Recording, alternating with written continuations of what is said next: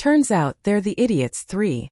Towards the hissing sound of animalistic instinct from the old witch, many were shocked with even more horrified by what they're seeing. It's beyond what many thought of the woman based upon the fake image she portrayed, thus causing their brains to clunk up into a stupor. Roshi Yu, Keeper Zun was among the shocked individuals here. This kind elder got so overwhelmed that he had to take a step back to gain his footing, and to let his mind work through the information. Still in her own world and snickering derisively at everyone, Yun Ruoshi continues to howl out her inner darkness. If she didn't want to steal away my amulet, and stole the Lord's heart, I wouldn't have wanted to harm her either.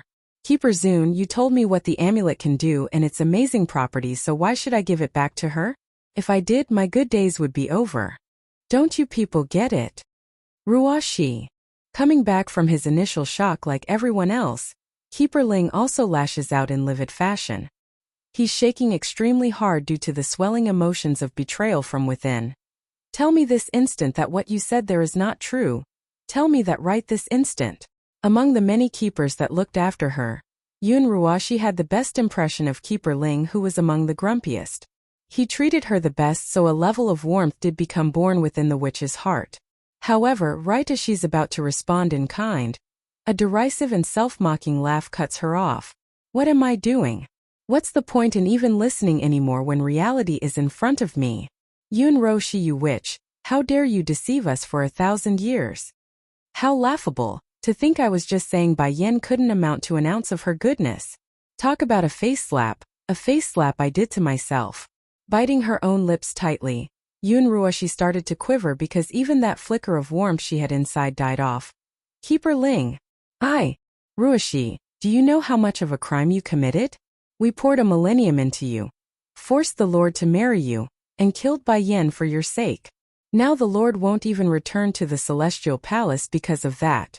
Now you're showing us the amulet all heaven isn't yours to begin with? Do you know what you've done? What you've caused? You've doomed us all. Somber in the face, Keeper Ling the grumpy senior only had despair and pain coursing through those eyes. Yun Ruoshi, even if you die 1,000 times over, you still can't erase your own crimes. Others from the celestial palace are also very unstable in their emotions, all wanting to slaughter the old witch to satiate their anger. Yun Ruoshi naturally didn't get it still, of course, considering the sort of character that was herself. She's confused, not able to comprehend why all her former allies would turn so quickly and want her life after the truth came out. In her mindset, even if she's not the supposed savior, there should still be some sort of feelings in there since they spent a millennium together, right? Keeper Ling, I didn't harm the celestial realm. I did not, I only hurt Bai Yen. Instead of mounting a proper defense in her argument, that sentence only aroused a stronger level of hatred from the keepers. Turns out they're the idiots 4. Had it not been for the serious injuries they suffered by the hands of Winger, these old keepers would all be up in arms towards the old witch at this point. Worse was the fact that they could tell Yun Ruoshi had no remorse over her own actions, thus infuriating their hearts even further. Why didn't you tell us Bai Yen is the real owner of the amulet? Keeper Zun almost could hold himself back there despite his good kind nature. Why did you impersonate her identity? I didn't. She gave me all heaven, so that means I am its owner. I didn't impersonate her. Ha! Keeper Zun's tone now got cynical and irate. Then did I ever tell you the amulet can only have one owner in this life? You said nothing despite that fact. I suspect you are purposely conspiring to destroy our world. Yun Ruoshi just stared dumbfoundedly over the accusation. It's true she's jealous of Bai Yen and went through long lengths to destroy her former friend. But she's never once thought of ruining this world. Why can only Bai Yen get the good stuff in this world? We are both the same, born from the same area, lived similar lives, so why does everyone turn to her and give her everything while I get nothing? The Celestial Lord loves her, the Demon King secretly loves her, and everyone in the Celestial Palace respects her. And she's not only talented, she's also more beautiful than I? Even those maids under her never treated me with respect. Keeper Zun, I was wrong, I know my fault, please forgive me. Climbing up to the old senior's leg and clinging onto it, I am simply too jealous of Bai Yen, that's why I didn't dare tell you any of those things. You know me, you know I'm not the scheming type, I really didn't mean to. If it was in the past, then the kind keeper would surely believe her lies. but the little tidbit about her not being the scheming type only infuriating him even further. Seeing her false plea having no effect on Zune, the old witch instead turns to Keeper Ling as her last resort. Please Keeper Ling, you always doted me the most, you wouldn't really hurt me, would you? Scram! Returning from his initial painful look, the grumpy keeper directly kicks the woman away so that she wouldn't touch him. Love and pain always go hand in hand. The more the love, the more the pain. He's fond of Yun Ruoshi, that's true, but that's only under the premise of her being the savior. Furthermore, he didn't know her true face to be so vile and disgusting, which only impacted him all that much more. Heck, it's a wonder he hasn't slain the old witch by now. That's how much humiliation and hurt this old senior felt inside. Feeling the hurt after being ruthlessly kicked away, Yun Ruoshi hurries to scan the area in a circle for help. However, what she found wasn't the familiar eyes of those who cared for her. Rather, it's the strange glares of anger and disgust. In that instant, the woman only felt humor and mockery as she cried out those tears. So all they ever cared about is my status as the savior, the owner of the amulet? They never once cared about me as a person? So that's 1,000 years worth of time with them is worth nothing. I see how it is now. Haha. She murmurs a laugh like she's finally resigned to her own fate. Turning to Bai Yan, who's still inside that pillar of light, the old witch burns with jealousy once again. Bai Yan, you really shouldn't have come back, you never should have. But don't think you've won everything. Take a good look around, look at these people from the Celestial Palace and their faces. They are the ones who murdered you 1,000 years ago and now demands your help. Going back? 1. After saying this, Yun Roshi's eyes shifts back to Keeper Ling and the others, her laugh sardonic and cynical as well. Whether or not I have deliberately misguided you bunch before isn't the issue anymore. It won't change the fact that it was you all who hurt her. Don't forget, it's Keeper Ling over here who killed her and ruined the baby in her stomach. You still think she's going to help the Celestial Palace? How laughable, haha.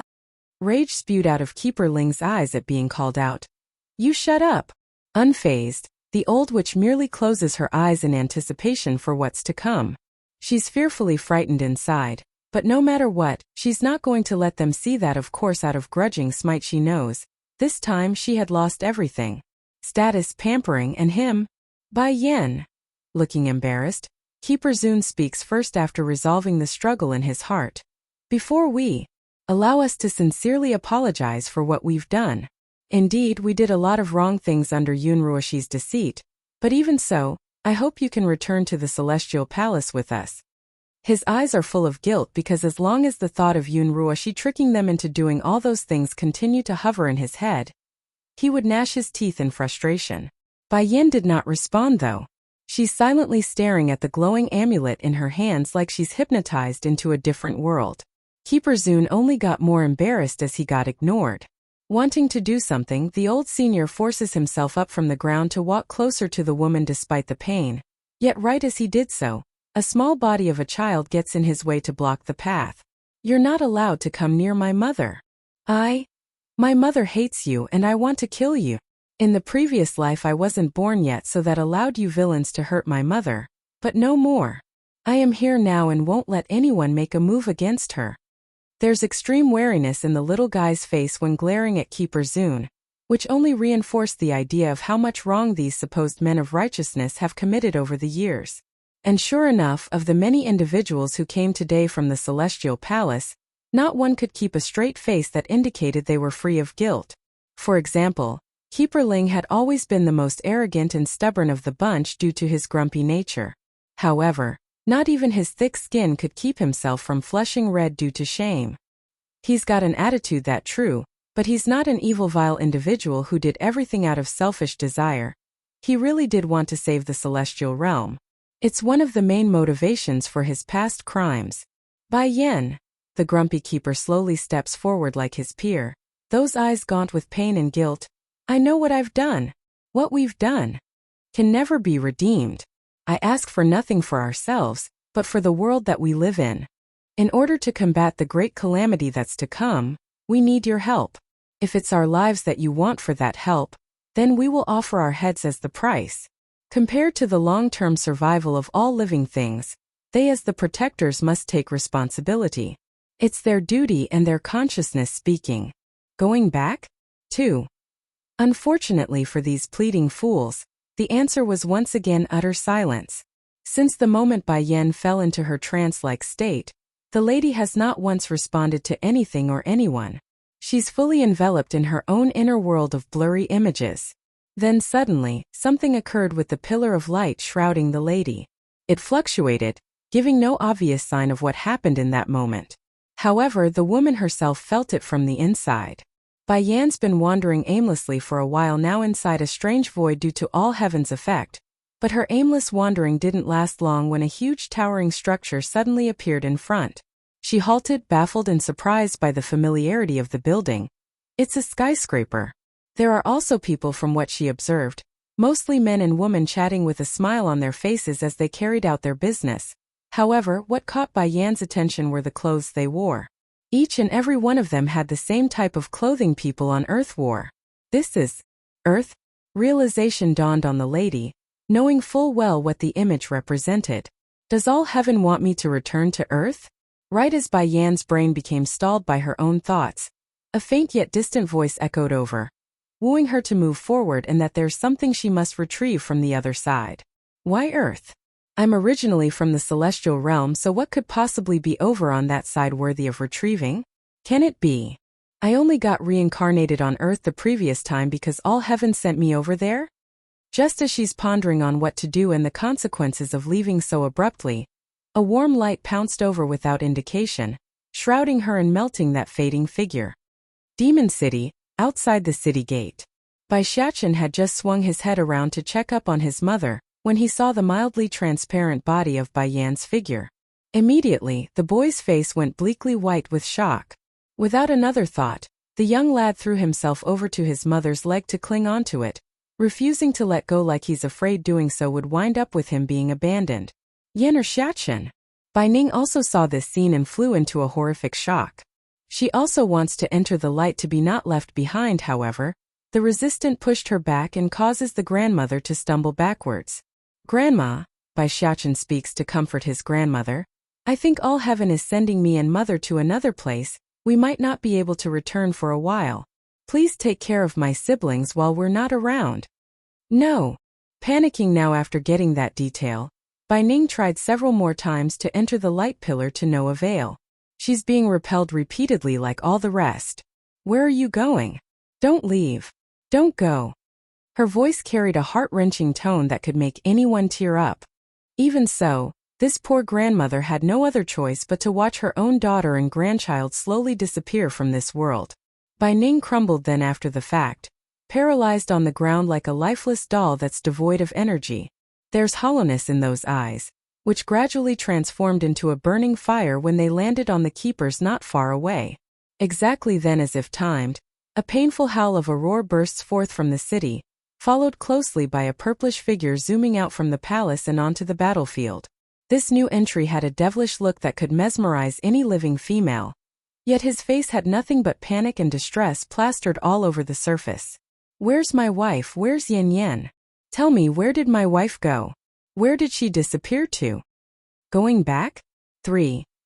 Song may not have personally witnessed his wife and son's disappearance from this world, but the linking contract between Bai Yan and himself told the Demon King all that he needed to know. The man couldn't sense the connection at all, and that worried him greatly. Speak Dragonflame, where is my wife? He asks with bloodshot eyes. Taken aback at being called out there, the old goat had to take a good second to gather himself in order to mutter a response. I don't know, we watched her and the young prince disappear before us. I don't know where they went. Disappear? Humph. There is no place that I can't reach in this world. Song slams his fist against the ground and makes a huge denting crater on the earth, his voice hoarse and outraged at the incompetence of his followers. Go find state teacher and summon him back, I want to see him right away. Aside from himself, there's only one other person in this world Song could trust, and that would be the seemingly always missing state teacher who haven't shown his face for a good while now. Somewhere else in the demon realm, a certain charismatic individual was currently staring up at the blood-colored moon when he suddenly sneezed. It's as if some predator had locked their eyes onto him from the back. It looks like something have happened to Her Highness the Queen. He sniffles his nose and returns his gaze over to the pool not far away. There's a naked sleeping girl currently soaking in it. As long as you stay here for 49 days, then the seal in your body will be lifted. It's safe here, so nothing will happen after I leave. When that time comes, we will meet again in the celestial realm. Whisking his sleeve after the thought, state teacher began walking away through the flower field. His figure moving casually yet incredibly fast that it left afterimages in his wake. Just then, exactly at this moment, the girl began to stir, flicking that eyelash and furrowing that forehead like she's in pain. That complexion also turned a palish white, showing how bad of a dream she was having. It's the effect of having the seal lifted, thus allowing the floodgate of past memories to come swimming back to herself. Like how her older brother fell in love at first glance with the woman from the celestial realm, then of how she supported him and suggested all those dumb ideas of wooing said woman. Of course, all those bad ideas turned out poorly and resulted in her said brother being shooed out the door by a broom. It both shamed the family and the entire demon realm. Then later on, the unexpected occurred and the woman got persecuted by the celestial realm, letting her older brother finally winning the lady's heart after saving her life.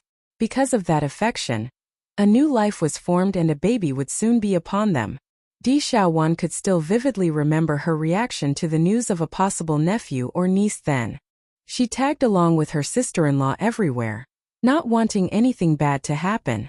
Sadly, in the end she failed and the unborn child was lost as well as her sister-in-law. So my past is like that. Older brother and sister-in-law had long known each other, and it's only in this life that they can be together. Celestial realm, it's all because of the celestial realm that everything happened in the past. They persecuted her and forced the family apart. Shooting her eyes open, there's anger and hatred filling the beautiful girl's face. 49 days? Fine. I'll stay here for 49 days. Afterwards I will definitely go to that celestial realm and find those bastards. I don't care who will stop me, nothing will in my way. Earth 1. Atop a towering snow peak without a hint of civilization, pristine and white due to the shimmering cold substance which blanketed this ground, Bai Yin slowly comes to after being thrust into the light. She rubs her forehead, feeling the stinging pain of crossing over time and space. The lady had no illusion about what she experienced there. The uncomfortable sensation that's throbbing in the forehead told her all that it needed to confirm the fact. However, what did catch the lady by surprise was the familiarity of the place she's landed herself in. Is this the Merry Snow Mountain? According to her old memories of living back on Earth, this Merry Snow Mountain was the exact place where she attempted that feat of concocting a 9th grade Dan pill, and also the very place where she got struck down by the lightning bolt due to her own carelessness and rash act. I'm back? Hurrying to glance down to her own clothes to confirm this wasn't all just a huge ruse by her own head. Perhaps the other world was all just a dream maybe? Anyways, Bai Yin saw the familiar red dress she wore before coming. For that, she's relieved. Looks like my original body did get destroyed by the thunder back then, so this time my body is the new one from the other world. But where's my son, where's Xiachen? Searching the nearby vicinity, the mother couldn't find any traces of the boy. That could only mean one thing, the lad got transferred to another location other than the mountain here. I will need to get off this peak and look for him. I'm sure he's worried with me not around him. In this region where Bai Yin lived in her previous life, there are 4 small hidden clans that wielded a lot of influence. The Bai clan was among the ranks before she died. It's also where her mother hailed from. Following that was the One clan, Fu clan and the Tian clan. Under normal circumstances, Bai Yin should technically be called Wen Yan due to her father being part of the One clan. Unfortunately, that coward Wen Shan abandoned his wife during the crucial moment when the Fu clan and Tian clan attacked the Bai clan as a united front. The man claimed that the other 2 parties had the rumored support of the Water clan, the head boss of them all, so he didn't dare move against the foe out of fear for the risks involved. In the end, the Bai clan fell into ruins and Bai Yan's mother and grandparents from that side of the family all died in that day. Since then, she changed her surname and left home of her own accord, never to return. All heaven, is it you affecting me by restricting my powers? Just now, the lady finally noticed the limit on her own powers after trying to tap into it. It's still there, but there's no way to control it, presumably the act of her amulet. It's understandable in a way. Bai Yin could relate to why. After all, Earth was a world without much spiritual energy in the air. Imagine a celestial-ranked cultivator descending upon this world. It would cause catastrophic damage to the ecosystem. The only issue she had with this arrangement was that all heaven didn't even ask and instilled the restriction of its own accord. Fine, but we're going to have some serious talks about this is all over. You don't go making decisions for me without my consent. She murmurs, staring down at the amulet in her hand and making a sharp warning face. As if frightened by that look, all heaven actively vibrated like it's making an apology. It's an object, but that doesn't. There's no will inside this item. Pleased by the reaction, Bai Yin smirks in a half-satisfied and half-grumpy manner before breaking out into a frown. She still needs to get off this mountain. With her powers limited, flying would be troublesome but no difficult. Yun. Perhaps it's the amulet's way of making up for the trouble. All heaven suddenly releases a series of light that shrouded over Bai Yan's body yet again. It sent her flying into the air despite not trying, allowing the lady to float through the sky at will without expending any energy. Since the Bai clan got destroyed many years ago by two of the oppositions, the opening position was eventually replaced by the Lin clan, who moved up thanks to that event. Therefore, the balance of power within the Wuxiao world remains intact. Merely a change in name and people with the Water clan continuing to act as the head boss of them all. It's just that everyone has desires. If it's in the past era where the sword reigns supreme, then they would continue to remain in hiding. However, it's the modern age on Earth. Who wouldn't want some flashiness in their life?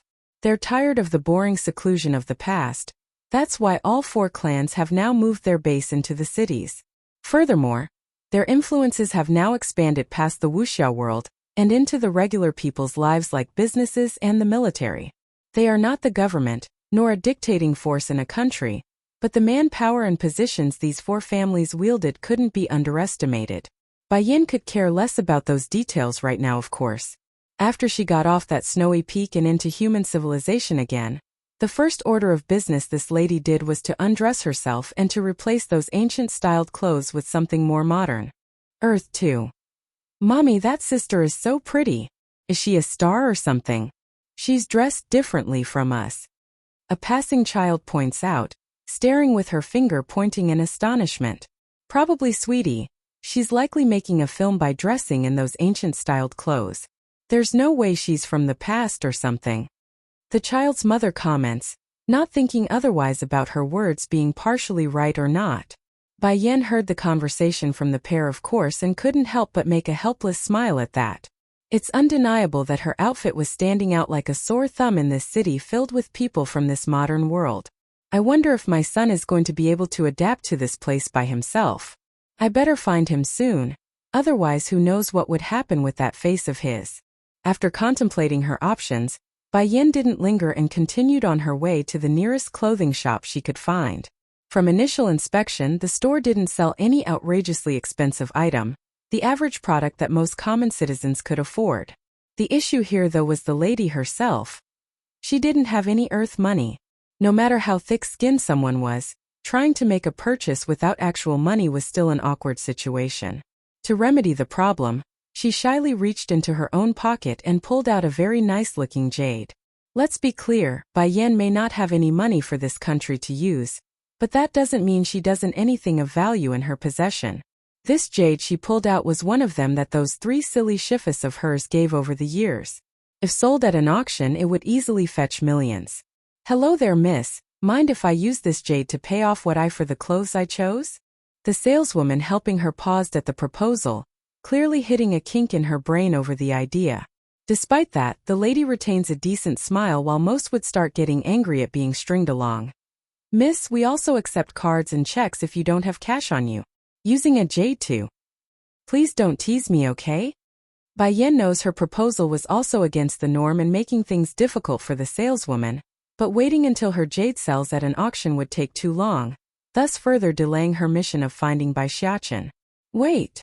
Seeing that Bai Yin was about to turn away, a hollering cry suddenly came from the rear and roused the lady's attention. It's a handsome young man who called out, "Boss!" The saleswoman readily greeted the person and stood to one side, clearly letting the shop's owner to take over. I agree to your idea. We will accept the jade to pay for those clothes you chose. The man locks on like a fox at the object in her hand. donning a greedy smirk like he's found the deal of a century. So a jade for a set of clothes. Don't you think you're taking advantage of me with your deal? The corner of the man's mouth stiffened. Oh beautiful, didn't you say you want to trade the jade for the clothes anyway? Why are you changing your mind now? I'm not changing my mind. I'm only finding the deal to be too disadvantageous for myself. Bai Yan doesn't let herself slip despite the joy of getting an offer. If you are willing to do me a favor, then I can promise this jade to you. For a split second, her smiling face actually bedazzled the handsome young man. This owner of the clothing shop had a reputation for being flirtatious with the opposite sex, often bringing women to various establishments. But he could say in honest truth he's never met someone so unique and special from initial view. At this moment Ling Lang, the owner, actually found his heart thumping uncontrollably with monkeys egging him to move that dumb brain of his. Earth 3. What do you want me to do? Help me find someone. Unlike the clueless dote across from herself, Bai Yin already recognized the man across from herself. Ling Lang, the grandson of General Ling Kaiyuan, an important military official of this country, also the son of Bai Yan's young aunt. Based on their relationship, these two here are considered cousins due to their mothers being sisters. Sadly, such a close tie didn't help in their familiarity, due to the unfortunate demise of the Bai clan all those years ago. To be clear, Bai Yan did spend years in the wilderness by herself training, but that doesn't mean she was informationally blocked off from the regular world. She had her ways of learning things when coming out to buy ingredients and stuff for her alchemy. If you're asking me to search for a person, then you should give me a photo at least. That way I can get a lead easier for you. Ling Lang himself found it surprising that a young lady like this would ask him to search for someone. Who could make such a beautiful rose search them out? Shaking her head. I don't have a picture of him, nor would he be in any database. However, I can provide you with a portrait. Based on his characteristics, he should be very easy to find. In a place like Earth, having an appearance like Bai Xiachen would be a 1 in a million. It's too outstanding. No information? Ling Lang appeared taken aback, his face becoming wary and suspicious. Is she looking for someone from the martial world? Only those that stayed out of modern society would be like this without any information to go upon. Mind if I ask, beautiful, who is it you're looking for and how are they related to you? Ling Lang asks, brushing his hair to one side like he's all cool and stuff. It's obvious this guy was shooting electricity through his eyes. Oh my son. Oh my son. An audible shattering could be heard within the young man's chest at the confirmation. It's the sound of his heart breaking. It's not easy to see a woman who could make his heart fall for them, and the result was this person being a mother already? Oh, how the gods like to punish this flirtation young man. For a split second, Ling Lang wants to cry out of impulse. Wiping the invisible tears from his eyes, though they never existed, he forces himself to move forward out of business standards. All right, if you give me a portrait of your son, then I'll have someone go look for him. Why me? Why does she have to have a son already when she's so young? Pity, such a pity. I don't have a portrait on me, so I'll draw you one later. Thinking it over, Bai Yin got another idea too. Also, I want you to give me some money. That actually made the man visible twitch in the corner of his mouth. Didn't you say only one favor? It's true he has good feelings towards Bai Yin, but that doesn't mean he's going to be taken for a ride. A businessman would always be a businessman, that he won't change, not even for a girl. When did I ever mention it's only one favor?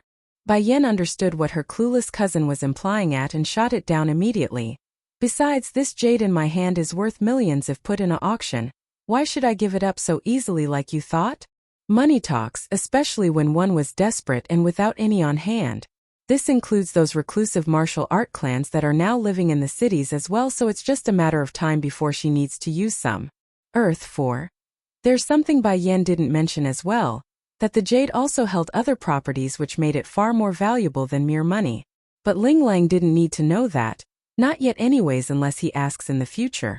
Showing a bemoaning face at the extortionary lady, Ling Lang reached into his own pocket and pulled out a credit card. Here, there's 1 million in there. The passcode is 5x times x times x, so keep it on you for now. I will get some more later on after notifying the bank.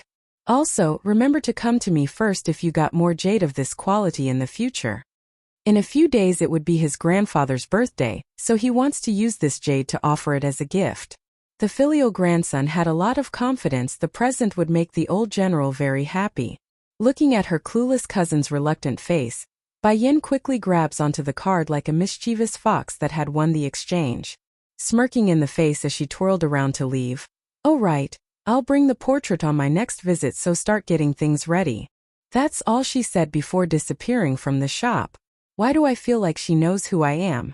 Ling Lang complains, feeling ripped off in some way or cheated as a businessman. A while later, Bai Yin had just finished getting more things done when she happened to come across a girl in the middle of an open plaza. Around 17 to 18 years of age. The clothes on the lass may be worn and faded due to how many times it's been washed, but that delicate face couldn't be hidden. But more importantly, Bai Yin recognizes this individual that's handing out leaflets to the passers-by. "Bai, you don't have to work in these low-paying jobs, you know. Come with me and you will eat well and dress well." A young man dyed with yellow hair walks up and openly grabbed the lass by the wrist. "What's so good about this kind of work anyways? With your appearance I can get you a better job, okay?" Biting that small lip, Bai showed resentment and hostility towards this person. "Leave me alone, I will not betray my own body. I can make a living perfectly with my own ability. Why should I sell my own body out?" "You're asking for it, Bai." The yellow-haired thug grew irate and attempts to drag her away by using force. There are of course onlookers nearby in this busy street. They could see the struggle between the pair. However, right as one of the pedestrians wanted to help and break up the scuffle, the most unexpected thing happened. "What are you looking at? She's my wife. She ran away with another man and left our baby at home. Now I'm taking her back." "You're talking nonsense," Bai cried, trying even harder to free her own wrist now. "I am not your wife, I am not your wife, so let go of me. Someone please help. Please help me." She starts whimpering, tears muddling her own words. "Quit making a scene, wife." The yellow-haired thug softens up in the voice to hide his inner grin. "I know you are unhappy with me not giving you more. I can also forgive you for cheating on me, but just come home with me. Our baby is waiting and is crying for you." That brought even more fear and tears to the poor damsel in distress. She had no delusion about what the other side intends to do after he drags her away. By then it won't just be selling out her body, it would be rape and perhaps more. "No, I'm not leaving, you let me go, I'm not leaving with you." Despite the growing impatience within the yellow-haired thug, the scum at least had the wits to know he couldn't hit her since there are so many witnesses. Then right as he's going to use more strength to get the deed done, a sudden impact hits him in the chest and sent him flying. Confusion promptly broke out among the crowd, corresponded with the turning of their heads at the source where a strong and dominant woman stood with her leg raised high in a kicking posture still. "Earth 5. Who are you?" the yellow-haired thug angrily asks, his face still white from the stinging pain in his chest. Bai Yin smiled at the person.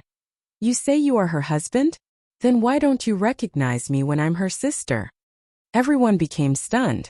That's right, if he's really her husband, then why doesn't he recognize his wife's own sister? Forget about the crowd, even Chui herself was stunned there. Turning to look at the woman that vaguely gives off a sense familiarity, the lass couldn't quite pinpoint where though. Nevertheless, it won't stop her from playing along to save herself, pouncing over to Bai Yan's side with tears still flowing. "Sister, I don't know him, I really don't know. He just came up to me and started to claim he's my husband." Only now does the crowd understand what's happening, and found a chill running through their spines. Imagine letting the thug get away with this, what would happen to the young lass then? Human traffickers are no joke. They're criminals that deserve to be punished heavily.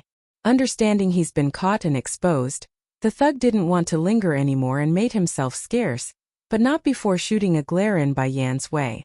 A criminal knows not to stick around at the crime scene because he won't be able to leave anymore if the cop shows up. I'm back, I'm Bai Yin," Bai Yin says after getting everyone to disperse. "You, Sister Bai Yin?" Bai appeared shocked and taken aback. "Yes, I'm back." Though they are addressing each as sisters and family, but make no mistake, Bai wasn't biologically related to Bai Yin in any way. The lass was an orphan adopted by the family, and since she didn't have a last name, the lass was given the Bai surname and became the apprentice of Bai Yan's mother. Back then Bai wanted to follow this older sister of hers for sure, sadly, perhaps it's immaturity working. But the lass got left behind as well when Bai Yen stubbornly departed on her own. Why are you handing out leaflets on the street? What about the money I left you before I left? The amount should be plenty for you to live a comfortable life even if you splurged. Bai Yen asks after finding the situation odd. Meek and depressed, Bai hangs her head in shame before answering. Sister Bai Yen, shortly after you left, your stepmother and her daughter deluded your father into taking everything back. They said I'm not a daughter of the Bai clan, so I have no right to inherit that wealth. Sister Bai Yen, I'm sorry, I'm so useless and could protect Shifu's belonging even after she's gone. Bai Yan's heart shook at the news. Slowly closing her eyes, a cold frost filled her soul. Tell me, why is your strength all gone? How did it become like this where even a thug can bully you?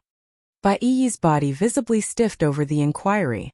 Hanging her head even lower, the lass didn't even dare to look up anymore. His daughter? Her hands pulled into a clawing grip around those sleeves, indicating the lass didn't like what she's going to say. I know I've brought shame to Shifu, I'm sorry. I'm sorry, Sister Bai Yen.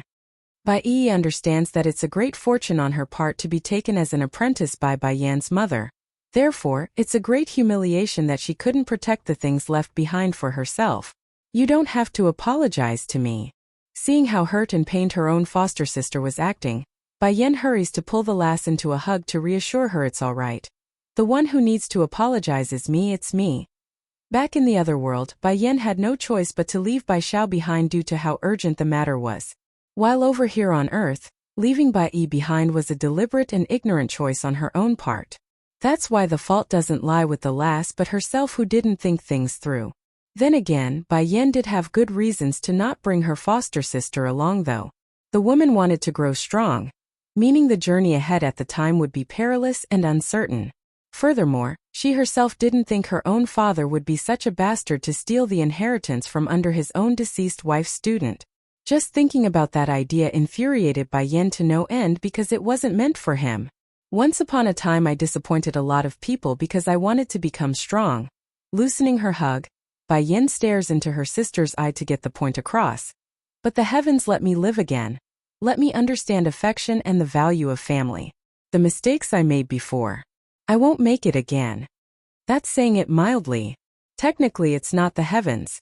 It's the lightning bolts from that day striking her brains out and knocking her soul into another world. Guess that could even be called retribution for the mistakes on Earth if it got down to the details. But enough about me, I want to know what's happening here. That thug, who is he and why is he pestering you? Bai Yen asks after noticing her own rambling. Bowing her head again, Bai still had the look of a failure. It's your stepsister, they were called here by your sister. They want me to go work in the nightclubs to act as an escort. I always refuse them. My sister. Bai Yen pricks her brow in confusion. Your father and your stepmother's daughter. And she's about the same age as you. Bai timidly explains, not daring to look up. Bai Yen felt like someone just punched her guts out in that split second. True, she's heard of how flirtatious those wealthy heirs are on Earth are. But she always thought her own father was different based on the old memories they had together. What love and being faithful. In the end he's the same as everyone else. And also a coward that abandoned mother in the last moments. Wait, hold on, you said she's around my age. You don't mean?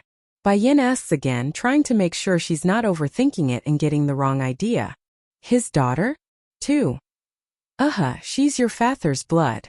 Bai Yi's careful reply hits her sister like a hammer, sending Bai Yen twirling from dizziness. Undoubtedly, hearing it firsthand and making speculations are two different things. Back when she got tossed into the other world and became the Bai Yen of that side, she didn't feel any hurt due to it not being her true life. However, this here wasn't the case. All those memories from her childhood, the memories of her mother and father doting on her, they're all shattered now in full like a deceptive lie from her closest kin. Darkening in the face, Bai Yan's eyes revealed a flicker of frost that she only used against those foes that wronged her. Lead me to their home. At the request, the young girl only hung her head and made an uneasy posture. You don't have to be afraid, just show me the way. I'm not going to let them steal the things I gave you. They don't deserve what was my mother's. Bai Yen says, her smile reassuring and powerful.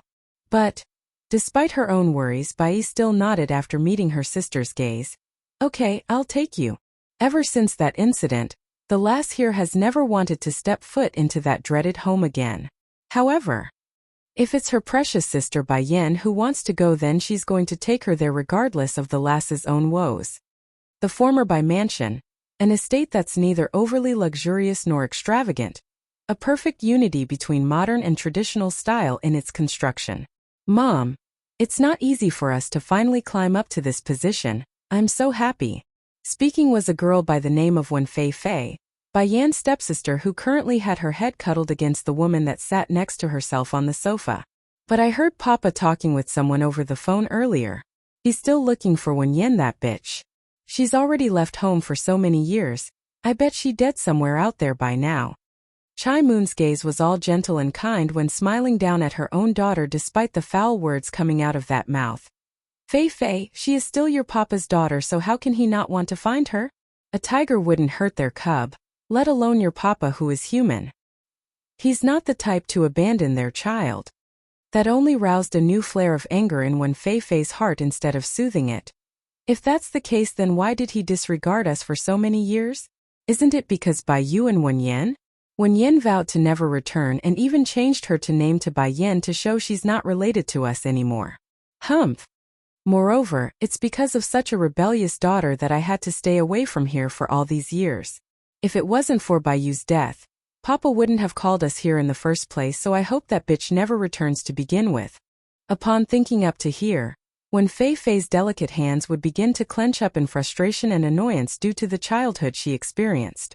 Unbeknownst even to her own mother, this girl had more than once snuck over to the Bai estate during her youth, and on every visit, she would see her beloved papa doting on another child.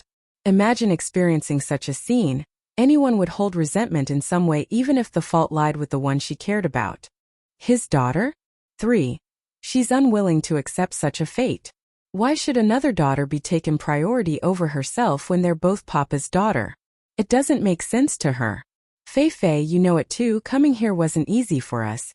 Your papa, although he is selfish, but his love for Bai Yu is still sincere. It's just that he loves himself more. Also, the things we snatched from Bai Yi, your papa only had us temporarily keep it for now. I estimate he's going to give it back to Bai Yan once she returns in the future. Back then, the only reason Wen Shan would agree to giving them the privilege of taking care of those properties and assets were because of Bai Yi's status as an outsider. If it wasn't for that crucial point, no level of coaxing from this pair would matter in the eyes of that cowardly man. Fortunately for the mother and daughter here, though, the selfish man didn't bother to check on the contents even after forcing Bai Yi to hand it over. As a result of that fact, some of the assets had been moved and secretly used by Chai Moon and her daughter here. For example, the Dan pills Bai Yan left behind were consumed by Wen Fei Fei, thus allowing her average constitution to grow exponentially compared to others of her age in the clan. Mama, do you think that Bai Yan is stupid or what?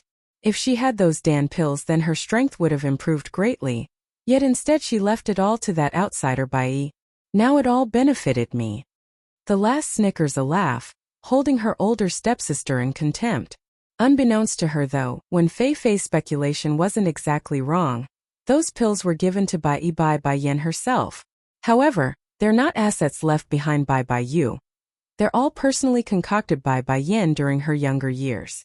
As to why this fact wasn't made public, it's due to the tragic event all those years ago that stopped it. Back then, Bai Yan had just come across an old alchemy book in one of the old storage units of the Bai clan. Then through trial and error of her own, the young girl was able to grasp her own way through the ins and out of alchemy and produce those Dan pills. Though inferior in quality for a first attempt, they were still plenty valuable on Earth.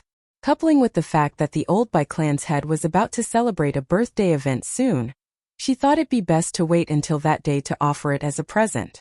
By the way, Mama, you know how Papa doesn't let us go into his study, right? Not long ago I secretly snuck in there and saw a portrait placed along his table. Painting? Is it a painting of Bai Yu? Chai Moon asks with raised eyebrow, but quickly shot the idea down by shaking that head. It's too unlikely in her opinion. For one thing, who still uses a painting when there are plenty of photos around? No, it's not. That painting, it's like a tortoise. No, wait, that's not right either. It has a body like that of a turtle with a snake's tail, And I'm not exactly certain, but the head is similar to that of a dragon's as well. I only took a glance and I already wanted one. Imagine having such a mighty creature as my pet. Wouldn't that be good? Oh you. Chai Moon gently pokes her daughter on the forehead as a tease. That painting is just a painting, don't think too much of it. Also, don't go asking your papa lest he be unhappy. No matter how extravagant their lifestyle was right now, it's still taken from someone else, so it's not as stable as others think. After all, she's the one who lured another woman's husband into her own bed, and then gave birth to his child. That fact would never change. What a shame, if only Baiyu left behind some more of those Dan pills. If she did, then Fei Fei's strength would be much higher than she is now. We've already used all of it from the batch we took from Bai. From now on it will only get harder for my child to grow. Upon thinking up to here, Chai Moon would always lament aside due to how far they've come. Her only hope doesn't lie with the selfish husband. Rather, it's her own daughter. As long as the girl grows stronger and become a pillar of the one clan, then they wouldn't have to worry about being shoved out the door at any moment. Chai Moon and her daughter won. When Fei Fei makes a disgruntled face as she attempts to say some more, however, that thought quickly got cut off by the sound of the nearby door being swung open. Your papa is back, don't say any more while he's home. Chai Moon orders, her voice growing stern. The girl maybe have complied by shutting that mouth, but it's obvious the resentment in those haven't receded in the slightest. They're still full of anger, right up to the point where a middle-aged man walked through the doorway and into their view. Papa, you're back. Considering how elated and sweet Fei Fei said it there, one would find it hard to believe the lass could make such a mean face from earlier. The welcoming scene was the very first thing when Sean came home to. A sweet, kind daughter, a gentle and mature wife. The perfect scenario for any successful man who had a family. However, not even this lame duck of a man would be so ignorant as to forget his previous family with Baiyu and Baiyan. Baiyu was a strong female with a strong personality. Never would she ask him for anything or demand anything. In Chai Moon's case, this second wife was sweet and gentle, the type that makes him want to cuddle her in his arms to kiss and protect. It's also the reason he couldn't control himself and make that blunder all those years ago. The woman stroked his manly ego in so many ways that he couldn't resist. It's been hard on you, when Sean says after remembering how poorly he's treated them both. He's never made any promises to Chai Moon, yet this woman would still stand behind him and not ask for anything. This includes the insults thrown their way. That's how much they endured. And what have he done as a husband and a father? Nothing really, aside from ignoring them and turning a blind eye to the house attendant's behavior. Brother Sean, Chai Moon moves closer to her husband after that comment, her eyes radiating light when speaking. It's nothing, I really didn't suffer much. As long as I have you and can be together, then I'm willing to bear any bad names coming my way. When Fei Fei clearly thought otherwise and spoke up in protest, Papa, you don't know how much of a money's person Baiyu is. Even if Mama did more here, those attendants and maids would still look down on her. If not for my outstanding talent and growth, I bet they will still hold us in contempt to this day. The ones working for the one clan aren't normal civilians. They're all highly skilled martial artists that have grasped onto the edge of being cultivators themselves. Therefore, unless these two showed enough talent to win over their hearts, those attendants and maids would never acknowledge them. Fortunately for Chai Moon though, she herself may not be capable, but her daughter when Fei Fei was thanks to those Dan pills they stole from Bai.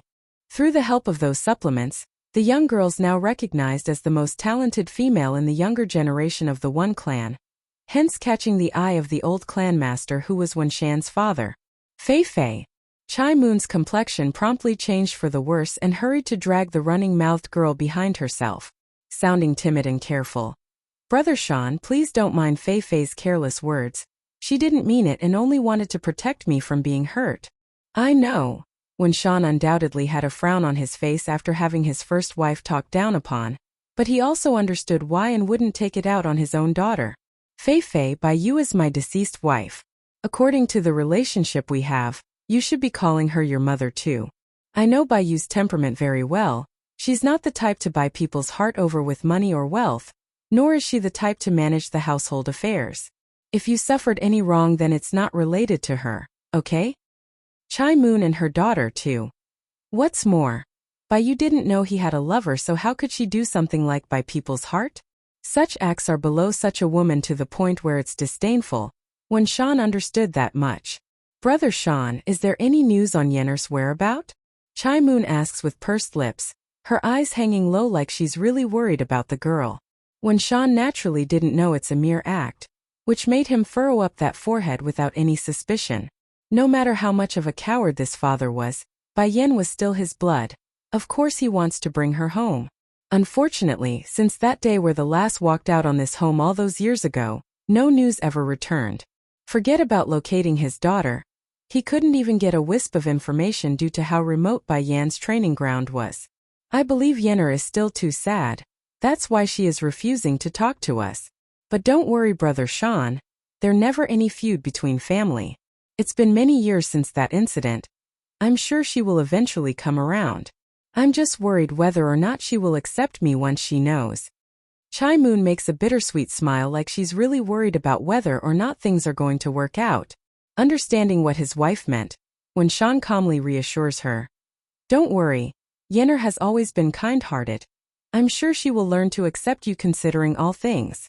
If Fei Fei doesn't mention Bai Yu anymore, I'm sure she and Fei Fei will get along as well. There's also a warning in there. Hoping the two wouldn't mention the pain of the past any more lest it makes Bai Yen unhappy. Chai Moon naturally got the underlying meaning there considering how perspective this woman was inside. Not wanting her daughter from poking the hornet's nest due to the discontent, the lady hurries to change the subject. However, right as she's about to do so, a crisp young voice suddenly catches their attention from the outside. This is it, this is where your father and stepmother lives. Do you want me to knock on the door first? When Fei Fei was the first to recognize this voice. Immediately, she stood up with clenched fists like an infuriated lioness. Hey, that bitch is back? How dare she return?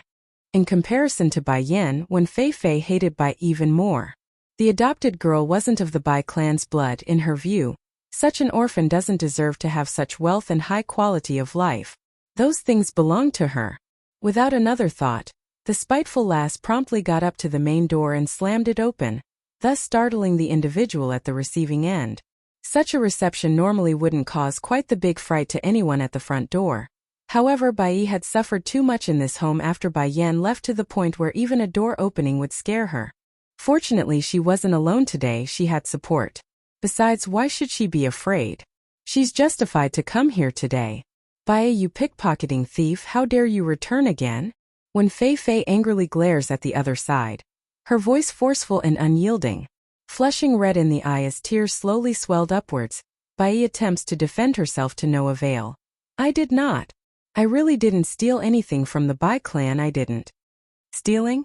Bai Yen narrows her eyes in, sensing something fishy had occurred during the time she wasn't around.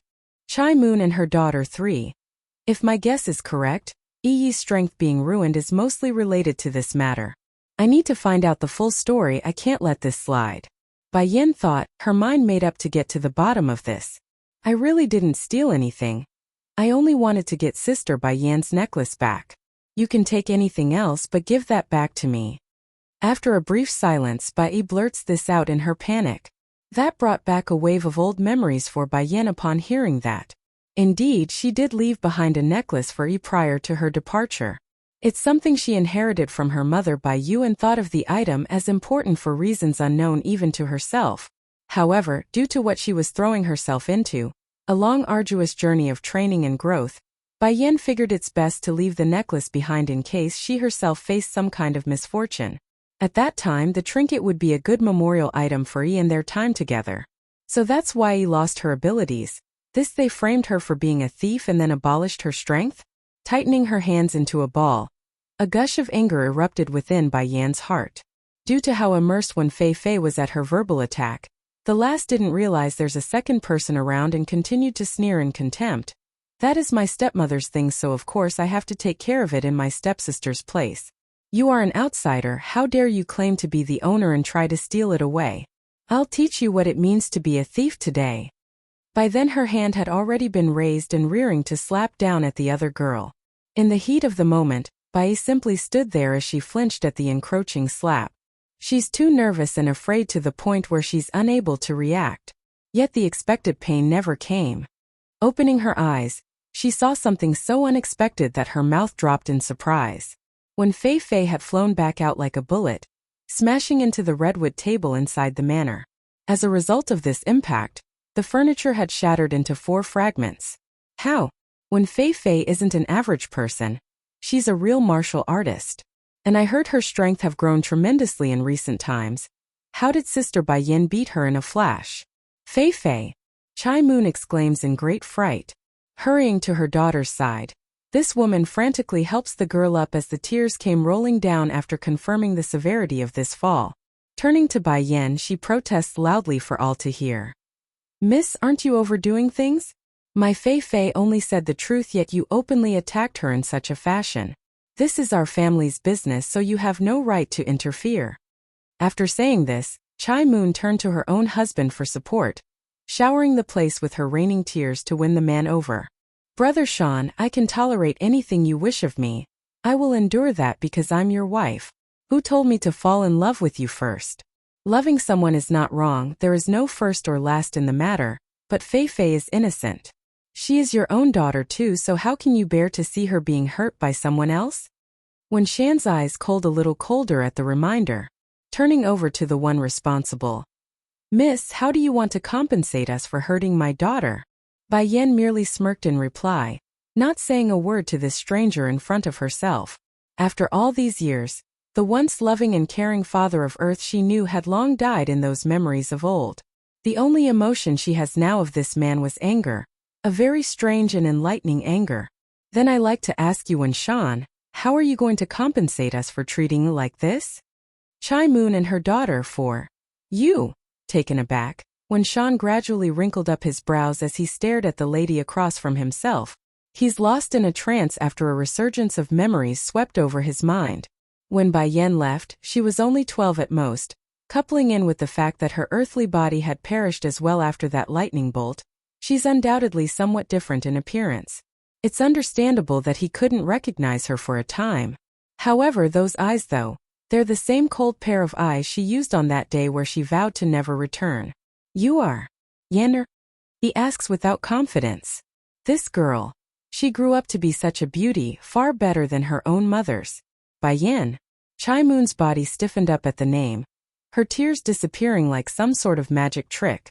Brother Sean, she is Yanner? She's been gone for 10 years. How did she survive? You're back, Yanner? When Sean ignored Chai Moon's flawed facial expression and flew into a joyous mood. The time he spent with Bai Yin wasn't fake. He really did care for the girl with his heart. It's just that in comparison with his own life and safety, there's nothing more important. That's right, I'm back. I came back not only to avenge my mother, but also to let this fake man understand how stupid he was back then and the stuff he spouted. But as soon as I came back, I was immediately welcomed with the news of my mother having another daughter. And not only that, she's the same age as me? Why didn't I know I have a twin sister? And why does she look so different compared to me? Bai Yan's sarcastic expression couldn't be missed. Getting stiff over the comment when Sean awkwardly replies, She's not your mother's daughter. Oh? In that case then she's my stepmother's daughter? Mind telling me who her real father is? No wait, aren't you afraid of my mother coming back to strangle you for raising someone else's daughter, and then giving her stuff away to said daughter? Every word coming out of Bai Yan's mouth were stinging, causing the man to wring out in discomfort. How can you talk like that, Yanner? She's Wen Fei Fei, she's mine, she's my biological daughter too. Is that right? Bai Yin presses in with force, her cold demeanor intimidating and unyielding. But I remember my mother died when I was 12, and this girl over there is around my age. Did you go behind my mother's back and cheat on her with that older woman? Yanner. When Shan's face was now getting a little unhappy. Don't speak about her that way. No matter what you think of me, Moon is now your stepmother. Also, she suffered a lot as well and endured a lot of grievances because of my mistake. You returning now is a good thing. We can all be one happy family again. To tell the truth, Wen Shan did have some opinion about this second daughter of his.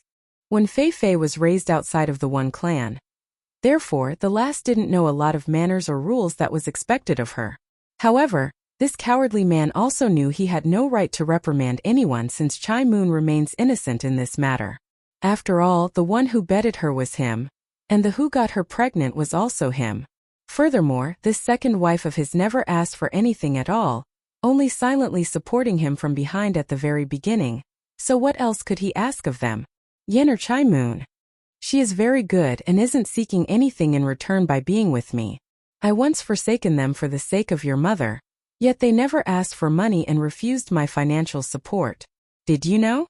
Your stepmother would rather live in a ragged old house than to live in the house I bought for her. You mustn't misunderstand them. Chai Moon and her daughter 5. When Shan sighed at that. It's true he hoped Bai Yen would return someday, but it's also true he had hoped for his daughter to accept Chai Moon. For it to turn out this way and in such conflict, it's undoubtedly leaving him in a bind. So it's my mother's fault that you ignored your secret lover for so many years? Or is it that you delighted in the fact that you had another woman out there and didn't have to care for them? Getting dark in her smirk, Bai Yen starts becoming a thorn in the man's side with her words. I bet you're thinking both right? Humph, only a power-hungry man like your father from the one clan can produce a scum like you. That's right, only a bad parent could produce such bad offsprings. Otherwise why else would this Wen Shan become like so? It must be due to the teaching of the current Wen clan's head. Yenner. When Shan flew into a rage, his eyes full of disbelief over what he's heard. How did my sweet daughter become so aggressive? She's nothing like how I remember her to be. Despite his own emotions, the coward nevertheless sucked it up knowing the fault lies with himself, softening up in his tone. I believe you will one day accept her. I believe in my Yenner, the kind and sweet daughter that I know. You don't need to say any more, Brother Shan. It's then Chai Moon spoke up with her fraudulent face of tears again. In the eyes of others, I will always be the family-destroying third party. No matter what I do in this family, it will always be in vain. But I never asked for anything when Bai Yu was still around. She's gone now, and I needed to look out for Fei Fei's future. That's why I came to this family. At this point, Chai Moon's smile had gone sad and remorseful. Now looking back at it, me coming to this place is a mistake. I never asked for anything, but they all keep misunderstanding me. It's good that Yenner is back. Now me and Fei Fei will leave and give way like everyone wants. Mom! When Fei Fei cried out, throwing herself over to cling onto her own mother. You endured so much after so many years just to be here, just to be by Papa's side. If you leave, then who's going to care for Papa in the future? But I don't want to destroy other people's family. As long as your Papa and sister are happy, then I'm satisfied. When Shan may be a coward, but he's no heartless bastard. When he saw how moving this scene was between the pair there, his heart ached in agony like anyone should. It's as if someone was reaching into his heart and twisting it. I'm really too much. What the hell have I been doing all these years? I knew Chai Moon loves me. Yet I'm always being neither hot nor cold with her. So what if she's not as good as Bai Yu? She may not have the look or family background, but she loves me. This is enough. Think up to here, when Shan's original softened expression once again sterned up. Yenner, you shouldn't leave anymore now that you are back. Also, you must call Chai Moon your mother from now on. She's been through a lot during these past few years, do you understand? And your birth mother, she's gone already. When mentioning this fact, the man found it difficult to breathe, like he didn't abandon his own wife in the first place. I want to re-emphasize the point, Chai Moon is not some third party, she is my wife. She will fulfill her motherly duties, so you don't have to worry. Bai Yin couldn't resist a sneer after hearing all that. She never bought their act in the slightest. Rather, it's starting to get amusing because of how similar these two are to the Bai house from the other world. They're both pretentious and likes to act before the public. If you're all done acting, then give me back my mother's stuff. I'm going to give you to the count of 3, so don't waste my time. Yenner. When Shan's already wrinkled forehead had turned into a deep furrow. He never expected his good and obedient daughter to turn out so rebellious. 1. Bai Yin announces without any readable emotion. What are you doing, Yenner? 2. 3. Bai Yin wasted no time to move at the last count. In a flash, she bolts into the manor like a lightning bolt, causing a gush of air in her wake and sending the cowardly man stumbling backwards. Punishment for a thief. 1. You, what are you doing? Chai Moon flew into a great fright as she saw the girl charging towards herself. In the momentary lapse of panic, the woman backpedals against the nearest wall without a second thought. Bai Yan's aura was simply too strong and oppressive, similar to Deetsong's, hence the reason why this mortal human would react so strongly. It's downright suffocating for those unprepared. Speak, where is my stuff? Stammering in the lip, the pretentious lady nervously answers without any forethought. In my room's cupboard. That's all Bai Yin needed to hear. In a flash, she disappears from view and onto the second floor of the manor. This sort of speed amazed Chai Moon and her husband. For one thing, it showed how powerful the lady has become, and secondly, how did she know where the room was? Before long, Bai Yin returns to the main entrance with a box in hand. Sister Bai Yin. Bai grew elated at the sight of the familiar object. Did you find everything? Despite what she's holding, Bai Yin did seem all that happy based on how quiet she remained. Indeed, the box in her hand was the very same box she gave you before leaving, but the weight didn't add up. It's much lighter than she remembered. When Sean saw what's going on, of course, he could tell the box was exactly the stuff left behind by his deceased wife, but what could he say? After all, the inheritance does belong to Bai Yin, which was the excuse he used to forcefully take it off Yi's hand. Yinner, Papa here know you're angry, but I want to remind you only me and Chai Moon is your family. No matter what, Bai Yi is only an outsider.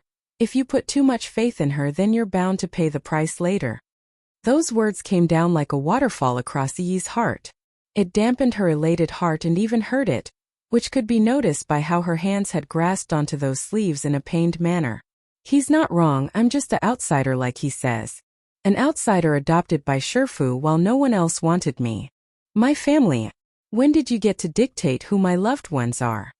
Bai Yin didn't want to play along anymore and openly sneered in contempt at her former father. On this earth there is only one family I have, and that is here. Forget this Chai Moon, I don't even consider you related to me. None of you are important to me. Unbeknownst to the group here, there's something else she didn't say outwardly. It's true in her previous life when Sean was her biological father. There's no question about that.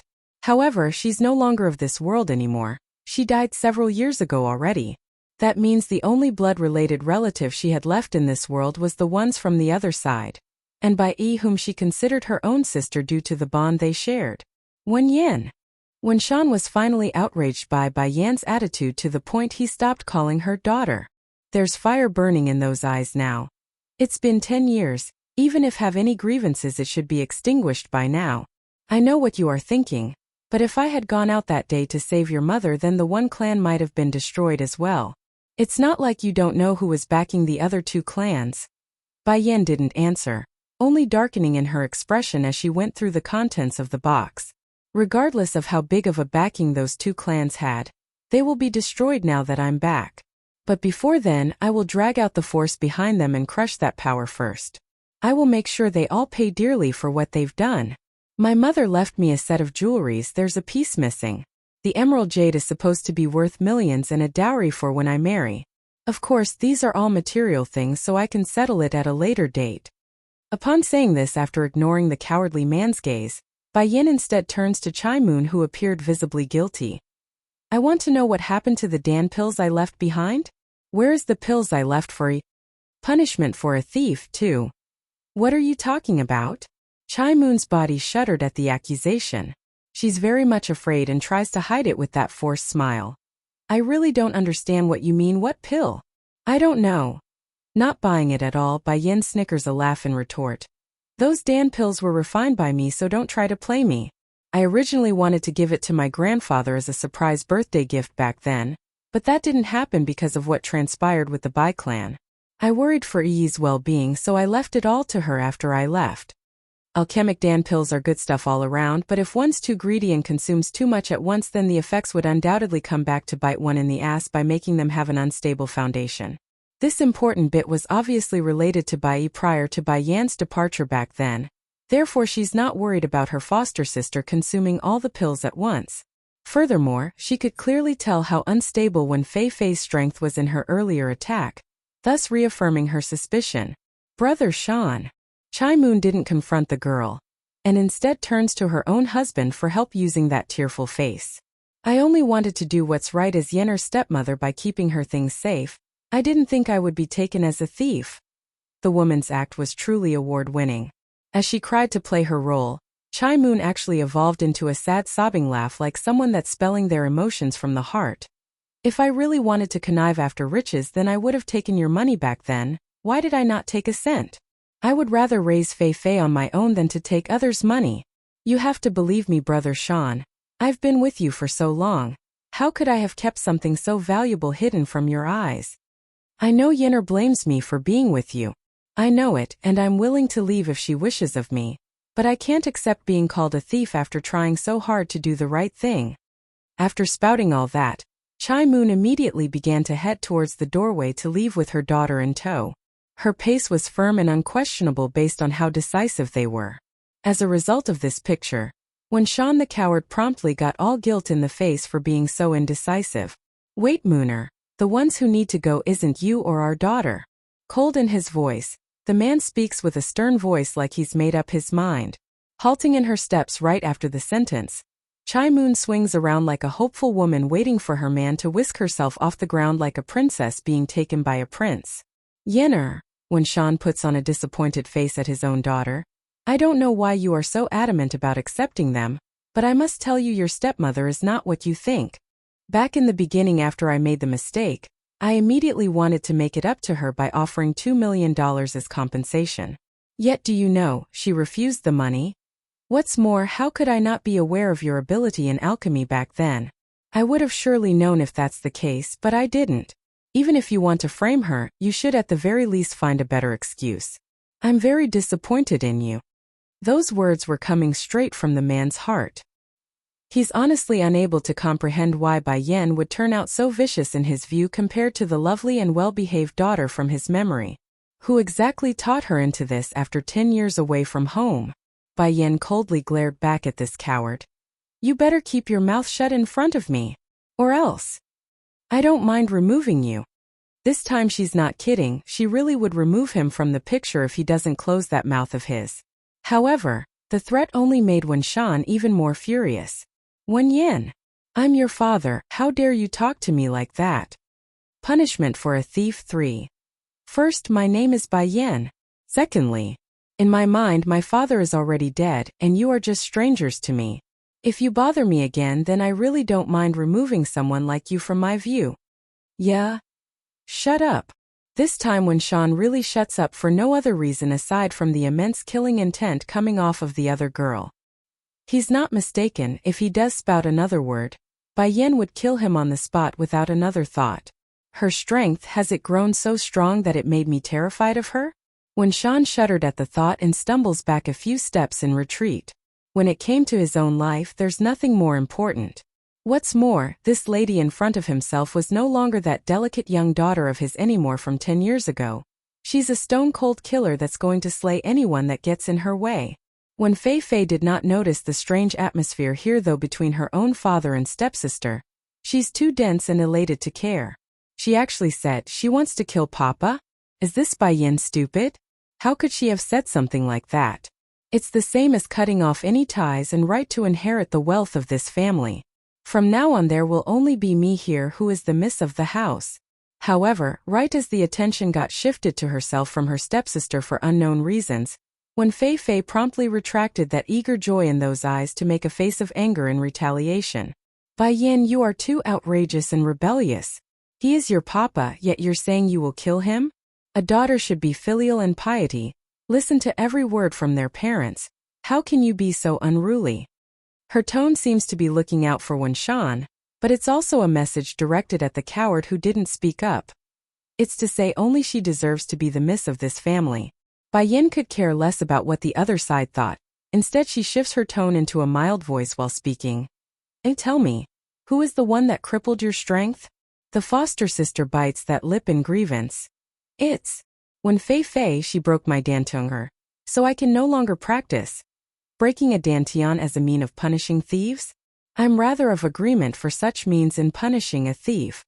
That said, Bai Yan now locks onto Wen Fei Fei like a hawk seeing its prey. Then what should I do to punish you since you stole my things? You're spouting nonsense, I didn't steal it. Wen Fei Fei sounded angry, but it's only a ruse to hide what she really thought. As long as I refuse to admit it, then what else can she do? Not like there's any evidence to point to me, right? Bai Yan sneered at that. Did he not tell you that one can't overtake the Dan pills in a short period? Your foundation is weak and unstable, sometimes to the point where you can't even train anymore. That's all because of your misuse of those pills. When Fei Fei's complexion instantly got deathly pale at the news, she had a look of horror and panic plastered all over that face. How did she know? Fei Fei. Chai Moon cries out, afraid her daughter would expose themselves. She is trying to scare you. Don't you know your own physical condition? Coming back to her senses at the reminder, the pale-faced girl clenches her teeth and pushes through. When did my foundation get unstable? I'm very good, so don't try to bluff me. I don't have any of those Dan pills. After saying this, when Fei Fei then turns to her own father for help using those red teary eyes. Papa, she hates me, I know it. If she wants me to go, then I can leave. But I refuse to be framed as a thief when I never stole anything. Bang! Bai Yin could care less what her stepsister was trying to pull here. Without another thought or delay, she directly throws a kick against the girl's chest and sends her shooting out once again to the ground. I will have you spill those Dan pills back out sooner or later, it's just a matter of time. However, the debt with Yi's injury is still unresolved. Smirking in a sinister fashion, her expression was frightening and dark as she leaned downwards like an evil demigod. You can quit hoping for Wenshan to save you as well. I said it already, if he gets in my way then I won't mind removing him from the picture entirely. The young lord's child won. Wenshan just stared at Bai Yin in amazement. It's only now does it occur to him how foolish he's been up until this point. What gentle and kind daughter returning to his side. That's all in the past and would never return after all the trauma he put her through. No. Chai Moon throws herself in between with her arms spread. Fei Fei is innocent, she's only doing this for your sake. But that's all this woman could get through.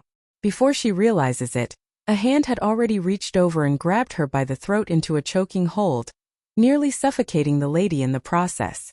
There's no other way to describe this aside from Bai Yin being very irritated by the fakeness portrayed by this lady.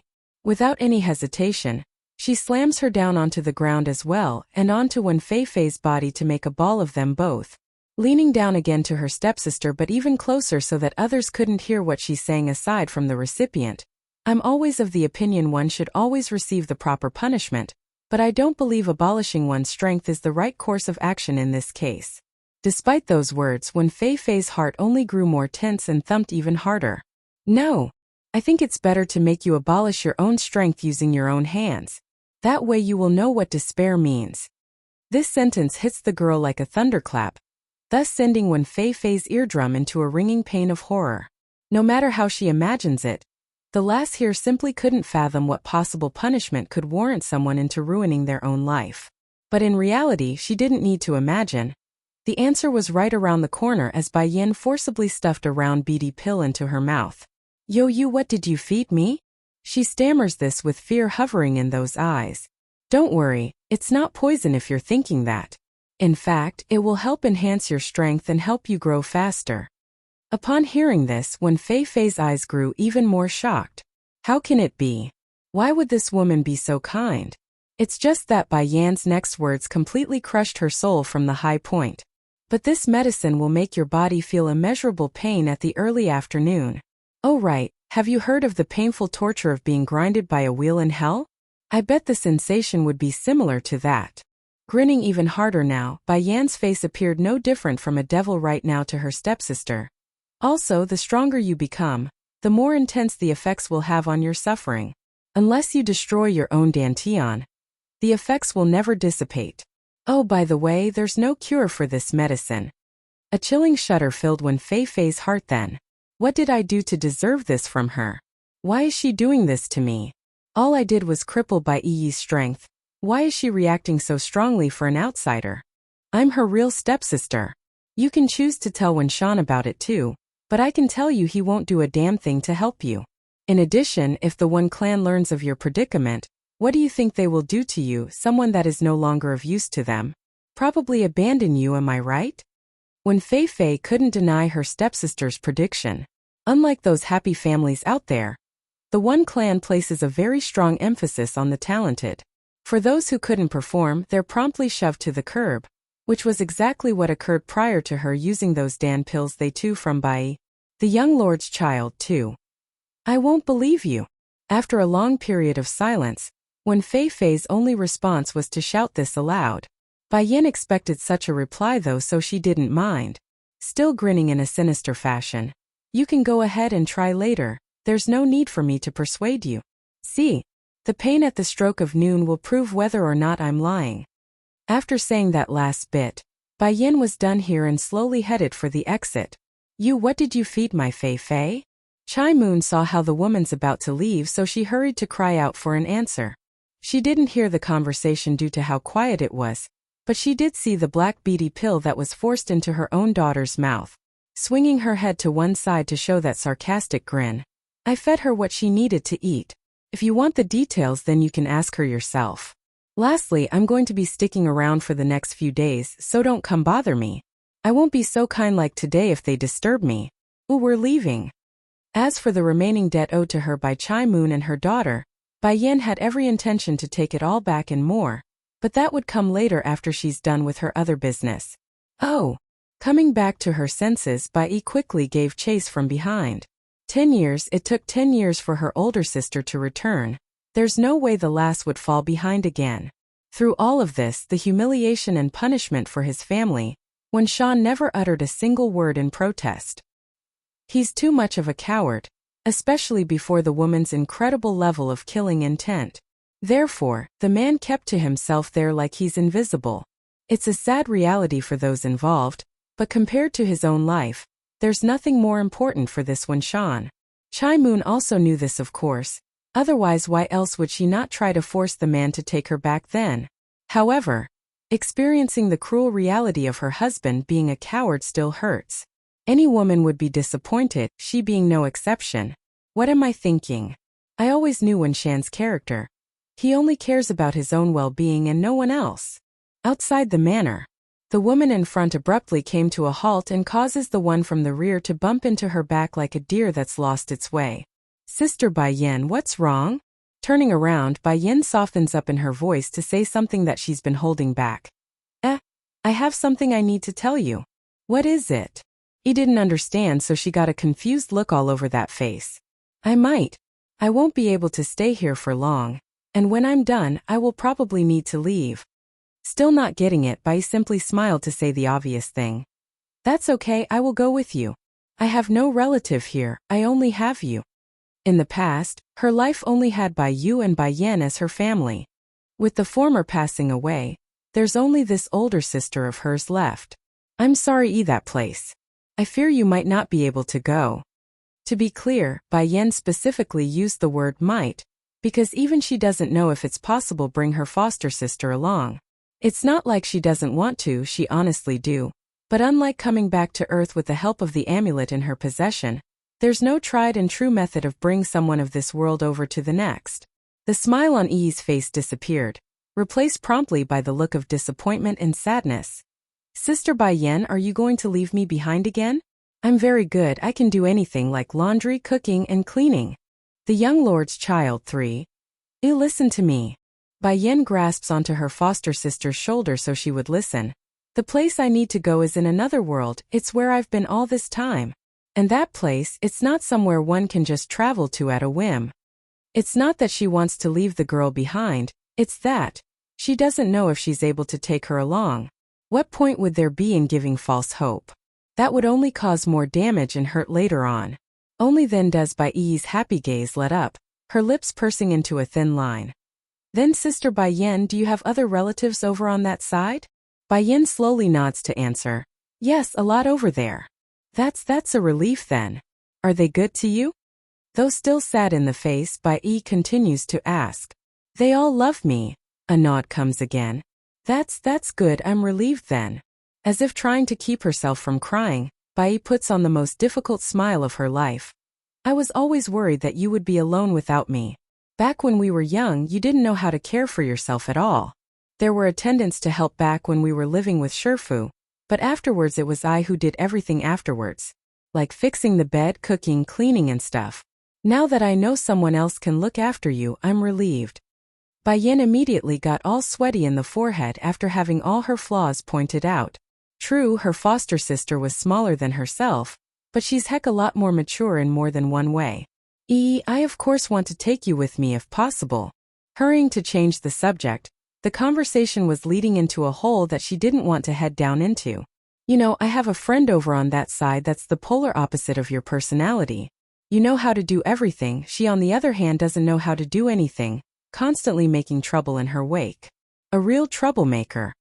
When mentioning Chewy again of the Holy Land, the lady's lip would inexplicably form a smile like some happy memories would return. I wonder if that lass is doing well. I haven't seen her for a long while now. But her name is the same as yours though. She's Chewy and you're by E, only a difference in your surname. If I can't take you with me to the other side, then I will make sure you have a good life on Earth. I won't let the same mistake happen again after I leave. This opportunity to return was a good chance to set things right. Not only does Bai Yan intend to find the missing item she needs, she's also going to rid of all her enemies. Bai Yi could see her older sister's happy expression. As a result of this, a sense of sorrow hit her poor heart in a way that it throbbed. If only I could go there together with her.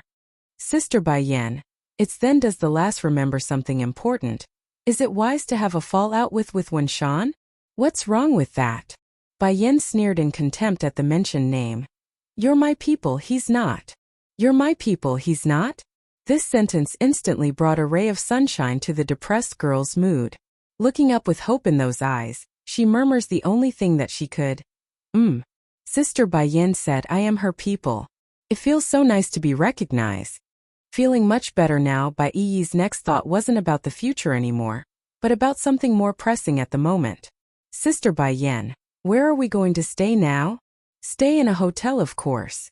A hotel? But those are expensive. Counting her finger, the young lass immediately started to go over her earnings from handing out those flyers. As for the wealth retrieved today, that's not in her consideration. It's not like Bai Yi was homeless or anything, she also has a place to stay. However, there's no way she would let her older sister stay in that basement unit she rented. That's not even within the equation. It's all right, don't worry about. Reaching over to grab the other girl's hand, Bai Yin makes a reassuring smile so her foster sister wouldn't fret. I got a lot of money on me, so don't mind the expenses. The young lord's child for? She extorted so much money from Ling Lang. It's only natural that she spends it. Not like Bai Yin could take it back to the other side and use it, right? The manors of the four clans are all within one area. Therefore the news of Bai Yan's return had also spread at a whirlwind speed. Ignoring the Lin clan who came after the demise of the Bai clan, both the Tian clan and Fu clan would undoubtedly be startled by the news. This was especially true when word spread of Wenshan being walked all over by his own daughter. It's a well-known fact on how much of a coward this bastard was. After all, he didn't lift a finger after his wife got murdered by them. This meant that unless Bai Yan's strength had surpassed her old man, what transpired wouldn't be possible. This girl's been missing for 10 years, and now she's back, and for 10 years we haven't heard from her at all. Tian Wind of the Tian clan frowns as he spoke, his finger drumming the table as he contemplated the issue. Sitting in front of him was another individual, a middle-aged beauty with a body worthy of being called a model. As she carefully poured a cup of tea for the man across from herself, her soft smiling face showed she didn't seem worried. It's nothing to be worried about just because her strength is higher than Wenshan's. There's still the current head of the one clan taking charge. Besides, even if the one clan fears her, our Tian clan isn't. However, squinting her eyes, the beauty curves those lips into a snarling sneer. Nipping the flower in the bud is the smarter option. Her talent is not bad, so we can't let her continue to grow.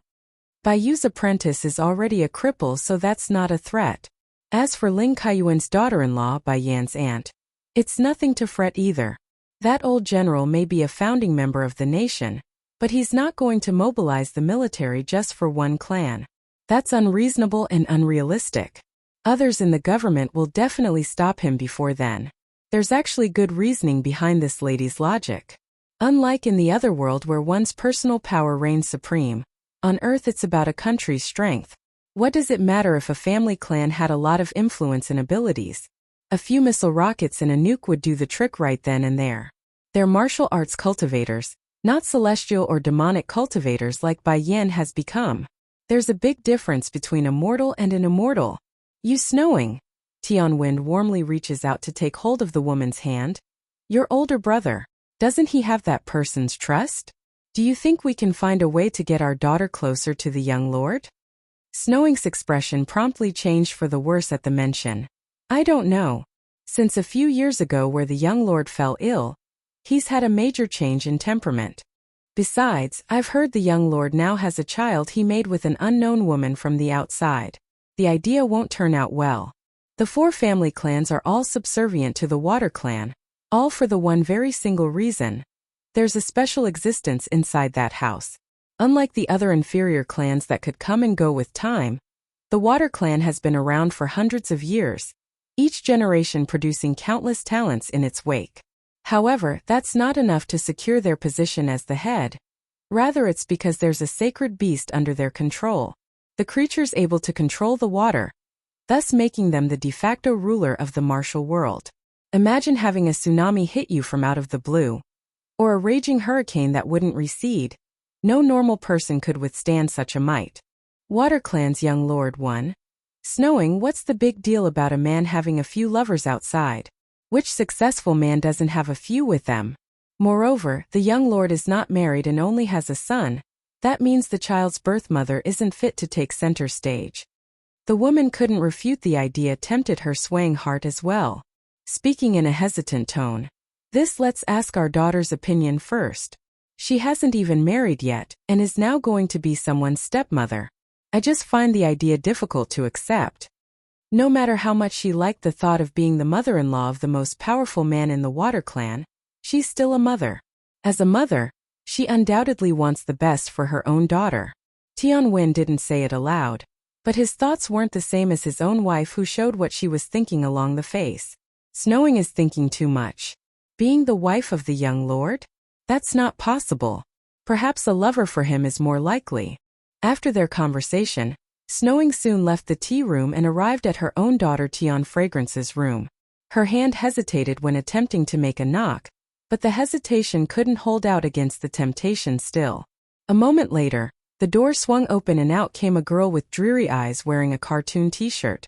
Mom, do you need something? Why are you coming so late? For this only daughter of hers, Snowing's attitude only had warmth and kindness. Fragrance, I came because I have something I want to discuss with you. Let me inside first. Doing as told, Fragrance moves to one side to let Snowing in but kept her confused look up the entire way. Mom, what is so urgent that you can't wait till morning? Sit down first, patting the chair so her daughter would sit with her. You know your uncle is the steward of the Water Clan, don't you? What if I say me and your papa can help you get close to the young lord? When speaking up to this part, Snowing's voice grew hesitant and paused for a breather because she knew her daughter's temperament the best. Regarding something like arranged marriages, there's no way this daughter would be willing and happy. What? Fragrance's voice nearly shrieked at the suggestion. Jumping up and stomping her feet in protest. You want me to marry that sick mule from the Water Clan? Going white in the face after her daughter's outburst, Snowing immediately jumped up to cuss the careless girl's mouth so she would stop talking. Don't speak like that, you know how our Tian clan is heavily relying on the Water Clan. If anyone hears of what you said, then not even your uncle can save us. I'm not making up stuff, everyone knows how sick that person is. After he fell into a coma 8 years ago, the guy had a huge change in his temperament and would lash out at everyone. And it's not like you don't know either, Mom. No one has seen him step out of the Water Clan's estate. Why would you want me to marry someone that's terminally ill?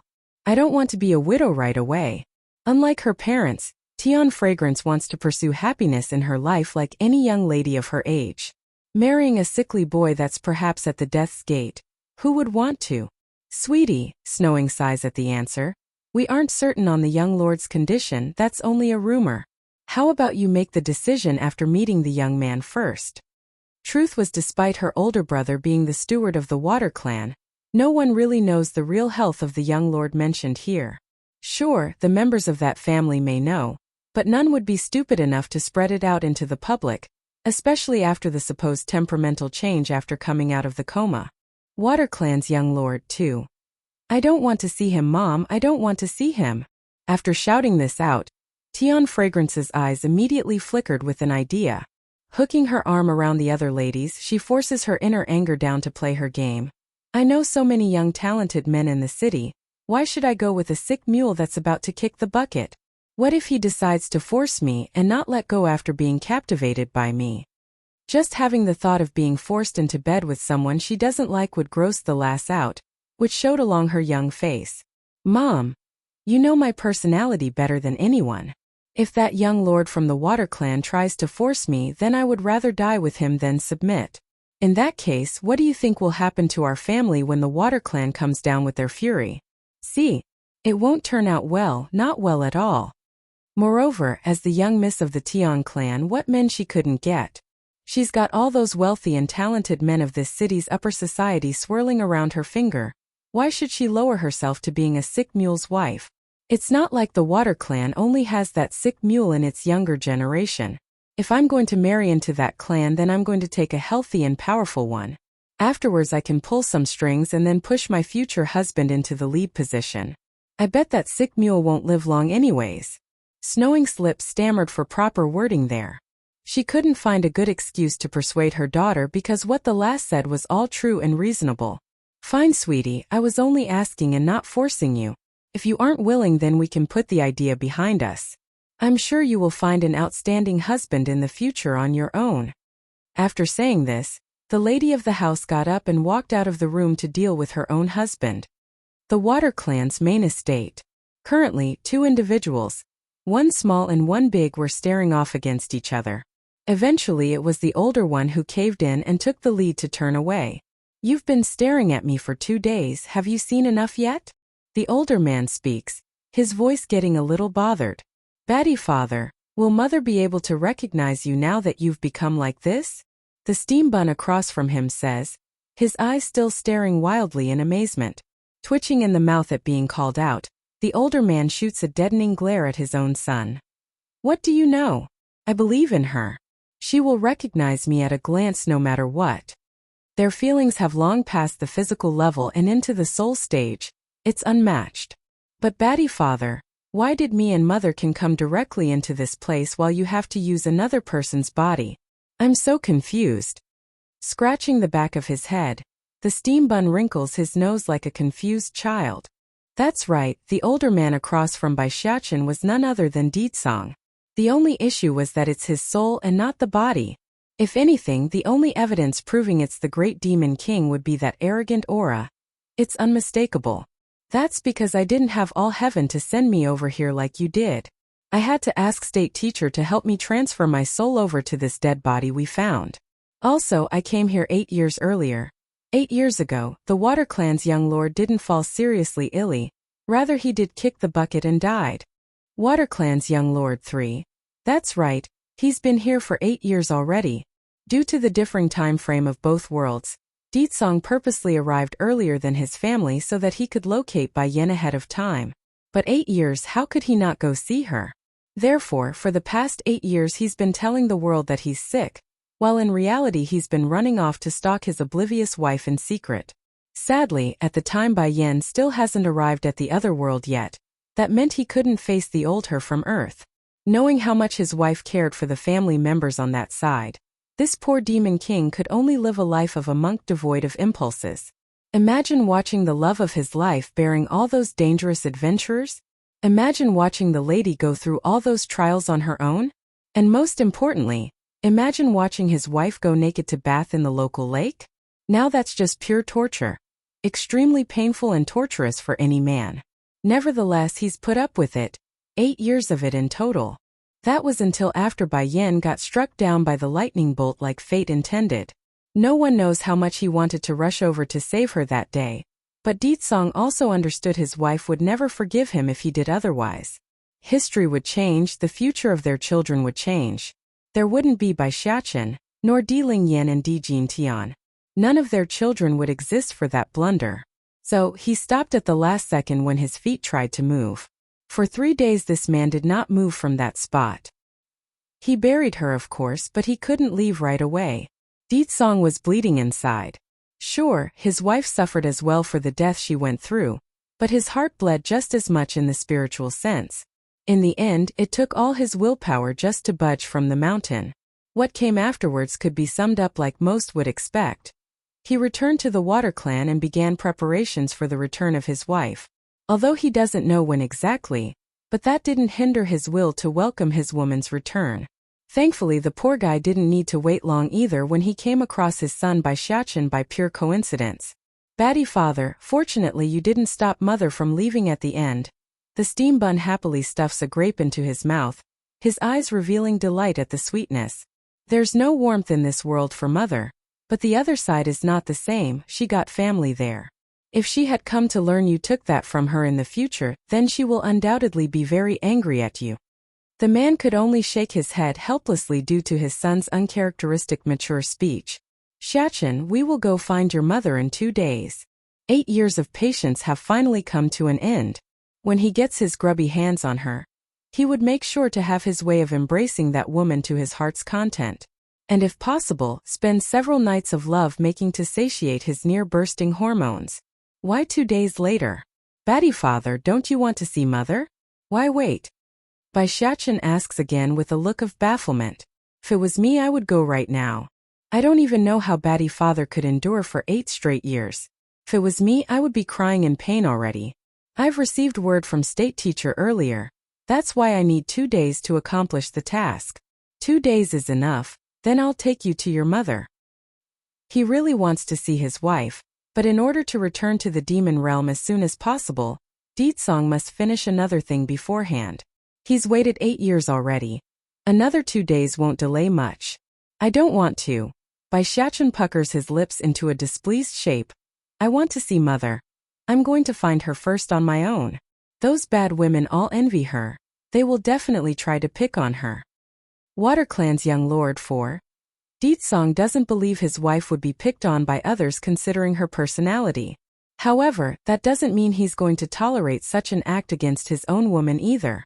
You're not familiar with this place yet, nor are you capable of finding your mother on your own. Let's do this, I'll order someone take you to her if you want to go ahead. It's not like the Demon King did nothing during the past 8 years that he's been here. Regarding Bai Yan's identity and history, he's learned it all and knew how wrong she's been at the hands of those people who ruined her family and killed her mother's side of the family. In addition, Deetsong's gaze grew solemn and heavy. You must get a better understanding of your mother's situation. I will give you the information I gathered beforehand. Whether or not you can help your mother get revenge is up to you. I don't want my wife dirtying her hands with their filthy blood. Bai Shachin immediately jumps up in glee, his small face glowing with excitement. Papa, you mean I can go find mother ahead of you? Deetsong crooked smiles to affirm the question due to not being addressed with that silly nickname from his son. Your mother is probably looking for you as well, so you go ahead. I can't be at ease unless someone is with her. He knows how much hate Bai Yan has for Wenshan. Even until the day where she died under that lightning strike, she remains firmly under the idea of wanting to make the man regret the act of abandoning Bai Yu. Therefore, Deetsong doesn't want anything to happen while he's not with her. Now here's where Bai Shachin comes into play. He may not be able to go right away, but this rascal could, and it's someone he trusts. That's awesome. Bai Shachin jumps up and down like a baby again. The doggy I met before is quite good. Why don't you have him take me to mother? Deetsong, are you sure you want a dog to take you on a plane? He's not a demon beast. Deetsong eventually throws this out after a long moment of awkward silence. If the dog can take human form then it's one thing, but he's a dog, a genuine dog and no more. That cat can do it too. I think that fat orange cat is quite nice, have him take me. This rascal, can he be a bit more normal? Besides, what does being fat have to do with helping you find someone? Deetsong thought, unable to comprehend why his boy would suggest a dog and a cat in this case. I'll find someone to take you. During this trip you must behave. If I find out you aren't and is acting up, I will have them take you back without a second thought. The stern voice of the Demon King meant he's serious and would really do that if the boy made trouble like he always did in the other world. Despite the pouting face, Bai Shachin did not talk back. A rare occasion for this parent and son relationship. So be it, a human it is. Although I still think this Water Clan only has that doggy and fat cat as the cutest. As for the others, thinking of those people, Bai Shachin's eyes would darken into a displeased shape. Batty father, you've been here for 8 years, Why didn't you form your own power? I don't like the people here in this water clan. He did it back when he was searching for mother the first time around. Why didn't he do it again in this other world? Deetsong. These 8 years, this persistent demon king has been busy following his wife around. Where would he find the time to go organize a new power on Earth? In light of that though, he did take in some stray animals like that dog and fat cat. They're not demons or demonic creatures, but they're still animals and instinctively attracted to the man. Shachin, do you think I would need some kind of power in this place? Deetsong says it proudly and arrogantly, like the very idea was a joke. If someone does dare to challenge me, I will have Black Turtle go deal with them. Those people are not qualified for him to personally maneuver against them. My son won't suffer any grievances. One. Sure enough, Bai Shachin became stumped for words at that sort of an answer. True, considering his old man's status and power, why should he deal with those people from the Water Clan? Simply having Black Turtle order them would be more than sufficient. Papa, how did Black Turtle know about you coming here anyways? Also, how did he know you needed a body to use and arranged the Water Clan's young lord for you from the beginning? Biting his fingernail, the boy questioningly asks with a look of confusion. Donning a dazzling smirk, Deetsong's reply left his son astounded. I don't know. I don't know? Only a fool would believe that. Huffing and puffing, Bai Shachin didn't buy a single word of it. As curious as he was right now, the boy knew he won't get an answer from his old man. If anything, he could always turn to state teacher for an answer. After all, that guy always seemed to have the answer to everything. Why are you being so nosy for? Didn't you want to go find your mother? Giving his son's head a rub to shoo him along. Then you can go now. Remember, if someone disrespects you, then put them in their place. My son will suffer under no one. Giggling with laughter, the steam bun didn't need his old man to tell him that. Papa, as if you need to tell me that. I have never been one to swallow any grievances. From the time he's been born to the current day, this rascal has never eaten any grievances, not even once. Then go, I'll have things arranged for you. After saying that, Deetsong's gaze inexplicably shifted to the exit and into the far-off unknown. It's as if he's looking at others that's not within his view yet within his senses. If these people in the Water Clan obey and listen, then I can let them be. But if they get restless and try anything, I won't mind letting them fall from their current heights once and for all. Goodbye then, batty father. Waving his hand, the rascal didn't hesitate and quickly ran for the door. His demeanor told everyone that he couldn't wait to leave this place. Meanwhile in the back, Deetsong's face had gone all black again. This brat, does he hate spending time with his own father that much? And why is he using that nickname again? Unaware of the woes plaguing his old man, Bai Shachin only had the happy thought of reuniting with Bai Yin in his mind. Nevertheless, that doesn't mean his absent-mindedness meant his senses for the surroundings were hindered in any way, because he's quickly able to dodge to one side when a hand tried to push him after leaving the courtyard. The perpetrator of the act belonged to a child of about 10 years old. Considering the number of lackeys following this kid, it's obvious he's someone of important status in this Water Clan. Even so, that doesn't the steam bun would take this hostility lying down, which manifested into him pinching the other kid's wrist until a crunching sound could be heard due to the pressure. Ah! The kid wept like a screeching banshee due to the pain, causing the lackeys behind him to freak out as well. Sadly for them though, right as they tried to move forward to help, Bai Shachin's threatening glare stopped them in their tracks. Lin Lin. Suddenly, an urgent call came from further ahead. Turning to look for the source, Bai Shachin could see a beautiful woman running over in haste. Let go of my Lin Lin now. The lady orders, her eyes bordering on the line of tears due to the pained expression of her son. Smirking at the demand, the steam bun starts going back to his old way of acting innocent. Why should I let him go when he tried to push me? Is this how members of the Water Clan act, such unruliness? My son won't suffer any grievances too. You? The beauty angrily points her finger at Bai Shachin in an accusatory manner.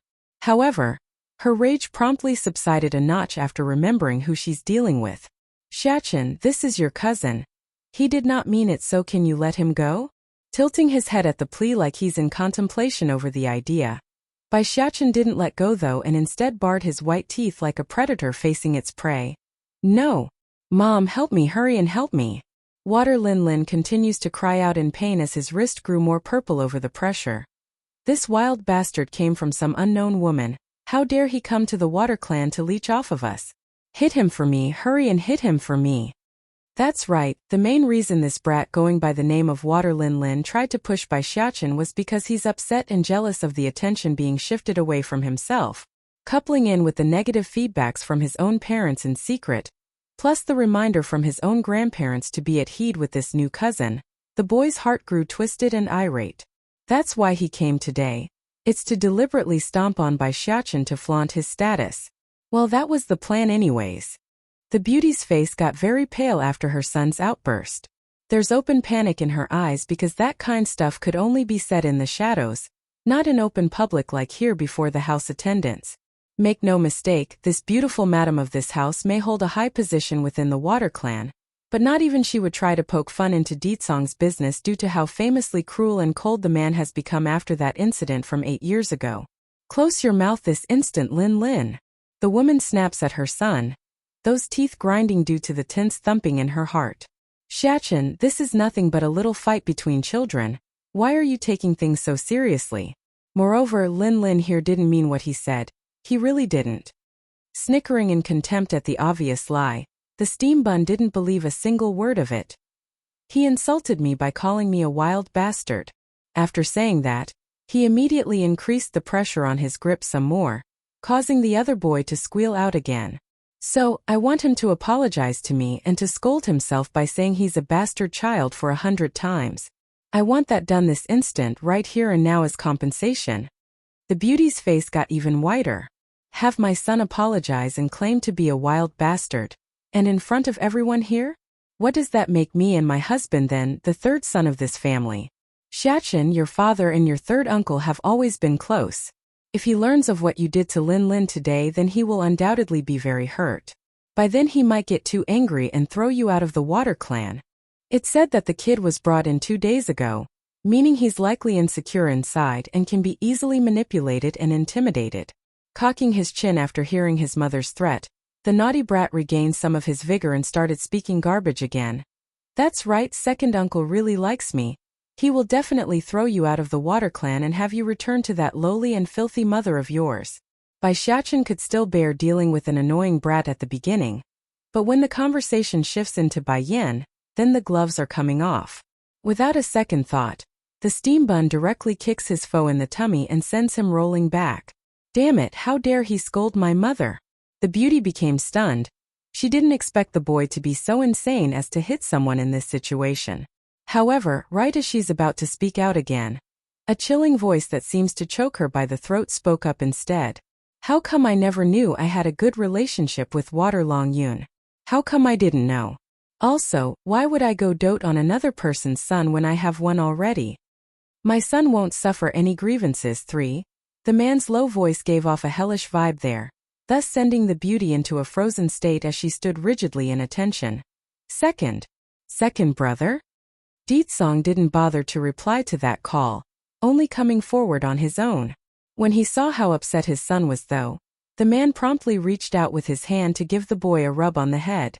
This maneuver was something Bai Yan did often when she's around, so he wanted to copy it to help elevate the mood. Sure enough, Bai Xiachen's expression gradually let up as he felt that familiarity. Nevertheless, it won't change the fact that he's very unhappy and upset based on that pursed lip he's making. When that happens, the consequences are dire. Who's your second brother? Ditsong shifts his attention back to the beauty. This body may be the young lord of the Water Clan, but this great demon king never once acknowledged he's part of this group. When the dust settles, he would instantly give up this fleshly container and leave. Second brother, I'm Mei Mei. I'm Water Longyun's wife, your sister-in-law. The woman answers with shakiness in her voice, frowning like he's trying to remember the name. Ditsong's next word downright hurts. No impression. Dunt. The beauty by the name of Mei Mei directly fell over backwards at the blunt reply. She couldn't even bring herself to stand up right now due to the heartache. Truly, the lady thought the other man would at least remember her name because she had actually tried to pursue him in their youth and not her current husband. Sadly, despite the effort of this woman and all her attempts at seducing the other side, The already deceased young lord of this water clan was a dunce and didn't get the hint at all. Then once the man kicked the bucket and Deetsong took over. That's when the already stale relationship devolved to the point where she couldn't even make eye contact. Xiachen, Deetsong returns his gaze back to the little fella standing beside himself. I said it, you are my son and don't have to take any insult from anyone. My son won't be wronged or insulted. Water Mei couldn't believe what she's heard and promptly stared up out of reflex. What does he mean by that? Have him kneel on the ground and slap himself. He is not allowed to get back up until I am satisfied. Deetsong states this as a order, not a request. Second, Shen Mei's heart shuddered at the idea. She wanted to say something more to defend her family, but against that frightening pressure, the lady instinctively swallows the pretentious words back down and pleaded instead. Please Lord, Lin Lin is still a child. He really knows his wrong, please spare him. You know you're wrong? Deetsong turns to the brat and asks this. The brat never feared anyone in his life before, not even his old man. However, against this second uncle of his, he felt true fear for once and trembled profusely when replying. I'm wrong, I know I'm wrong. Coldly smirking. I've said it before, Xiachen is my son, whoever dares to bully him will not be spared. Since you people take my words as a bluff and only admit to your wrong due to my presence, then Xiachen doesn't need to accept your apology. My son won't suffer any grievances for. In other words, the bratty kid must slap himself until he's satisfied, otherwise the matter won't be put to rest. After all, not even Bai Yan would dare lay a hand on the steam bun when he made a blunder. Why should some random fool be allowed to do so? It would be on Deetsong's head if he left this issue go unpunished. Mom, I don't want to slap myself. I don't want to. The bratty kid sobs continuously, regretting fully on coming today. Of course, the boy still doesn't believe he's in the wrong, just that he shouldn't have done what he did in this manner and went for another solution. Water Mei was a mother, and as a mother, there's no way she wouldn't want to save her own boy. Unfortunately for her though, the second she cast her eyes upward to meet Deetsong's cold gaze again, her courage crumbled without fault. Lin, be good. Do what your second uncle tells you.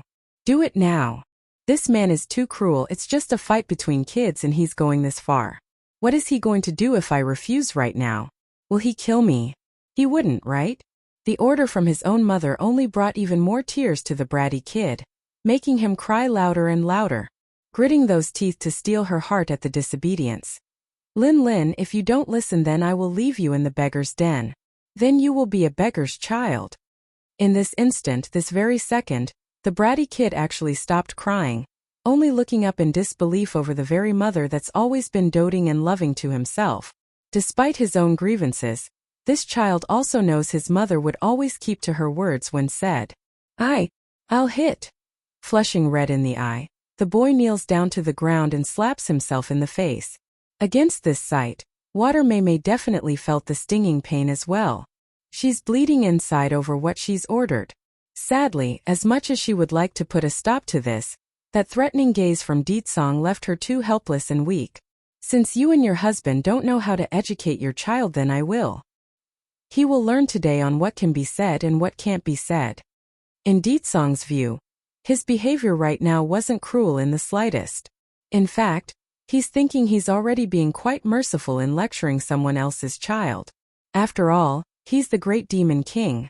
Such transgressions would have long warranted the death penalty in the other world, let alone a few slaps. Second, originally Water Mei wanted to plea again after that comment, but the death glare in the next left her too fearful for words. It's a known fact that the man across from herself didn't like others addressing him as family, only as Lord in the formal title. Apparently she didn't quite remember that tidbit until this instant and kept crossing the line with Deetsong. He's only a child, you wanted to say that, didn't you? Deetsong then continues to speak in a manner like someone that's able to read minds. But he did, that means others were uttering such things around him. As his mother, you are just as guilty. You think I will let this pass so easily after you gossiped behind my back about my wife and child? This time Water Mei could no longer keep her wits together, plodding to the ground into a prostrating posture. Lo Lord, please spare me. No matter what, I still bared a child for the Water clan. Say what you will, But there are prices to be paid for your loose tongue. Still expressionless and cold as ever, Deetsong's attitude never wavers when dishing out punishment. Someone come, drag this woman and Water Long Yun out of the estate. I'm declaring they are no longer part of the Water clan as of this instant. Gawking her eyes out in horror and disbelief, Water Mei almost fainted in that second. She thought at the very most he would beat her or something along those lines, not directly banish them from the family. Her husband's the younger brother of this man. Why, Lord, why are you so cruel? She asks with that shaky voice. Because my wife is coming back, so I need to eliminate all the disharmonious voices of the Water clan. These slurs and gossips will pollute her ear. Boom! The woman's brain exploded into nothingness, not being able to comprehend the gravity of that statement. He said his wife is coming back, that's why he's banishing me and my husband? It's so our words won't contaminate her ear? How can he go to such extent for a woman? By Yi's recovery 1. Water Mei always thought she knew enough about the old Deetsong to understand him, but it's until this moment does she realize how foolish she's been. This person, this individual whom she tried to pursue for many years, he's an absolute enigma. Lord, making a bittersweet smile, the beauty slowly pulls herself up from the ground to speak in compliance. I understand now. I will go and clean up my things and leave this place. After saying that, she turned and left without struggle, giving off a frail and unsteady feeling of hopelessness. Make no mistake, it's not like Water Mei didn't want to protest and complain. Contrary, she's too smart for that. If the lady had continued to linger and offend the man some more, who knows what might happen by then. Moreover, her husband was the third son of the current house chief. That means Water Long Yun would always remain a son of the Water clan. Even if they couldn't remain here for now, it's without a doubt they would return someday once the heat dies down. Retracting his gaze from the woman now that he's done, Deetsong shifts his attention to the boy next to himself. Xiachen, go find your mother now, she should be somewhere in the capital city of this country. I'll go call someone to guide you. Immediately lighting up from his upset little face, Bai Xiachen needed no better news than to find Bai Yan. Smiling brightly at the suggestion. Then Batty father, when will you come find us? I'll be there as soon as I can. Slightly sinking in his eyes, Deetsong didn't have confidence in when, so he only said soon. At that, the steam bun didn't ask for more details and instead brought up his own thoughts. Papa, you have to make these people take care of the big doggy and big orange cat. They're my only friends here in this place. Okay. Grinning at his boy's request due to being addressed properly, Deetsong went ahead to ruffle that hair before turning to a middle-aged attendant nearby. You take him to the capital. His order is your utmost priority from here on forward. And if anything happens to him, then you can forget about returning to the Water clan. My son doesn't need to, nor will he suffer any grievances in this world. The middle-aged attendant got white after hearing that order. Despite his own woes at the consequences, he didn't forget what happened to Water Mei mere seconds ago and hurried to bow his head. Yes, Lord. As wrong as the bratty kid was in coming today for troublemaking, he's not entirely alone in this matter. None of these people from the Water clan took the steam bun seriously. One being the unknown birth mother that they never met, they didn't have a clue about her background. Second being how little appearance the little boy made before the public's eye. If the young lord himself didn't show his son around, then why should they take the child seriously? Nevertheless, after today's incident and of how even the third young master has been expelled from the clan, no one here would ever have that thought again. Back over in the One clan, when Fei Fei, stepsister, was currently sitting atop of her own bed and allowing those spirit particles to infuse into her pores. She wants to verify whether or not Bai Yan was lying to her, and has been hard at work. Regarding the method of cultivation on Earth and the other world, they're mostly the same by absorbing the spirit particles in the air. However, Earth only utilizes this power in their martial arts by covering their body in a thin layer like an armament, while the other world had a better understanding of this force and could manipulate it to their will by changing its form and use. Also, unlike the other world where power reigns supreme, the spirit particles on Earth could only be described as lacking. For example, those who manages to reach the monarch rank are far and in between on these lands. Like the Water clan here, their founding ancestor still lives today and had reached the monarch rank due to the support of Black Turtle, but even the old fella could only sit at the monarch rank and not move an inch further. By Yi's recovery too. Not needing to wait for long, when Fei Fei soon felt a surge of strength rushing out from within her abdomen. With a bang, she breaks through her bottleneck in a flurry of air gushing out of her pores. If it had been in the past, then the lass would be ecstatic after making such quick progress. However, there's only shock and panic left in those eyes right now as the words of her hated stepsister returned again. Bai Yin is right, my talent for cultivation has really gone up. Then does that mean at the strike of noon, I will suffer unbearable pain day in and day out? Donk donk donk, it's then a series of door knocks catches her attention, startling the lass and bringing her back to reality. Hurrying to compose herself so others wouldn't notice the oddity in her expression. Come in. Stepping in was none other than Wen Shan, the lass's father. Based on the level of love showing in the man's eye, it's clear he's thrown all of the mishaps of today's event out the window. Fei Fei, did you just make a breakthrough? I felt the surge of energy in the air just now and wanted to come check. Stiffly nodding as confirmation, the girl forces the panic back down and makes a smile. Ha ha ha. Wen Shan didn't notice the oddity and grew elated, laughing aloud for all to hear. Patting his daughter's shoulder. My Fei Fei is wonderful, you really are. I did not expect you to make a breakthrough this quickly after your last, but you did, and that brings me great joy knowing you are my daughter. Brother Shen. Chai Moon also follows closely from behind after sensing the change in the air as well. Even if my Fei Fei's talent is higher, it will still not compare to Yenner's. I speculate she's already grown to heights we can only imagine. At the mention of his unfilial older daughter, Wen Shan's expression promptly turned ugly because he didn't want to remember. Enough, Mooner. No one is allowed to mention that unfilial girl in this house again. She even wants to kill me, his own father. That girl is no daughter of mine, and I will not recognize her as such anymore. Chai Moon appears to want to speak again after that outburst, but after moving those lips a bit and stammering some more, she said nothing in the end and left it at that. Then that's when it happened during their conversation. A ringing gong of the old clock downstairs in the living room. Immediately when Fei Fei's complexion turned ghastly white as her body trembled profusely, sweat rolling down her forehead like she's just came out of a pool. Fei Fei. Chai Moon was the first to notice the change and cried out in haste. What's wrong, are you feeling unwell? Although she had previously asked Wen Fei Fei on what Bai Yin fed her, but due to the fear of the consequences of others knowing, the lass in question didn't tell her own mother and kept it a secret. It hurts. Clenching her fist, the girl throws herself on the bed and began rolling around. Pa-ma, it hurts, it really hurts. That pain could only be described as someone throwing her onto a grinding plate, and then mashing her bones to powder. It's tearing her mind apart and sucking the air out of the lung. Fei Fei. Chai Moon screamed at the terrible sight and attempts to help. What's wrong? What's wrong with you? Why is this happening? Bai Yin, she fed me poison. She said that at the strike of noon I will become like this from now on. It hurts, ma, it hurts, please kill me, kill me. Even until the end, she didn't want to reveal the secret to her pain. That's how much this current lifestyle meant for Wen Fei Fei. But then again, it couldn't be helped.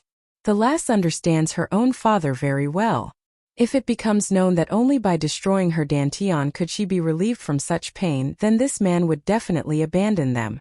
Afterwards, the riches of life would be a fleeting memory, and they would return to the life of a beggar. Fei Fei. Wen Shan also steps forward and wanted to help his daughter up from the bed, but when he saw the twisted face his daughter made, those hands instinctively faltered and retracted away. Are you sure it was Bai Yin who did it? Bai Yi's recovery 3. Brother Shan. Chai Moon wept uncontrollably and started to beg her husband. Did you forget? Bai Yin force-fed Fei Fei a pill before she left. That must the poison. I've done my best to be good to her. Yet why is she doing this to my Fei Fei? That said, the woman gradually took to the ground as she continued to weep. She's a mother, and as a mother, there's no way she wouldn't feel the much pain despite her foul nature. If there's any fault, then it's my fault. Fei Fei is innocent. She couldn't have chosen her own birth. It's all because of my mistake that she has to suffer. Brother Shan, please help her, please save our Fei Fei. That was a sound argument from Chai Moon's mouth, however. The woman apparently forgot the sort of harsh treatment when Fei Fei dished out to Bai, who was also innocent in the whole story. Also, he ignored the fact that it's these two who stole Bai Yan's belonging and caused her to lash out. Otherwise this incident wouldn't occur in the first place. Being the gullible him, when Sean didn't put too much thought into those words and simply accepted it as fact. Fei Fei is indeed innocent. She can't choose her own birth, nor is Yenner qualified to hurt her. But Yenner said it before. If I go bother her then she'll kill me, her own father. In that second, Chai Moon's heart could only be described as cold and disappointed. In particular was how cowardly her husband was acting even when it's about saving their own daughter. It's giving her the shivers because she suddenly recalled back to how this man abandoned Bai Yu, which allowed herself to take over this home. Brother Sean, pulling herself up, the woman suddenly stopped weeping and showed a bittersweet smile as she spoke. We may not be able to get Bai Yan to yield, but don't forget, in this city there's still a Bai Ran. Frowning at the name when Sean didn't quite get what his wife was getting at, but let her continue anyways. Bai Ran married General Ling Kaiyuan's son. If the public finds out her niece did such inhumane things then it will certainly impact the old general's name. The Ling family won't let that happen, which is why we need to force Bai Ran into helping us get that antidote. Gently closing her eyes, Chai Moon began to sob again to push her plot. Brother Sean, Ling Kaiyuan is a credit to the country and I respect him for that. But I don't know what else to do as a frail woman. I'm a mother. Seeing my daughter suffer is unbearable for me. Besides, you don't want to lose a talented daughter, do you? He didn't feel moved at the sobbing from his wife. He didn't feel moved at the sight of his daughter's suffering. But this coward did feel moved once the topic of a talented daughter got brought up. It's true he doesn't want to lose this daughter who had caught the eye of his old man who was the current chief of the one clan. I'll try as much as I can. If Bai Ran is not willing then there's no other way. After all, she's still Yuer's younger sister.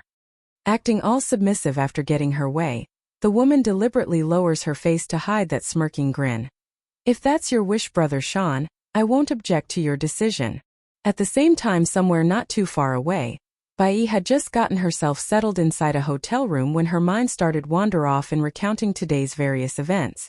It's like a dream to this girl who's been poorly treated by others so far in life. Sister Bai Yan is really back. I don't have to live in the basement anymore. Thinking up to here, Bai Yi's heart would feel all sweet and melty like being smothered in honey. The only demerit from all this would be the fact that Bai Yan said she couldn't take her along, but that's too far ahead for this girl to think about right now. Donk donk, exactly then a knock from the door catches her attention, causing the girl to rush over to the doorway where a dazzling female stood. Sister Bai Yan! She exclaims, wowed by how beautiful Bai Yan has become after some rest and cleaning. Take this. Bai Yan didn't mind the overreaction from her foster sister, and handed a pill over. Bai Yi's recovery for.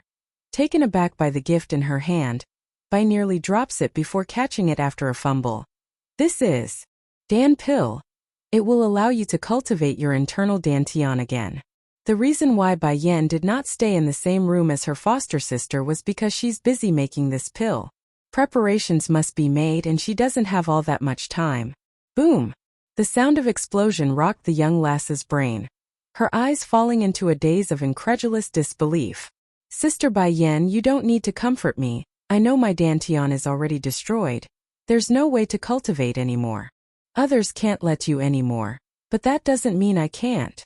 Smiling to stir her sister's mood, Bai Yan reaches over to hold those hands as reassurance.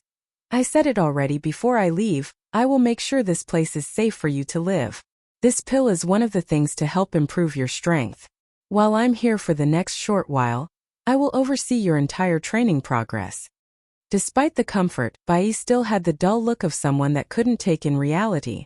Can I really practice martial arts? Cultivate my dantian again? It's not like this girl always had such negative outlooks in life, but ever since her life got turned upside from her Shifu perishing one day, then her dantian being ruined by Wen Fei Fei's cruelty, this orphan lass had no one else to turn to. Imagine living a life on such an unstable path after being left on the streets? The amount of hardship would be something most wouldn't ever experience, let alone understand. Using this uncertain mindset, Bai Yi stiffly went towards the bed. She intends to do as told and practice again after consuming the pill, but things take time, and this time would be for the whole night. Next morning, without deviating from the expected plan, the lass's shattered dantian had started to show signs of recovery. She could feel it. Unfortunately, The progress she made in the past didn't return and would require it all to be redone in strides. But that's not an issue at all, does it? The important bit was she could. There's hope again. Looking out the window, Bai once again regained the lost energy that she once held in the past. She's rejuvenated.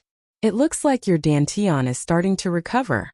It's then Bai Yan's voice drifted over. Elated by the voice, the lass swings her head around to meet those familiar eyes.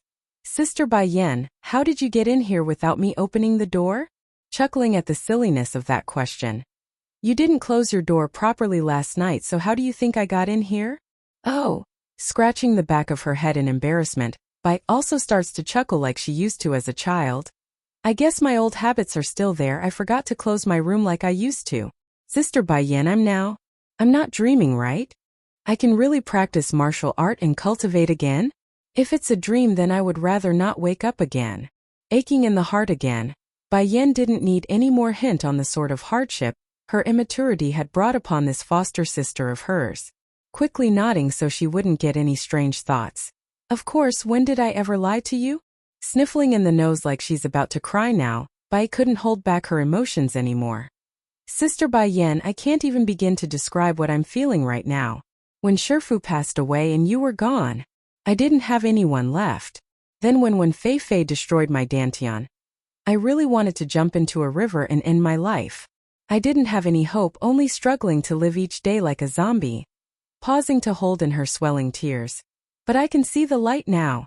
My Dantian has recovered. Not fully, but I can feel it mending.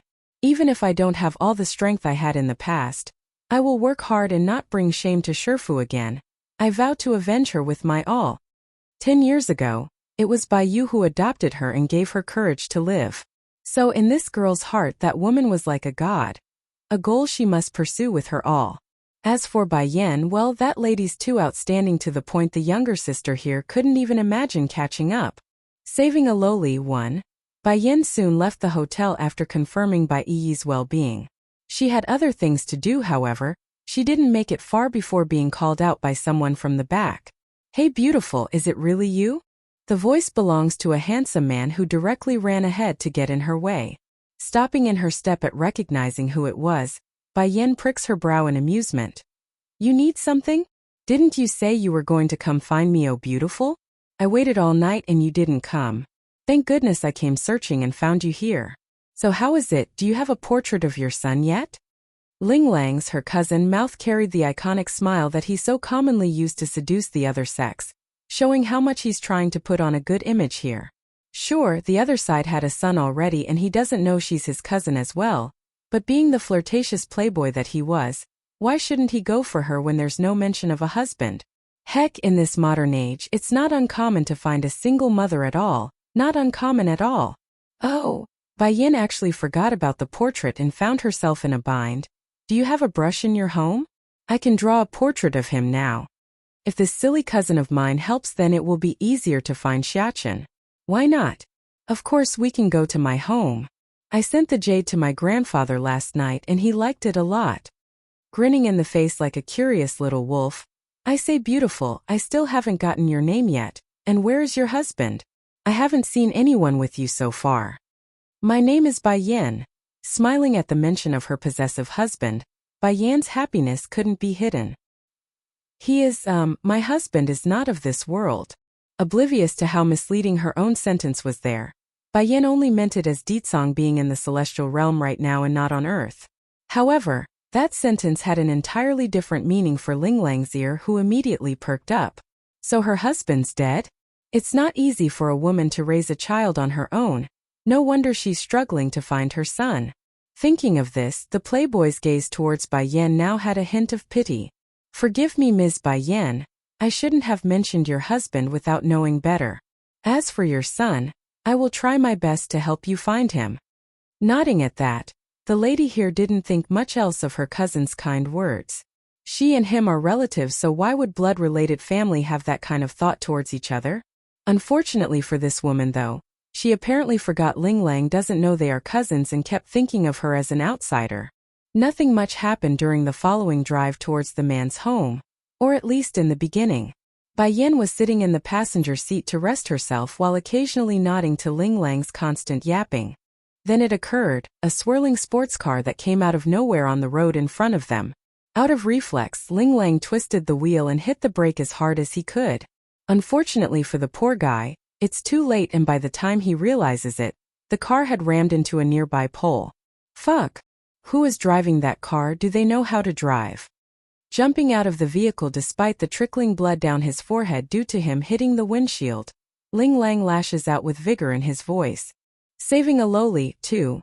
Infuriated and in the heat of the moment, Ling Lang didn't think much of the incident and began to dial the number of the police using his cell. However, his hand soon stopped when he realizes the sports car ahead wasn't stopping and appeared to be losing control, crashing into anything in its way. Specifically, the little girl that's around years old staring cluelessly at the incoming vehicle. She's in a daze due to how sudden it's coming at her. Smile! There's fluster in the man's eye as he ran towards the child.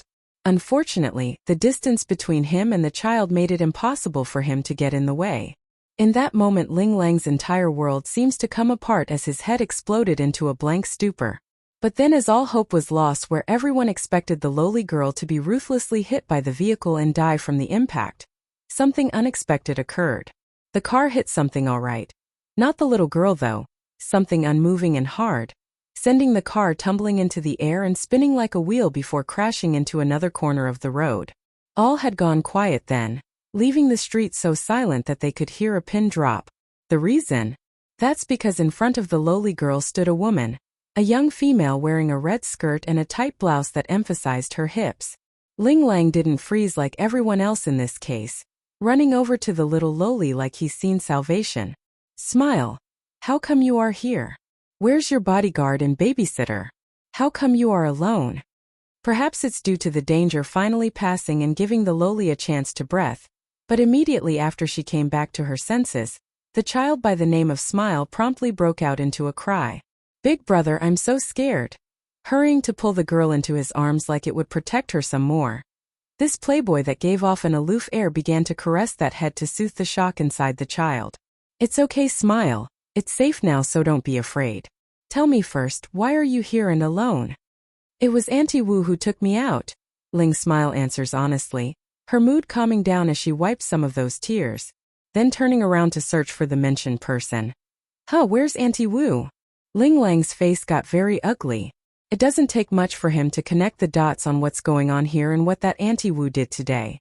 But against the little lowly's frightened appearance, he could only hold it in and keep that fury for another time. This is a setup. I need to tell Grandpa right away. Bai Yin, I have to thank you. The man turns to the girl's savior with a look of great gratitude. She is my little sister, her name is Ling Smile. Thank goodness she is here, otherwise, I don't even want to think about the consequences. But then once he regained his composure and recalled the incredible sight of Bai Yin stepping in front of the car with one hand outstretched, his eyes would instinctively narrow in. This woman, she's a martial cultivator? Ling Lang may not be a cultivator, but he's heard enough from his mother Bai Yu about the world of martial artists. Most of those known to the public are nothing more than average with big muscles to show off their brute strength. However, there are gems among the mundane, like breaking rocks and bending steel with their bare hands, and some could even use their internal energy as armaments like real weapons. Why did you just do that? Bai Yin didn't show the same smiling face as her cousin though. Her expression carried the stern look of a lecturing teacher. Do you know how dangerous it is if the other side intended for that? You would be dead if they wished to harm you. Hanging his head, the man understood what she meant. I know they are aiming for Smile and my family. Bai Yin, you are a kind woman to tell me that. Anyways, that's my family's business and we will handle it accordingly. My home is nearby so we can walk the rest of the way. Let me make a call first though, I need to get a tow truck here to pull my car. As unhappy as Bai Yin was at her cousin's carelessness, she also knew the fault didn't lie with these two who was victim of this attack. Then recalling back to the car, she swiftly turns her gaze to the driver's seat of the flipped vehicle. That car, there's no one driving it. A normal person would undoubtedly be freaked out by the lack of a driver. However, Bai Yin could tell someone was controlling it using some sort of ability. There's no way a malfunction would push a vehicle to that kind of speed. That's unreasonable and unrealistic. What are those in the shadows planning? Are they aiming for the Ling family, or just Ling's smile? Or perhaps, they're aiming at them because of me? In this world on Earth, Bai Yin had no other family left aside from Bai and her aunt Bai Ran. If someone intends to hurt her remaining family, then the gloves are coming off. Saving a lowly 3. The Ling family's estate was located in the military district reserved for members of the army. Due to Ling Lang bringing back a woman with him, the famously flirtatious playboy of the street, the quiet and peaceful district has now become a rowdy gossip ground that's constantly peeking out to meet this new lady. Smile. Before coming back, Ling Lang had already called his mother Bai Ran and explained the car accident, hence their reception by the beautiful madam at the door. Smile, you scared mama here to death. The madam quickly runs over to throw herself at the little lowly. Thank goodness you are all right, otherwise I won't know what to do. Despite being still antsy from all this, Ling Smile nevertheless kept up a smile for her own mother. Mama, it was this big sister who saved me. Only then did Bai Yin notice Bai Yan's presence, and sure enough, the madam was wowed by that incredible face. She thought she had seen the most beautiful woman in this world, thanks in part due to her older sister Bai Yu. But this lady brought home by his son was at a different level altogether. Girl, warmly reaching over to grasp Bai Yan's hand, I really want to thank you from the bottom of my heart. Our Ling family owes you a great deal for saving Smile's life. Looking down at how warm she's being received, Bai Yan's lip couldn't help but smile at that, making her feel like at home again. Auntie, it's been a long time. To think your appearance hasn't changed at all. Bai Ran visibly looks taken aback. There's shock, but more were confusion in those eyes. You are. Auntie, I'm Bai Yin. Bai Yin was no stranger to Bai Ran here. They've met already during their younger years. Though it's not a lot, the relationship between this aunt and niece remains good even before everything that eventually occurred, thus making their reunion all the more special. Trembling in her lips at the recognition, the madam appeared almost lost for words. You are Yenner? You are really Yin Yan. Auntie, did you forget me already? When my mother brought me here the first time, cousin here was still wearing diapers. I could still remember uncle beating him for wetting himself that day. Compared with the average little girls of her age back then, Bai Yin had exceptional memory due to her innate talent. It's also one of the reasons she excelled in alchemy, and could produce those pills at such a young age. Tearing up in the eyes following that confirmation, Bai Ran's grasp around her niece's hand tightened up like she would lose this child if she lets go. Yin Yen, where have you been all these years? You dad and his new wife have already moved here in the capital, but when I went to find him you were nowhere to be found. Is it because they won't let you stay with them? Regarding Wen Shan, her former brother-in-law, Bai Ran definitely held a strong level of grudge. One being how selfish the man was at heart, the second being the fact that he abandoned his wife at the critical moment and allowed the Bai clan to perish under the other two families' assault. Compared with the excitement of the madam here, Ling Lang didn't fare so well and wanted to faint. Bai Yin? Why does the name sound so familiar all of a sudden? Bai Yu's daughter. In an instant, his whole face collapsed into a despairing look of irony and self-mockery. He thought he had a chance. He thought her husband was gone. But this turnout? They're related by blood. That wonderful picture of walking down the aisle just went out the window. Saving a lowly 4. I wanted to avenge my mother, that's why I left the family, but I'm back now. Ever since she crossed over into the other world, Bai Yin never thought she would be able to get the chance for revenge on the ones who hurt her family here on Earth. To be able to have this opportunity was a blessing. You two are both very stubborn. I don't know if it's my older sister who passed it on to you, but leaving without a word is improper, you understand? Too, she's just as stubborn. I wanted to help her, but because she was afraid of dragging me down, that child would repeatedly refuse my help and money. Big sis have always been the strong-headed one in the family. Father told her from the very beginning that Wen Shan wasn't a good man, not someone she could entrust her life to, but she insisted and married him anyways. In the end, that coward didn't even dare go collect her body after that event. What use is there for such a selfish man?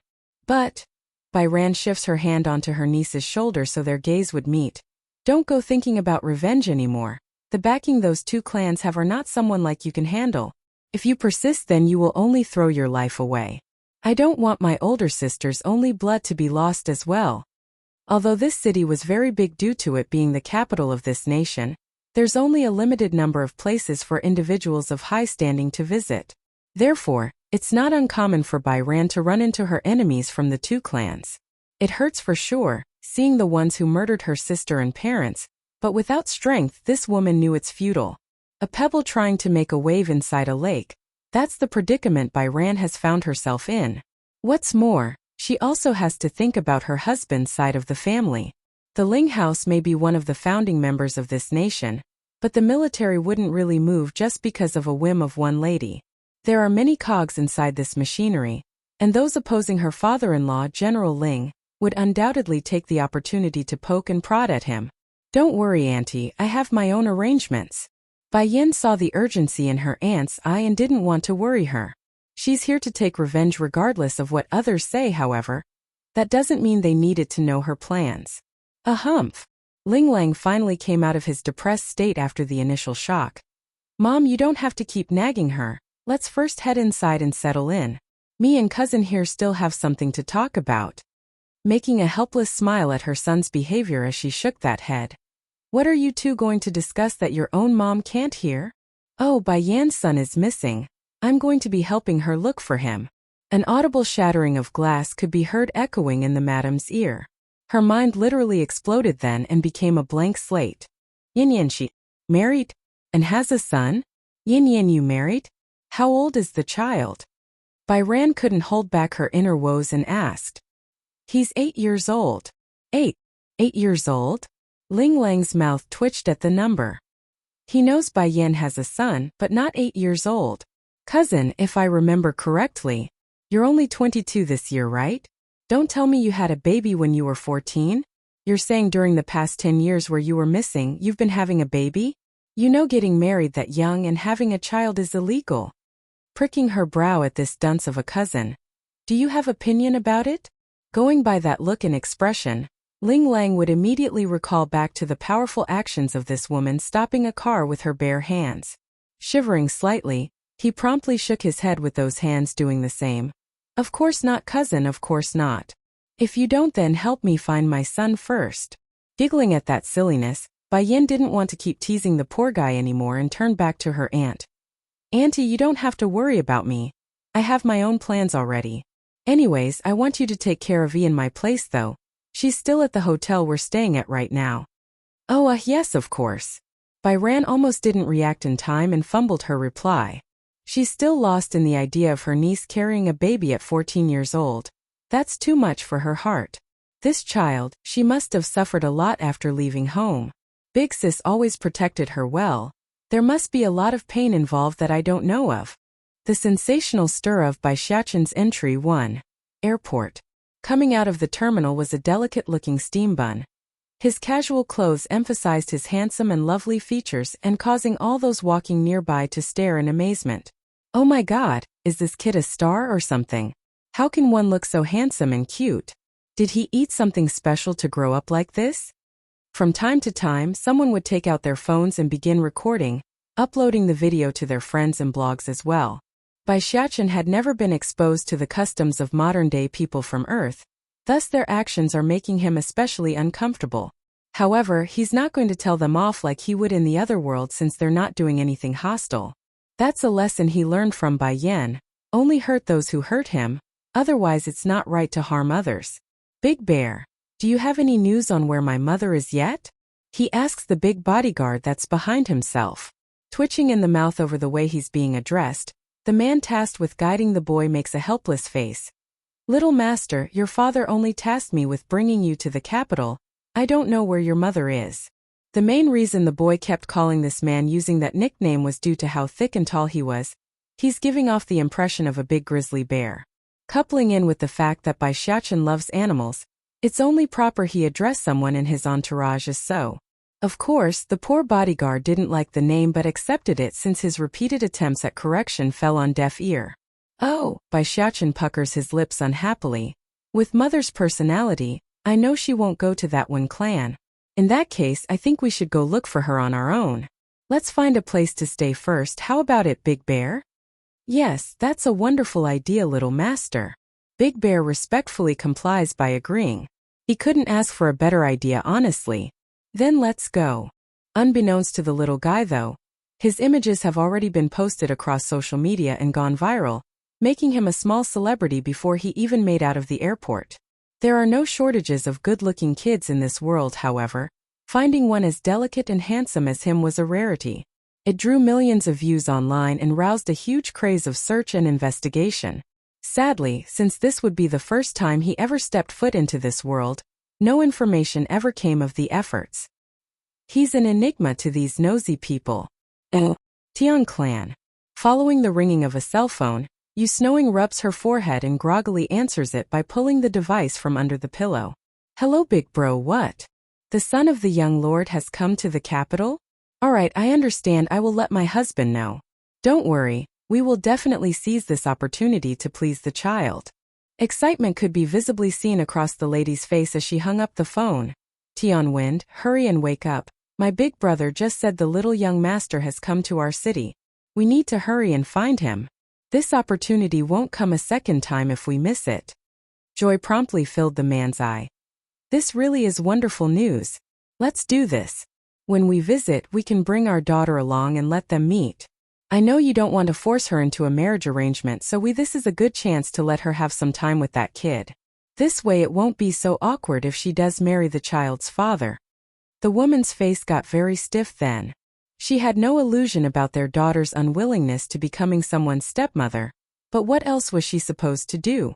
It's not she could just tell her husband off when he's already stretching out an olive branch. The sensational stir of Bai Xiaqin's entry, too. Biting her lip in a tied manner. Husband, foreign is still a woman, having her go care for a child that, I think it's not a good idea. It might affect her reputation. Frowning now in the face due to his wife's indecision. What wrong with that idea? If you want our daughter to climb further than us, then we must do this. Also, the Water Clan have always been very low-key, and your older brother won't let us use his name here either. Because of that reasoning, no one actually knows he's the current housekeeper of that clan. Pausing to gather his words so he doesn't mess it up. But if we can tie ourselves to the young lord of the Water Clan, then our future is secured. No one will ever dare challenge our family, nor do you have to worry about foreign's future. Yu Snowing had to admit her husband's argument was winning her over. She's the younger sister of the Water Clan's housekeeper, yet no one knows that fact, nor does she dare give the details out. And, seeing there's still a hint of hesitation, the man quickly follows up with his final move. Didn't your brother tell us to grasp onto this opportunity? Don't you get what he means by that? Actually, this time around it's Tian Wind who's overthinking the meaning of that message. Yu Snowing's older brother only wanted them to keep Bai Xiaqin happy, and make sure he has a good time in the capital. Nothing more and nothing less. After all, it's a well-known fact by now that Deetsong greatly cares for this son of his and that unknown future wife. Why would he go ask his own niece to poke into this relationship at a time like now? It's the same as throwing themselves into the fire pit for roasting. Still not fully convinced since her daughter's stubborn face won't stop coming up. But foreign already stared. She's not willing. Unwilling. Tian Wind snickers derisively. She's going to be the Water Clan's bride-to-be. What can she complain about? It's a blessing that most could only dream about. I don't care how you do. Just get her to follow us to receive the little boy. She doesn't need to know why, just keep her in the dark. In the end, this woman could only give in. As much as she would like to discuss this some more, but she knows her husband here better than anyone. When he's like this, then there's no changing his mind. Whatever then, I won't get involved anymore. However, I still want our daughter to willingly agree to the marriage first. If she still refuses, then I'm not going to force her. I know foreign's personality better than anyone. If we do force her, then she would rather die than submit. You're fretting too much. Foreign is my daughter too. How can I not care about her? Pleased by his wife's answer, Tian Wind got a lot better in the face as he spoke. Go call foreign and get her ready. We will go find the little boy now. Okay. Nodding as told, the woman slowly got out of bed and went downstairs. As it turns out, the hotel where Bai Xiaqin was staying happens to be the very same one Bai Yi was staying at. And towards the new and unknown, the boy would curiously touch and stare in amazement at the high-tech appliances surrounding himself. For example, the elevator that's able to carry him up and down caught his attention the most, like a child finding a novelty toy. The sensational stir of Baishatchen's entry 3. Big Bear. Why does this thing open the door on its own? And what's an ID card? Why is the crystal on the overhead so bright? And what was the bird we were sitting in? Don't one usually sit on top of a bird and not inside it? He only came to Earth for a few days, so there are many things Baishatchen still hasn't learned yet. Coupling the situation with Deetsong's inherent clinging to the old style of living, like using oil lamps and such, the boy never got much experience in the comforts of technology, thus his odd and strange questions. And regarding the plane they flew in, the steam bun here didn't particularly like it very much, especially when it came to the speed at which it flew at. He could have flown here on his own and at a much faster rate. This kid, is he mentally challenged? Unaware of his own remarks though, those nearby who had heard it showed a look of surprise when staring at the boy. Or did he just come out of the mountains? How can he not know what an elevator and ceiling light is? Unlike the others though, Big Bear seems to have already become accustomed to his ward's antics and continued to walk without emotion. He knows he's better off ignoring the voices of others in a situation like this. Ha! Suddenly, a mocking snicker came from the side of the elevator. Is a high-end hotel someplace any country bumpkin can come? You better get out of here before I call the manager. Originally, Baishatchen was still captivated by the novelty of the elevator in front of himself, but now his eyes have shifted entirely to the woman that's making a very displeased face. If one didn't know better, they might assume the boy did something heinous to her and caused a deep grudging hatred. If this wasn't Wen Fei Fei, then who else could it be? She's been in a very foul mood ever since yesterday's excruciating pain. Therefore, she had come today to threaten Bai and demand the lass in helping her get the antidote from Bai Yan. However, instead of complying like this foul girl had imagined, the once soft-minded Bai had gotten a backbone again and retaliated by yelling back. This infuriating Wen Fei Fei to the core, which in turn resulted in this outburst of the elevator. She's using Baishatchen as a venting hole. Are you scolding me? The boy asks with his iconic smile of innocent nature, the prelude to the downfall of all those who cross him. Snickering some more. If not you, then who else can I be scolding? A country bumpkin like you dare to stay in a fancy hotel? Don't you know the price of one night is equal to your whole village's income for a year? I have to wonder what the security guards are doing to let someone like you in here.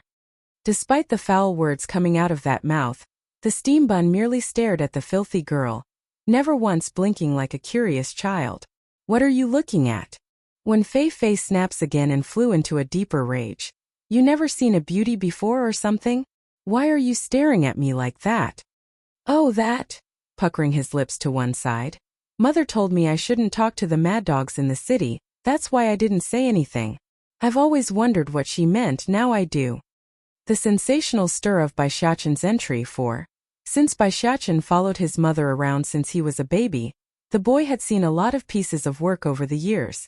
However, meeting one that's this special that would inexplicably rush over to cause trouble was a first. He had nothing to do with her, so it flabbergasted even him who's a known troublemaker. Growing irate after getting the boy calling her out, Wen Fei Fei growled menacingly. You just scolded me by calling me a mad dog? I didn't scold you. I'm only calling you a mad dog because that's what you are. Is there a problem? Using his childish facade, Baishatchen's face makes it really hard for others to doubt his innocence. What's more, where's the issue with him being from the countryside? Even if that's the case, why should he be scolded by some random stranger when he did nothing? Miss, there's nothing wrong with what this child said. Why are you? An onlooker couldn't keep watching anymore and decides to speak up to help. However, that murderous glare instantly shuts the crowd up. Who do you people think you are to tell me what to do? What is wrong about what I just said? The money he has must be stolen. I'm going to call the police right now and get him jailed. Originally Big Bear didn't want to interfere into this silly scuffle of verbs, but when he overheard the way Wen Fei Fei insulted not only the boy, but also his origin, then that's already past the line. Getting stern in the face. My young master here rarely goes out, so it's normal for him to not know these things. But when did a black diamond credit card become so common that anyone can just steal it? Visibly freezing in the face at the mention, the wench almost couldn't believe her own ears. Black diamond credit card? How can these country bumpkins have a black diamond credit card? What's going on here? It's then the manager of this establishment came running over due to the noise complaints. He's flustered in the face and wanted to get the situation under control due to how much of commotion it's causing in the lobby. Manager, the receptionist at the front desk finally gathered her wits and spoke up nervously. Just now this little boy and his attendant used a black diamond credit card to check in, but Miss One here claims he stole it. When Fei actually only said the boy stole money, not the card part. However, as we all know, words are easily twisted when landing on others' ear. Feeling the pressure of the situation, the manager hurries to wipe the sweat from his forehead to deliberate on the proper action of defusing the heat. This black diamond card. As if one can steal it? That's the first time I ever heard of such a thing. Miss One, maybe you don't know this, but a black diamond card is not something one can use even if they pick it up from the streets. So that shouldn't be the case. His words acted like a slap across the foul girl's cheek, making her all red and indignant, glaring at the boy like a wild animal. If you have a black diamond card, then why didn't you say so earlier? Puckering his lips like an aggrieved child, Bai Xiaoqin's reply left Minnie unable to doubt his sincerity. You didn't ask me, did you?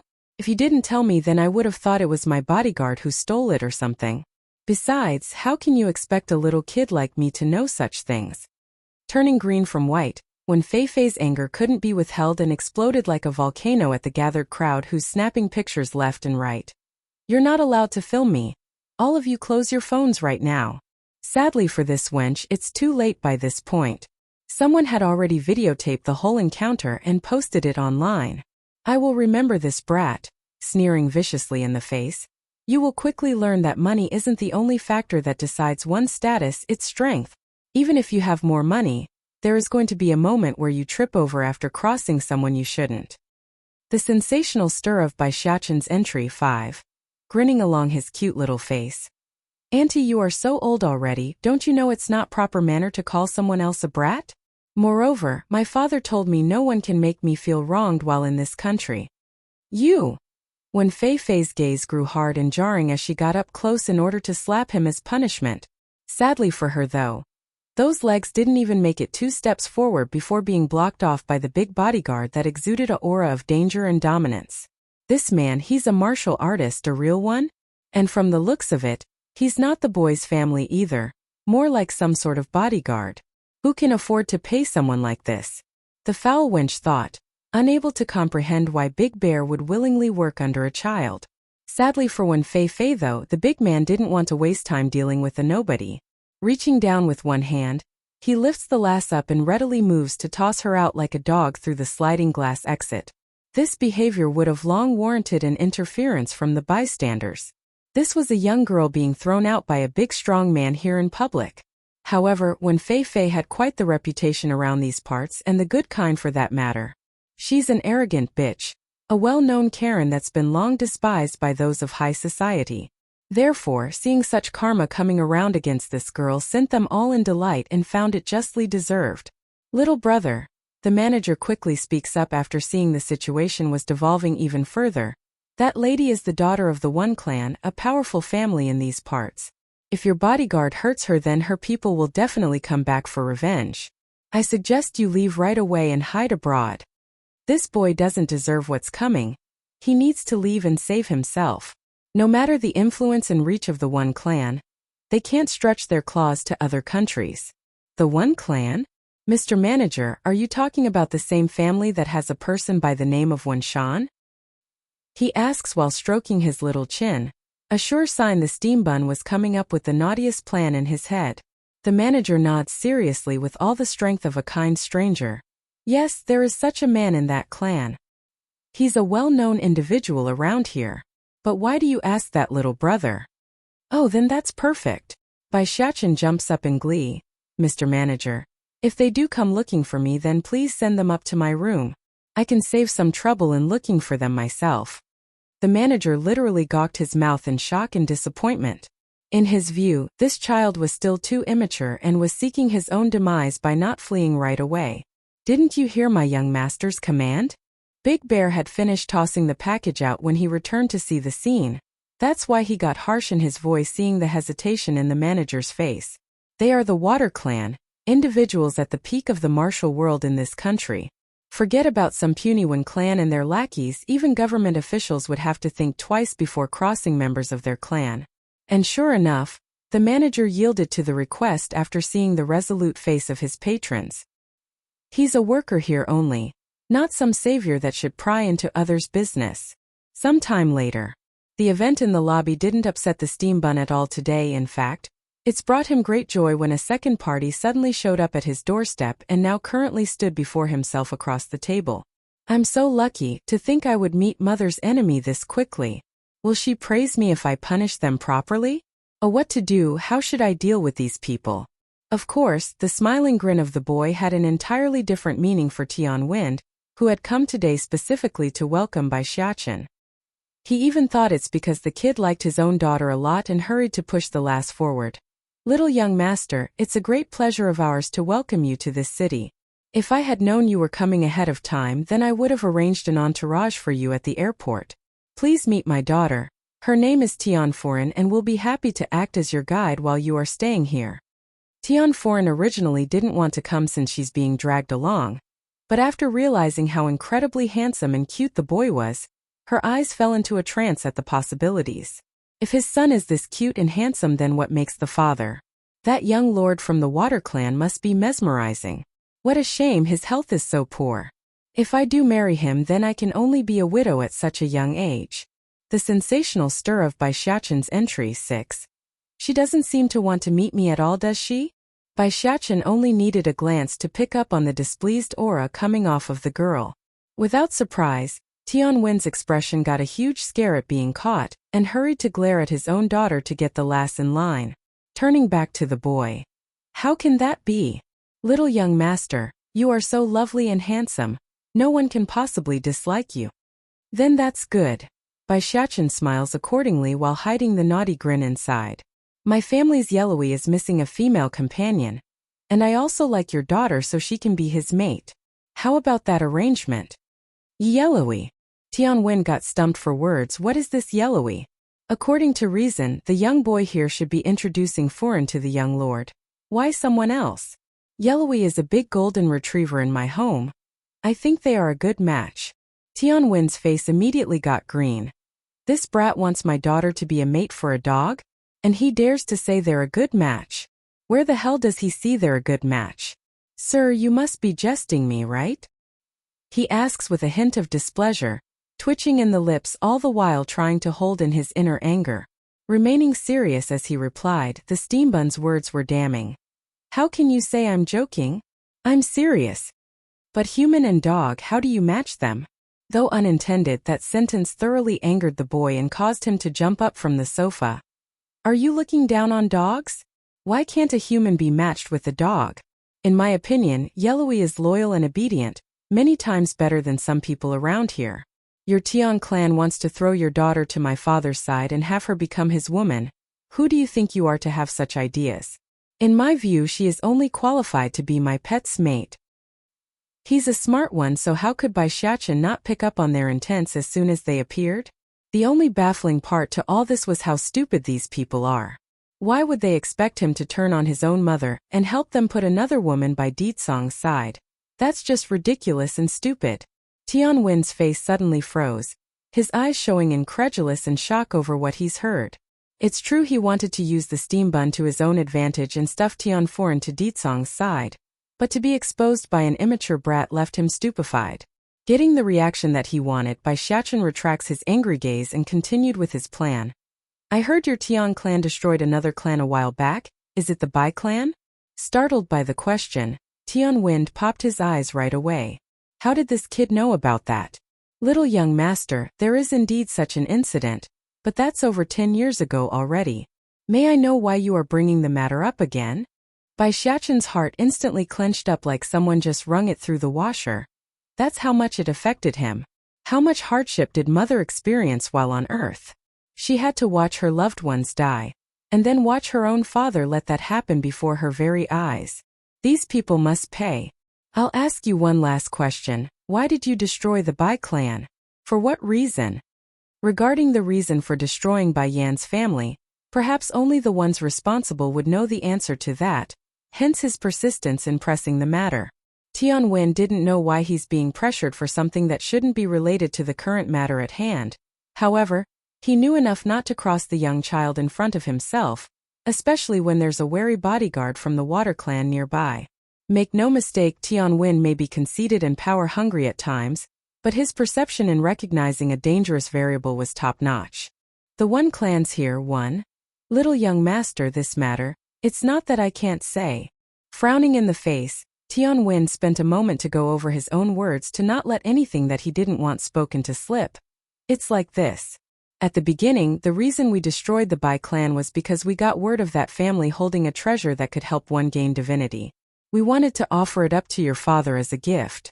Sadly, after gaining possession of it, there was no way to know how to use said treasure, hence our reluctance to bring it forward. Those are nice words indeed, however.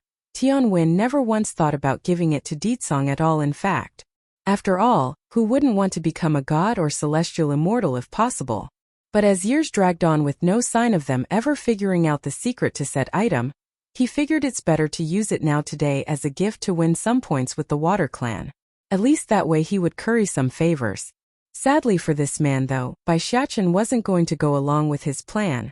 The boy's face remains unchanged without any sign of being ecstatic after being told the lie.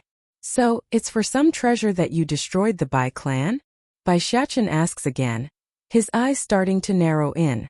Taken aback at first, Tianwen had to take a good second to understand the boy's words. Hastening to laugh in order to break the tension. Little young master, you don't have to worry about the Bai clan's demise. No one will know about the connection between the Tian clan and the Water clan. There won't be any unwanted rumors floating around, I can promise you that. Oh. Pricking his brow at the odd reply, Bai Xiachen now got somewhat curious at what the man meant. And what would that connection be? How come I don't know? Still not following, the man continues to speak without much forethought. The housekeeper in the Water Clan is my brother-in-law. I see. Bai Xiachen nods his head like he's understanding it now. Then turning to the big bodyguard nearby. Big Bear, go tell my father to change the housekeeper, we don't need such a person working under us. Batty father really messed up this time. He's been here for 8 years and doesn't even realize mother's enemy is actually right under his nose. I wonder what mother will do to him if I tell her about this blunder. Will Batty father be shown the whip? Tianwen's expression promptly crumbled into a look of horror and shock. Little young master. Is there a misunderstanding between us? My brother-in-law has been working faithfully under the Water Clan's rule. How can you dismiss him so readily? Grinning right up to his eyes at being called out, Bai Xiachen knew it's his time to play. That's easy, I don't like the guy and that makes me unhappy. What other reason would I need? If I don't like an individual then it's only normal for me to change them out, duh? As for the debt with these people from the Tian clan, I'll wait till mother gets here and let her do the final decision-making. I'm sure mother will be very pleased. Though Batty father did say not to let mother dirty her hands, but I'm sure she will like to anyways. Dad. Tianforen's complexion hadn't looked good to begin with. Now after hearing the steambun's words her face only got uglier as she stomped her feet. What's so great about this little thing? All he did is be born into a good life. If his mother didn't go seduce a sick bastard that's about to kick the bucket, why else would he be born? And now he dares to threaten uncle's livelihood and status? That young lord from the Water Clan can't be this stupid. I refuse to believe such a thing. The One Clan's here too. Furin. Tianwen quickly grabs hold of his daughter's arm and drags hers behind his back. Little young master, you have to forgive my daughter, but can you give me a reason for changing my brother-in-law out? How can he just so casually say it's because he doesn't like the guy? Making a yawn as he lazily stretched those arms, Bai Xiachen didn't reply and instead turns to his own bodyguard. Big Bear, remove them from my sight, I want to rest now. Do not disturb me unless I call for you. Yes, sir. The one with the nickname promptly stepped up like a huge mountain that he was, blocking off the path for any chance of retaliation from these unwanted guests. Then again, the precautionary step was unwarranted here today. Tianwen never even thought about hitting the steam bun, let alone retaliate. In fact, he's so scared of being thrown out by the big guy that he actually launched himself out the door on his own and disappeared from the corridor. And so, that's how the Tian clan had their first bout with the naughty steam bun. Dad, this little brat is too much. It's bad enough that he thought about matching me with a dog. Now he even called to demote uncle from his post? Based on what can he do that? Tian Foreign unhappily stomps her feet after leaving the hotel, her eyes glaring with indignation at the glassy walls of the structure. Foreign, do you now know the benefits of having power? Tian Wind also follows his daughter's gaze and glared up to the glass windows that blocked off his view from Bai Xiaqin's room. If you can become the Water Clan's woman, then our family won't have to worry about this happening again. Please, sweetie, I'm not trying to force you into a marriage, but our family only reached this stage thanks to your uncle's position. Now that he's unable to shield us anymore, what do you think the other clans would do if they ever figured out your uncle's gone? Tian Foreign got what her dad was implying, but just thinking about how she's going to one day marry a medicine pot that might die anytime was sickening to her own heart. Dad, why did the brat target our family? We never offended him in any way, did we? Silly daughter. The man sighs at those innocent words. Did you not see how cunning that kid was?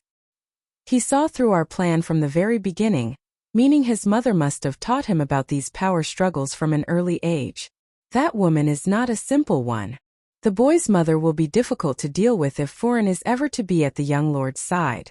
She will do anything to remove us from the picture, and before then I need to find out more on who this person is. The only one that can be the next chief's wife is my daughter, and if not, Foreign must at least be the guy's secret lover. Tian Foreign didn't say more as she hung her head in contemplation. She's still struggling on selling her own happiness out for power, but that deliberately soon started to waver towards giving in once Bai Xiaqin's arrogant face popped up in her mind. Her hands had clenched up into a ball of frustration. Am I really going to have to do this?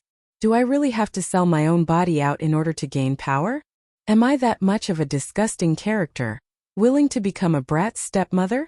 Foreign, you need to understand the situation you are in right now.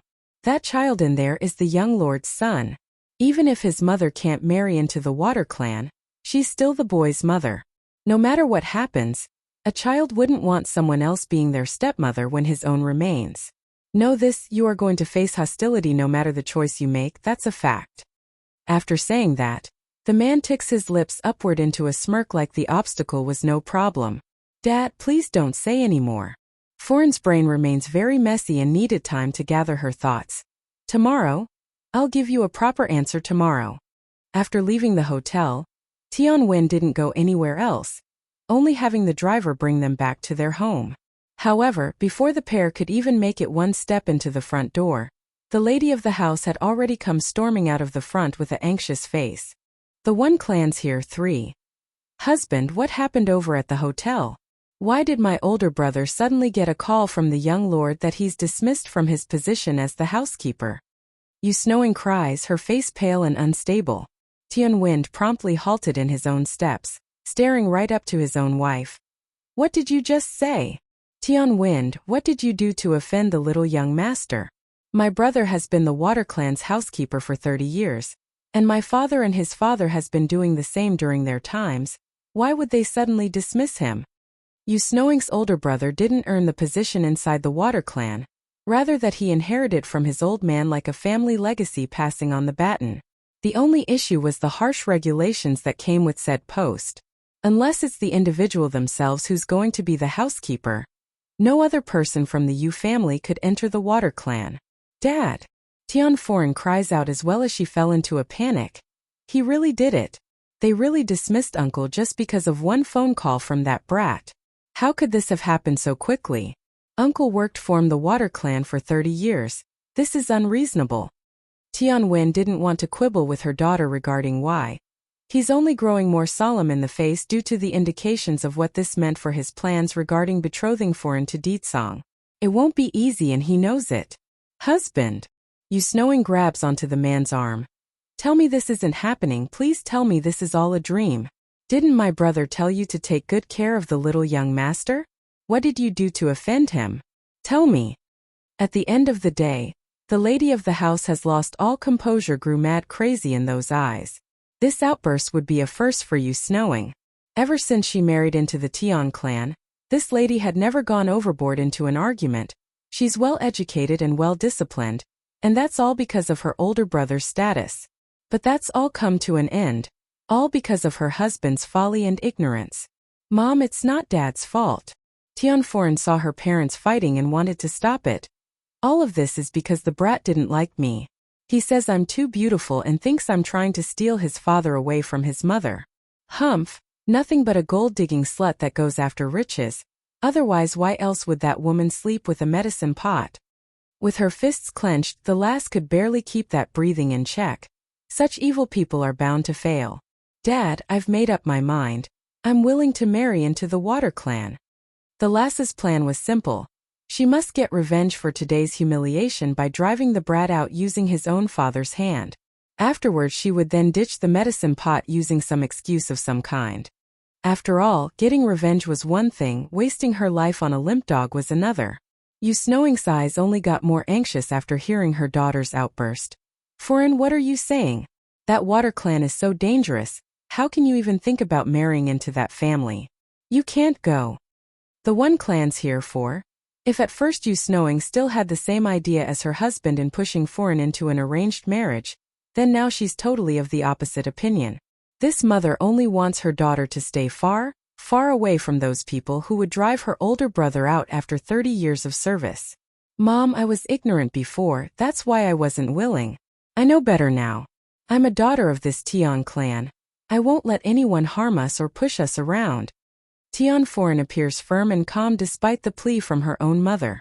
Sure enough, Yu Snowing couldn't say more as she stammered for a proper reply. You're too emotional. There is nothing wrong with what our daughter said. If she becomes the young lord's woman, then it will only bring our family endless benefit. What do you know as a simple woman?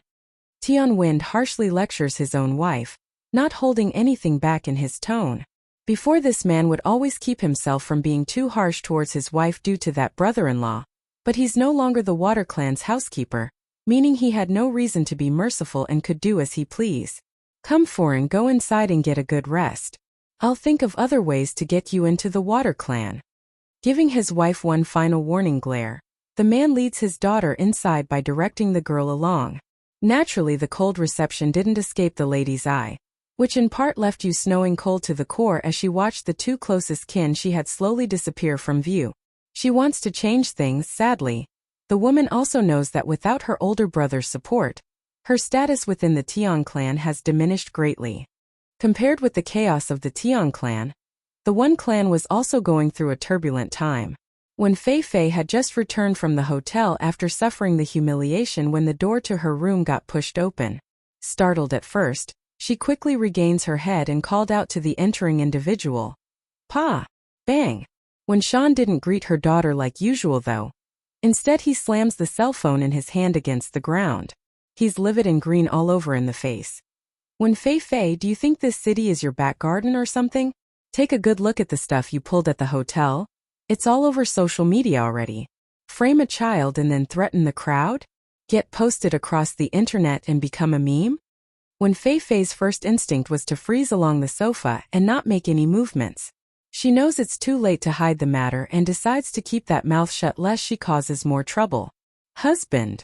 Chai Moon had heard the loud commotion between her husband and daughter by now and decides to intervene. However, instead of defending her child like most mothers would in these cases, the woman actually ran over and slapped the lass across the face. Fei Fei, what did I teach you over the years? I told you not to seek trouble or cause it, why won't you listen? Look how mad your pa is now? Staring up with tears streaking down those cheeks, when Fei Fei quietly sobs as she replied, Ma, I didn't mean to, but when I went to ask Bike to help me get the antidote, that girl humiliated me, and then kicked me out. I didn't dare to fight back, so I got angry and lost control when I yelled at that boy. Oh Fei Fei, my poor child. Weeping in the face, Chai Moon moves closer and brings her daughter into a hug to showcase how pitiful they were in front of the man. Whether Bai is good or bad, she's still Bai Yu's apprentice. No matter what you do, you shouldn't have gone to bother her. You are better than that, I know you are. Don't worry, my Fei Fei, your ma and pa here won't leave you like this and let you suffer in pain. Ma, based on what can that Bai do that to me? If not for our family picking her off the streets and raising her, she would be dead long ago from starvation. Just because Bai Yin returned, she's got a backbone now? I can't accept this. I can't accept such a bad person stepping all over me when I did nothing wrong. The one clan's here 5. Truth was when Fei Fei lied. When the foul wench went to the hotel and made a fuss inside the room, Bai in fact didn't retort or mock her at all. The other girl merely spouted the truth and refused the request before slamming the door in Wen Fei Fei's face. But Wen Shan doesn't need to know that, does he? All this man needs to know was his daughter got humiliated somewhere outside, that's all. Their mouth belongs to them. Let them say whatever they like. As long as I know your ma and you aren't bad people, then that's all it matters. Also, Fei Fei, you can't vent your anger at a child regardless of your emotions. Do you know what your actions have caused to our family? The one clan have become a laughingstock among our peers right now. I will not permit another repeat of today's incident, understand? If he hadn't been drunk that year, then Chai Moon wouldn't have gotten pregnant. In the end, it's his fault and he know it. Well, on the surface level anyways. Pa, when Fei Fei sobbed some more as he met her old man's gaze. I understand, I will never do it again. Alright, I will go handle the aftermath. You two rest while I go find your grandfather to discuss the matter. Starting today, no one in this household is allowed to go out. Okay. The girl didn't argue, only behaving like a good obedient daughter. However, this wasn't enough to completely reassure the wary man here. Downstairs in the living room. Wife, you keep an eye on Fei Fei for the coming days. I still don't feel comfortable if there's no one watching her. Raising a hand to pause the lady from interrupting after catching that moving mouth, when Sean wants to finish his sentence first. I know what you want to say, but that Bai is a heartless wolf. There's no way she would help us get the antidote. Then how? Chai Moon still appeared worried in the face. I understand. Don't worry, I will be sure to keep an eye on Fei Fei. I won't let her take a step outside our home. Pleased by the answer, when Sean nods and said nothing more before heading out the door. The military housing district. Inside the second floor of the Ling household's estate, Bai Yin casually places the paintbrush in her hand away after drawing a portrait of her boy. Cousin, when did you learn to paint like that? Nowadays everyone only does it on a notepad or laptop. Is it Aunt Yu who taught you? Ling Lang was flabbergasted and surprised by how skilled Bai Yin was at the old art. With a faint smile on her lips, she hands the painting to Ling Lang without elaborating. Don't be nosy. Here, this is my son's portrait. He is called Bai Xiachen. Hurry and go help me locate his whereabout. Taking it like a little dunt that he was, the handsome man was immediately taken aback by how lovely the little boy was in the picture. On top of that, he recognized that face. Cousin, coughing to clear his throat. Do you ever go on the web? Web. It's Bai Yan's turn to be bewildered. What is that? Now the guy's got it. Ling Lang had his suspicion about his cousin being a hermit due to the nature of a martial clan's usual behavior. Now the reply from Bai Yan merely confirms it. Wait here. I'll go get my phone and show you. The one clan's here 6.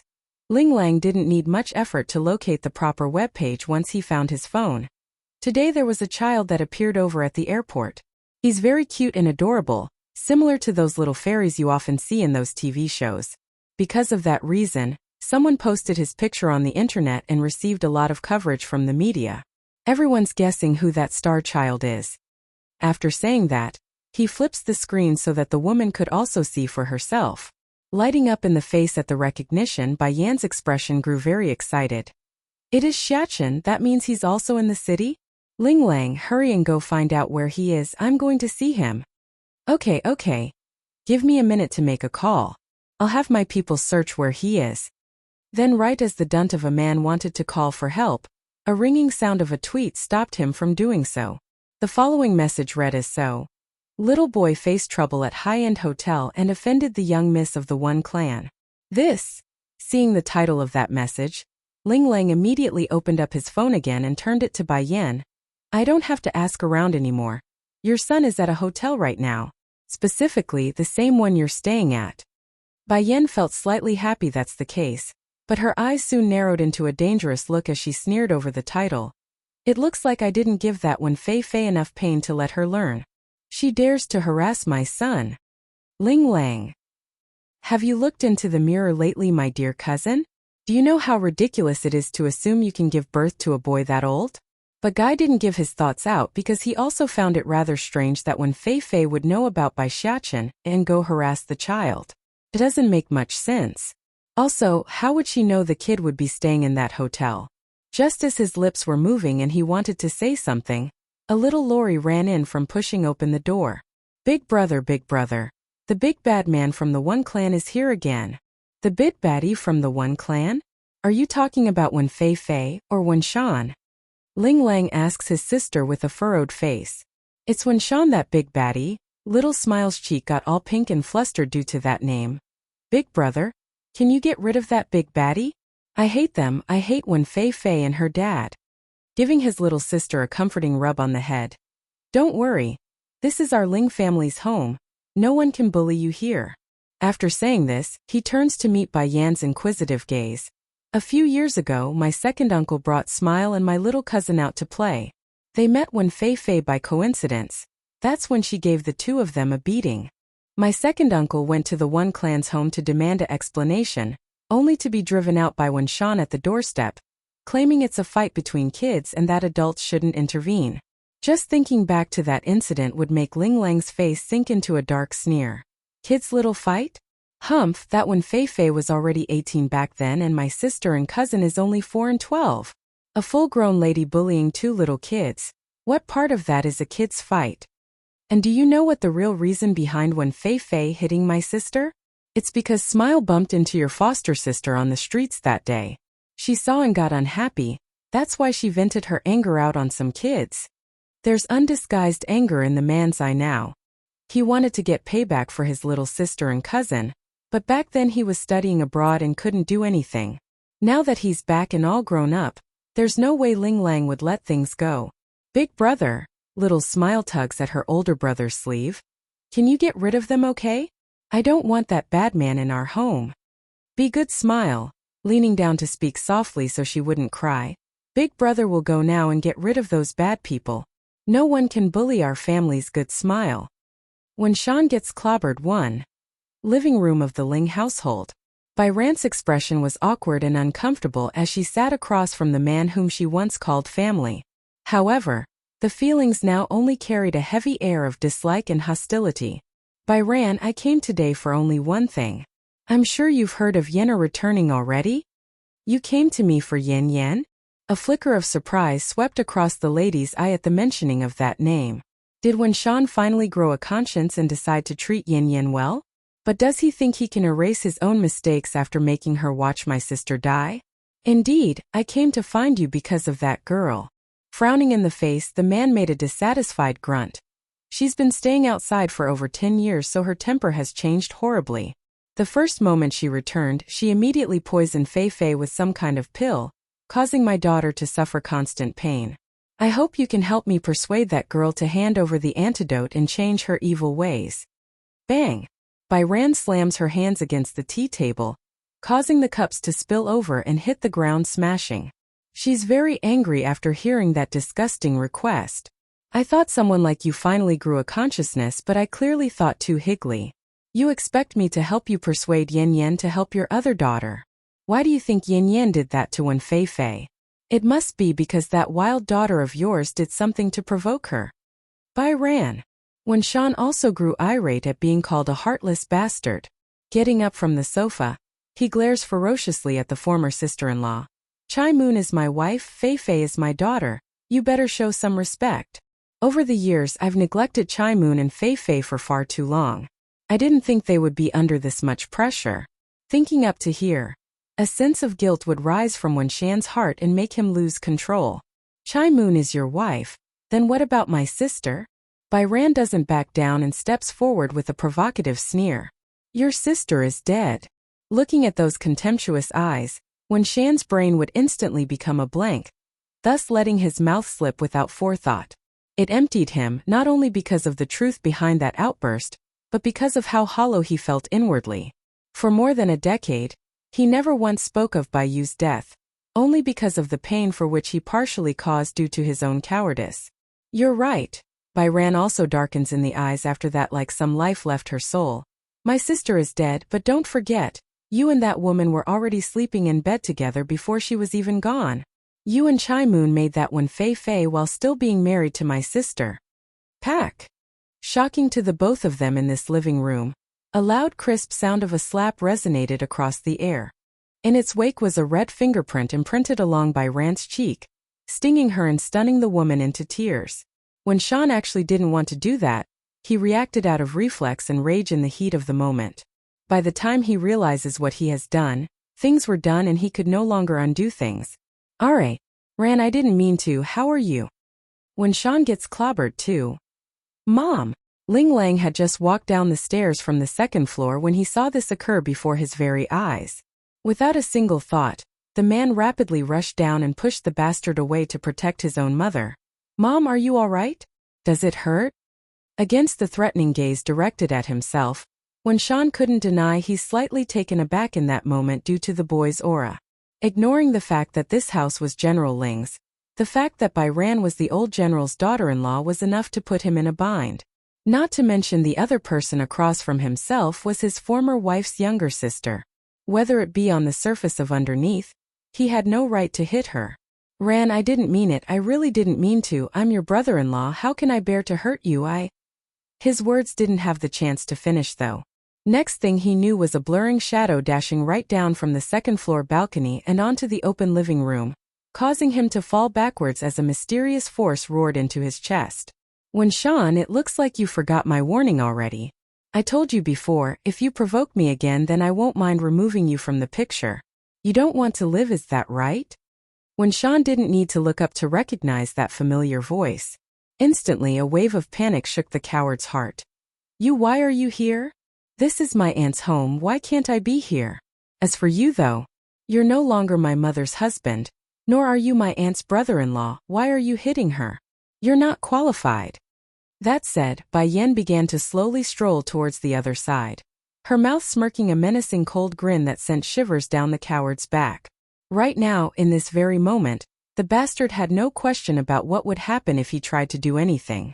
The girl there would kill him, he's certain of it. Do you want to beat him?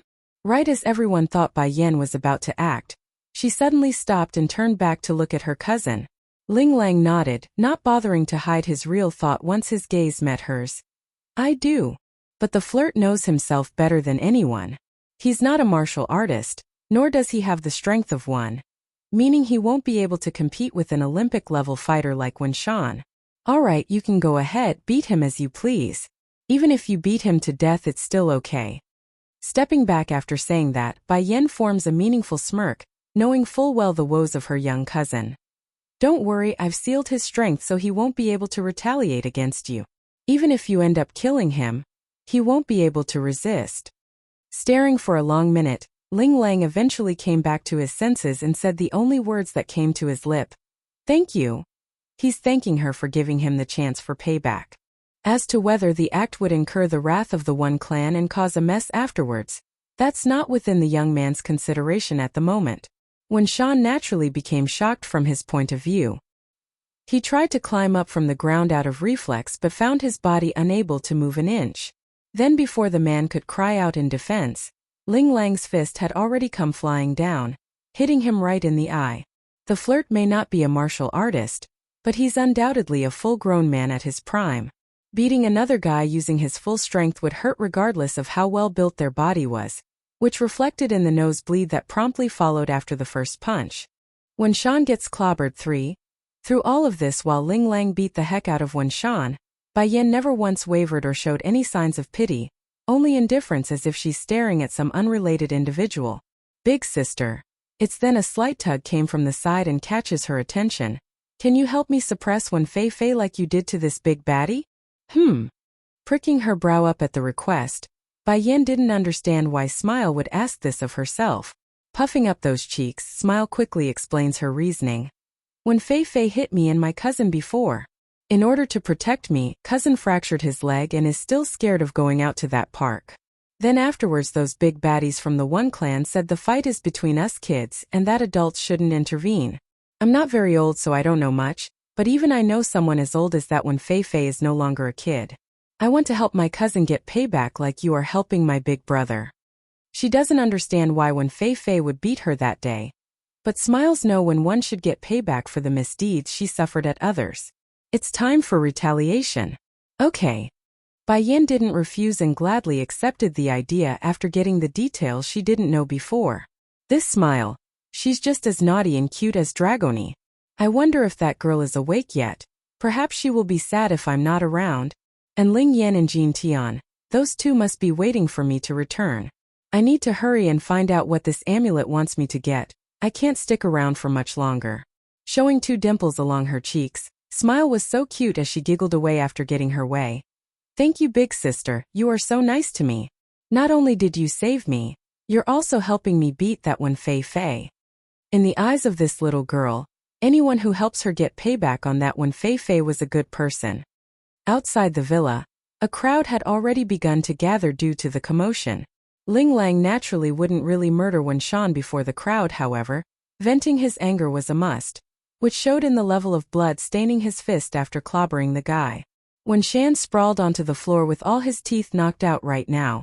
That's how badly he's been beaten. Cousin. Bai Yan saw how more and more people were gathering and decides to make her move by winking at the heated guy. Ling Lang couldn't read the lady's mind, but he's smart enough to know the lady must be planning something, so he immediately stepped to one side. Coming forward to stare down at her one-time father, Bai Yan's gaze was dark and full of disgust. When my mother was pregnant, you still had your lover give birth to a child. Then after my mother died, you had the nerve to bring that woman into her home. If at first the onlookers didn't know what's going, then that statement gave them more than enough hint to catch a whiff of the whole story. Unlike the other world where men would often take in multiple wives into their home, Earth was very different in its custom, where having a secret lover would be a huge taboo. Even if the fault lies in the main wife's side, people would still point fingers at the third party. That's how it goes in this world. So, what qualification do you have to come make trouble for my aunt in her home? You slapped her after she simply called out the truth, and you then threatened her to persuade me? My aunt did no wrong. And you think my cousin is only beating you because of your slap against my aunt? You're wrong, very wrong. He's also beating you for Smile's sake. Gaining momentum in her words, Bai Yan's loud speech catches everyone's ear. How old is Smile? No older than a kindergartner that year, while your daughter is already 18 that year. Then when my uncle went to your home to demand an answer, all you said was that it's a fight between kids and that adults shouldn't interfere. Heartwarming by Xiachen 1. Wen Shan's face appeared very embarrassed. Although he's a bit overbearing at times, but the guy's not stupid. These things are well known in their private circle, but once it's brought to the forefront, then it's undoubtedly going to bring shame to the entire family. Therefore, he's livid and ashamed at the same time, the indication of the guilt he had in his heart. Sure enough, the looks from all the onlookers are filled with contempt at this point. A full-grown adult bullying a child? Say it's a fight between kids? And won't let the injured side's parent come demand an answer? What a rare sight to behold, a truly shameless bastard. Ling Lang now fully understands why his cousin would tell him to back down. It's to clear his own name so others wouldn't point fingers after this beating. For that, his gaze couldn't be any more grateful. After all, the Ling household was one of the founding members of this country. Whether it be internal discipline of their members, or the reputation given to the public, the Ling family was known for being right and just. For him to openly beat another man in the streets, well, imagine the fallout for his grandfather, who's a high-ranking general. Those political oppositions would have a field day making trouble for their family. Cousin, Bai Yan coldly gave Wen Shan a glare before turning back to Ling Lang. You've vented your anger, so let's go first. As for him, have some of the security guards come around and toss him out. From now on, don't let any of the people from the one clan hear anymore. Ling Lang dumbly nodded at that order. He's overwhelmed by how quickly things were moving.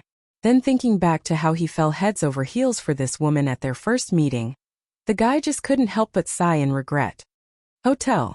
In order to stay at such a high-end establishment, those that come are usually very wealthy or influential. Therefore, their confidentiality measures are top-notch and thus making it difficult for one to figure out an individual's room number. Thankfully, Ling Lang had his connections. The son of the hotel's owner was the flirt's drinking buddy. That fact alone was enough to get the receptionist to make a phone call right away. Unbeknownst to his mother's arrival, Bai Xiachen had been curiously fiddling with all of the high-end products in his room. If only little sister and Dragony is here too. Despite how much fun he's having, just thinking back to those two girls in his family was enough to make the boy droop that face. He couldn't share his joy and that depressed him. Little master. It's then Big Bear, the bodyguard assigned to the steam bun, spoke up. I just got a call from the reception desk that a woman wants to see you. Woman. Bai Xiachen didn't know who, so the identity of said woman befuddled him. Is it someone from the One clan? No, she said she is your mother. Dunk. The steam bun had just gotten to playing with the TV's remote controller when he heard this, thus it didn't come as a surprise that he would drop the item without realizing he did so. The boy flew to the door in the next, rushing to the elevator so he could get downstairs as soon as possible. Big Bear didn't expect such a strong reaction there. After his initial stupor, the big fella promptly gave chase out of fear for the boy getting hurt. He's all too aware of how clueless the young kid was towards the things in the city. Big Bear, do you think that receptionist at the front desk would lie to me? How did mother know where I'm staying? Doesn't she need time to find me? Bai Xiachen didn't know how to work the elevator buttons, so he was standing around anxiously in wait. Heartwarming Bai Xiachen too. Will mother favor other people's child beside me since I wasn't around for a while? Will she miss me as much as I miss her? No, I'm sure I will miss mother more than she misses me. Mother has too many people to care for, and a lot of babies to worry about, meanwhile I only have mother. Swinging his head around to look up to the big bodyguard. By the way, Big Bear, do you think I should change out of my clothes first? Mother likes clean children. I'm not sure if I'm clean enough in this. Big Bear. This would be the first time the big fella discovered his young charge had such a big blabbing mouth. Unlike right now, the steam bun would hardly speak to his old man during his stay at the Water Clan, and when they did speak, it would always cause the young lord to throw a fit. While the two here each had their own individual thoughts, the elevator in question had already reached the first floor of the main lobby after making a ding. And with the door slowly swinging open, a beautiful lady donning a gorgeous red of modern design came into view. Mother. Bai Xiachen was the first to recognize that face, causing his smile to grow exponentially wider to the point where he threw himself at her waist. Oh, how great! Being next to mother is the best. It's so comfortable and warm. Bai Yin was just as happy as her boy. Reaching down to embrace the clingy child, her face radiated a heartwarming shine that could never be found elsewhere. Against this picture, Ling Lang, who was behind the lady, found it surprising and hurting. It goes to show how little importance he was to this newfound cousin of his. Mother, you are the warmest light in my heart. Without you, my heart will always be dark and without clarity. So mother mustn't go looking for other babies to care for, okay? You must only like me. Ling Lang was still lamenting at his own menial existence when compared to Bai Xiachen's grand entrance when he overheard that poetic phrase. Immediately, the flirt started to twitch in the eye and mouth because he felt ashamed at his own supposed skills to woo the opposite sex. Truly, if a boy that young could spout so much lovely-dovey words, then what would he do when he grows older? Ling Lang couldn't even imagine the sort of storm this nephew of his would rouse once the time comes. Xiachen is so good. Giving her son a peck on the cheek, Bai Yin couldn't hide her inner happiness in the way she's smiling. Of course I won't go look for other babies to care for. You will always be the shining sun in mother's heart. Without you, the world will be dark for me too. These days, Bai Yin could never get a decent rest due to not finding this boy. She's a mother, and as any mother would do, they would worry about their children's welfare, like if he's eating right or sleeping well. Heartwarming Bai Xiachen 3.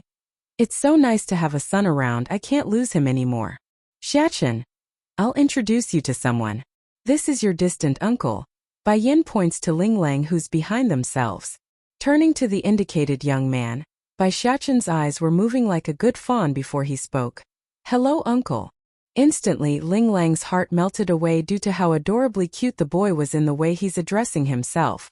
Without hesitation, the man pulls out a credit card from his wallet and offers it over. Good Xiachen. Uncle here didn't bring any gifts, so this credit card will have to act as our meeting present. The password is 6xxxxx. Go ahead and spend it as you please. The young mustn't refuse a gift from their elders, so thank you, uncle. I don't have anything special prepared either, so please accept this from me. That said, Bai Xiachen promptly pulls out a bottle of Dan pills to offer.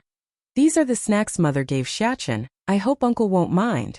Ling Lang's smile literally bloomed with delight then. He didn't think this newfound nephew would be so polite and clever to the point it's making him jealous the boy's not his own son. This child is so sensible.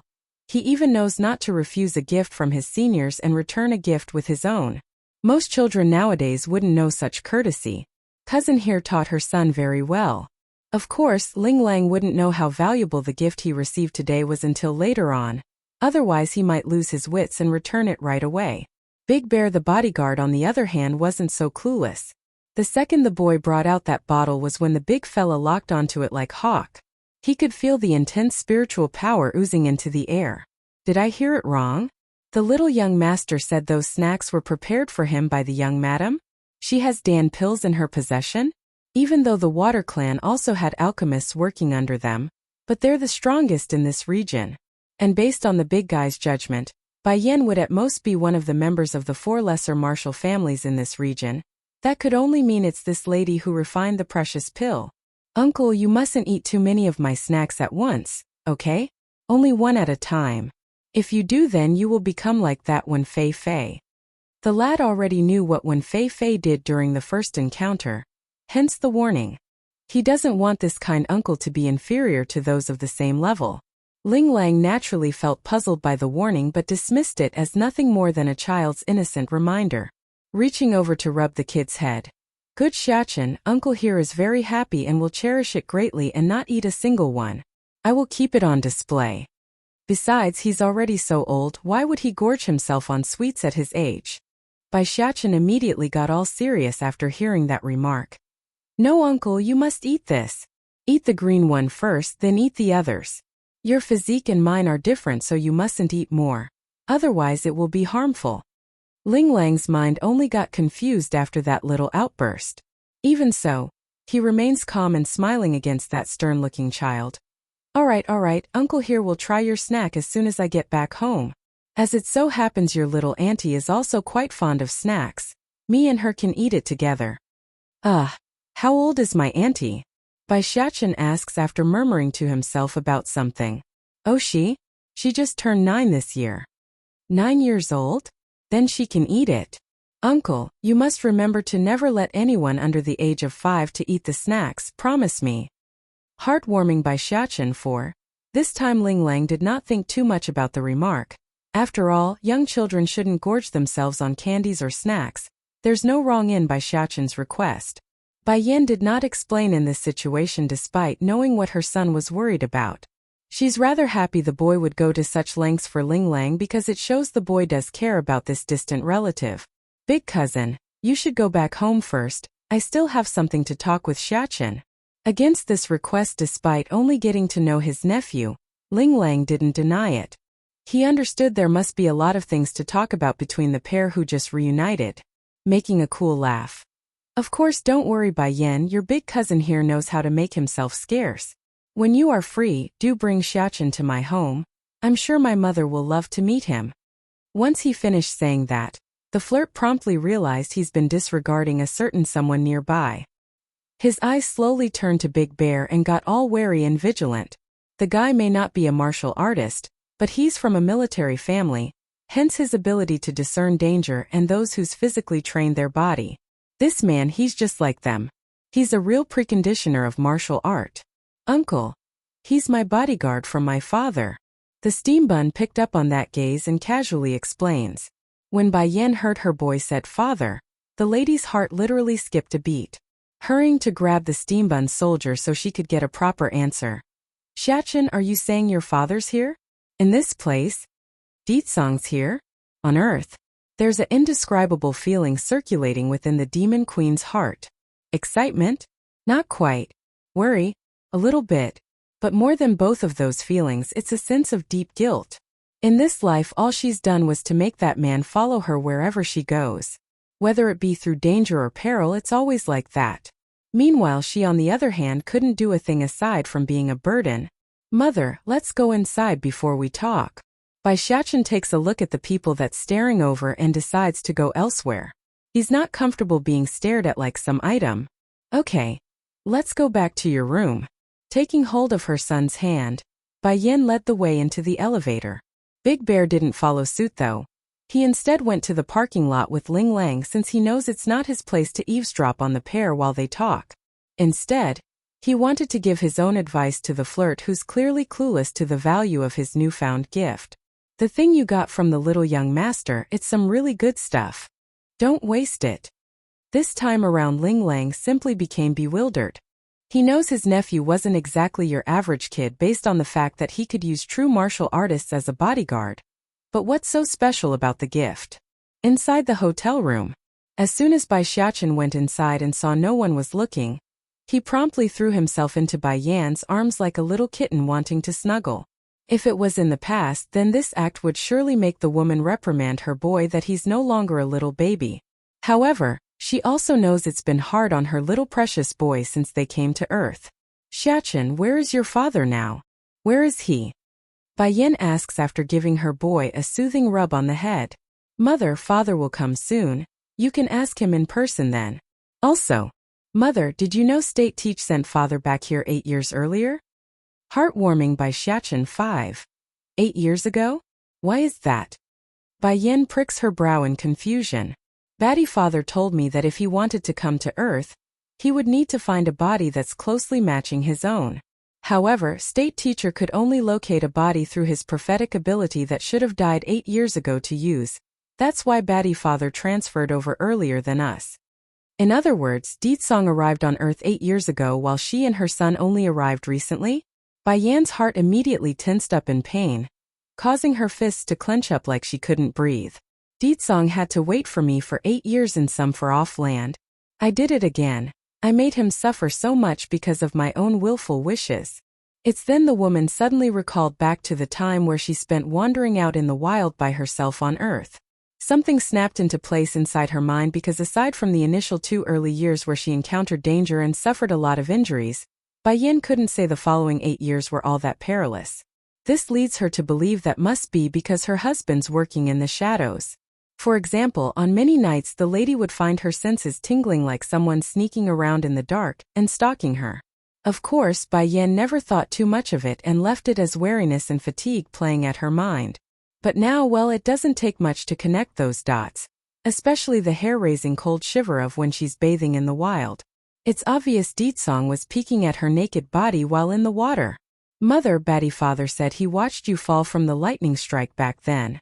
He really wanted to help you block, he really did, but he didn't because he knew how much you cared about the family and friends on the other side. Bai Yin understood why her boy was saying that and smiled in agreement. Yes, I don't blame your father, he made the right choice. I would rather die than to miss the opportunity to meet everyone in the other world.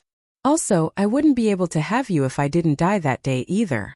Mother loves you so much, Xiachen. That said, the woman went ahead to pull her son into a warm embrace to show her affection. Really? The steam bun happily wraps his little hand around hers to show his affection. Nodding, Bai Yin strongly reaffirms the notion. I've used up all my good karma in this life to meet your father. Because of your father, I now have you, Ling Yan and Jin Tian. Besides, there are so many people who cares for us on that side. What else could I ask for? Exhaling a small breather after hearing that statement, the steam bun appears very much relieved. He's been worried Bai Yin would regret dying just to have him and his siblings. If that's the case, what would he do then? Mother, I will be very good and obedient. Those people who brought you harm will pay for what they did, I promise you. Xiachen here will always be your most intimate and kind baby. Those people who hurt mother will know what sort of a mistake they made. No one can hurt my mother, no one. Heartwarming by Xiachen 6. Bai Yin did not make any friends in the previous life on Earth, nor did she bring Bai Yi along with her. The reason for that secluded nature wasn't only to enhance her own strength by diving into alchemy and such, it's mostly because the lady had no will to continue living after revenge. She intended to off herself after the fact. However, in the other world, that idea had long left her due to all the warmth she experienced from the friends and family she made along the way. Deetsong knew this, of course, hence the reason the Demon King didn't save his wife from that thunderbolt. Otherwise, the outcome would be that Bai Yin remains the same old her, the same woman who's only out for revenge and without a will to live. If that's the case, what then? It's not like the Demon King could just rewrite history and then still get the same outcome. That doesn't work. Mother, Bai Xiachen looks up with his small little head. I miss Grandchefess and them. I also miss Sistery and Auntie. Once we go back to the other world, can we go see them in the human realm? Of course. There's no objection on her part. After all, Bai Yan received a lot of help from those friends and family, especially those who were there at the very beginning where she was at her weakest. On this new lease on life, it's unforgettable. But then just as the mood was going well, the steam bun decides to throw a bomb down that destroyed it completely. Let's go without Batty Father, just us. Batty Father is too intimidating, and Sister have a small heart so she will be scared. Immediately, Bai Yan's mouth twitched over that comment. I'll have your father control himself. Getting all pitiful and teary, Bai Xiachen knew he's not going to get his way this time around. He wanted to hog Bai Yan to himself on the trip. That's why he suggested to leave Ditsong behind. Also, don't say bad things about your father. Bai Yan pinches her boy on the nose as a tease, knowing full well how naughty the rascal could be when it came to her own husband, making a wrong face after hearing that remark. Then can mother still snuggle with me if father is around? Can you still give me a kiss on the cheek too? He purses his lip like some pitiful pet waiting for its owner to consent. Why not? You're my son. Yeah. We can take Batty Father with us then. I'm fine with that as long as I can snuggle with you, mother. Batty Father may be annoying at times, but I will bear with him if you insist, mother. As long as he could do as he pleases, then what does an extra Ditsong matter in the equation? Anyways, Xiachen, when is your father? When is he coming? Waiting for a good moment, Bai Yan eventually asks after succumbing to her own desire. 8 years, no matter how patient the lady was, 8 years was still a long time for anyone. How could she not want to console her own husband after knowing that fact? I don't know, but Batty Father said he needed to do one more thing before coming. I don't know when, but he said at most 2 or 3 days. That said, the steam bun went ahead to tug at her sleeve. Mother, Batty Father will definitely come find us. You just need to wait for him, so don't worry. Thinking it over, Bai Yan eventually accepts this fact despite her own urge to search. Okay, I will listen to you. I believe your father will come find us soon. Bai Xiachen's present 1. Ran. Running into the main living room of the Ling household's estate, the man by the name of Ling Yun appeared anxious in the face when searching for his wife's whereabout. Only by seeing Bai Ran loftily sipping tea on the sofa did the man calm down. Ran, I heard when Shan that bastard came to make trouble. Are you alright? Are you hurt anywhere? Before he came home, Ling Yun had been busy dealing with some business at work when one of his subordinates reported the news of Wen Shan making a scene in his home. That's why he came running back so quickly without checking what has happened on the phone. I'm okay, our son beat up Wen Shan for me. Hubby, regarding our son beating up that guy, do you think you and father can settle it somehow? I'm worried that Wen Clan will try something. Bai Ran asks with a troubled expression. Initially the lady did not stop her son Ling Lang due to her own grief against Wen Shan, but after cooling her head down and figuring out the gravity of the situation, she knew it's going to get messy. After all, the coward may be a bastard, but he's still the son of the current chief of the One clan. That's bound to cause some trouble for their family. Don't worry about that, me and Dad can handle the aftermath. Ling Yun smiles reassuringly. Oh right, our son shouldn't be a match for that Wen Shan, right? How come he's able to beat that guy? There's a obvious look of puzzlement in the man's eye because he knows his own boy the best. Aside from being a flirt with those movie stars and girls of high society, Ling Lang didn't have any other special ability. That. Here, sit down with me and let me explain. I got something really good to tell you. Bai Ran wraps her arm around her husband's and make him sit. Do you remember my older sister's daughter? Thinking back to that name, Ling Yun starts recalling back to the fuzzy memory of that young girl who would often hide behind her own mother. Unlike his wife, he himself didn't have much of an impression from that side of the family anymore. The only impression would be that his niece was well-behaved and sensible, often clingy and very likable. Pity. If the Bai clan didn't face destruction, that child wouldn't be missing for all these years. I remember her, she's called Wen Yin, wasn't she? No, she's called Bai Yan now. Bai Ran harshly corrects her own man. That's what I want to talk about. Bai Yan, that girl, she's back. Not only is she back, she's grown up to be a fine lady. Appearing shocked along the face, Ling Yun quickly speaks. Then did she go back to the One Clan? Does she know about Wen Shan's new wife and new daughter? Honestly speaking, Ling Yun had a very bad impression of Wen Shan and held the guy in great contempt. For one thing, taking on a new wife and daughter right after your first family broke apart was enough to make anyone frown. Then did you invite the girl to our home? I would like to see this niece of mine for dinner. It's time we did our part to take care of that poor child. No matter what, she's still our relative. As her uncle, the least I can do is make sure she's doing well. Showing a gentle smile, Ling Yun really meant it when he said he wants to help. Also, go call that rascal that is our son back home for dinner. I want him to help his cousin out since they're around the same age. We're too old to be too involved, so it's better if the young ones interacted more often. PFF. By Xiaochen's present too. Bai Ran could no longer keep her eyes from forming a curve after hearing her husband's words. She's too happy that it's showing on the surface. Why are you acting so happy all of a sudden? Did I do something? Ling Yun couldn't understand the inexplicable look. He's getting like he's some gullible child being praised. Oh that, you don't need to fret about Ling Lang getting to know our niece. Grinning now in the face, Bai Ran pauses to keep her husband hanging as a playful tease. But you did return in time. I want to talk to you about something else as well. Before you return, our daughter almost got hit by a speeding car along the road. What? Ling Yun's complexion got deathly pale, understanding the severity of how close his baby girl came to death today. I know you're busy out there working for our family, but hubby, I suspect someone is out to get us this time. That speeding car is no accident. It's likely premeditated. Ling Yun's beating heart won't stop at the suggestion, causing his hand to clench up greatly when he spoke with that cracking voice. Dear, don't worry, I will make them pay for going after Smile. Dad is already getting old, so don't let him know. I will personally handle this matter. They won't be able to hide from us. The man understood. Unless the one behind the plot gets identified, then the danger would continue to lurk around. By then their family would never be able to rest at ease knowing a shadow was after them. I know you will keep our family safe, hubby, the lady sighs. But we also have to thank our niece Bai Yin as well. She's the one who saved Smile before the car crash.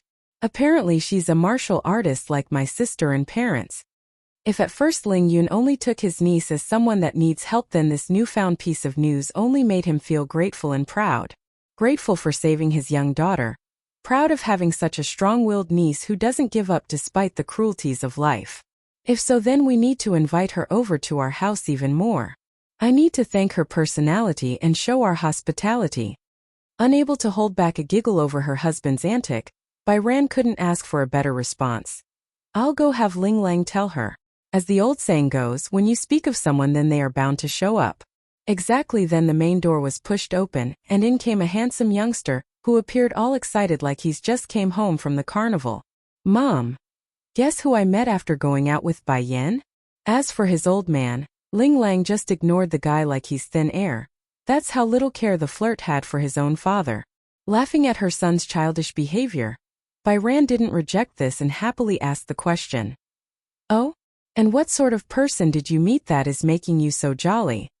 You will never guess. We were able to find Bai Yan's son right away. That little guy is so cute and adorable. I wish I could kidnap the little rascal to our home. Though the boy is only 8 this year, but he's so clever and smart. If Smile and the boy wasn't related, then I would love to pair them together.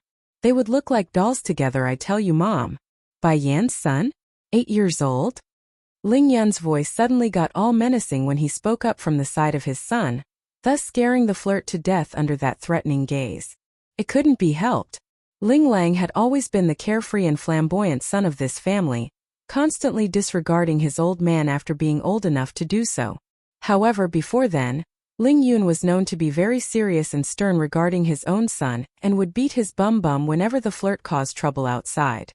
By Xiaochen's present 3, Bai Ran hurried to wink at her own boy to stop before angering the man some more, hurrying to help calm the situation.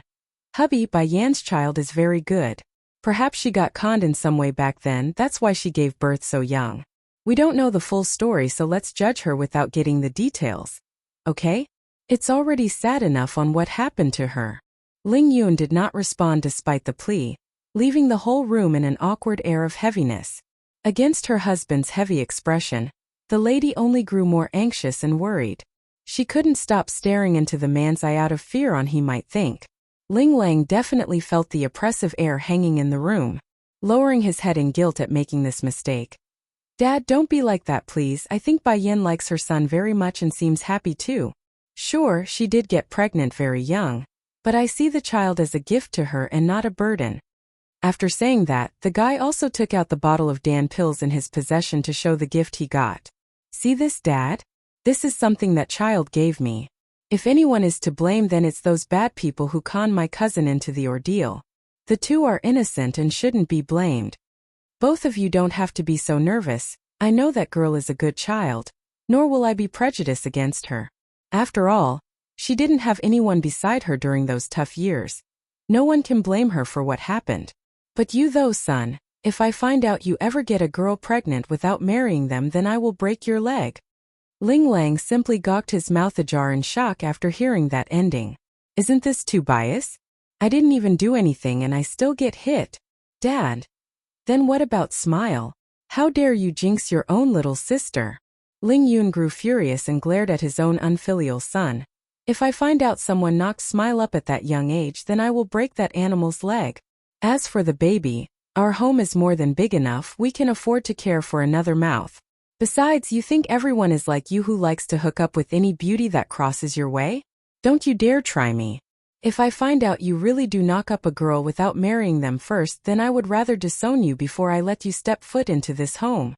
Ling Lang literally squealed, his hair raising into a sweaty mess at that warning. Dad would never dare. It's true this flirt likes to hang around those beautiful flowers, but when have he ever played around like everyone think? He's not the type to mess around, okay? At most a little kiss or a little touch here and there, but even when he does sleep with them, it's only with a condom, never raw. Of course, the woes of this playboy would never reach the ears of those closest to him.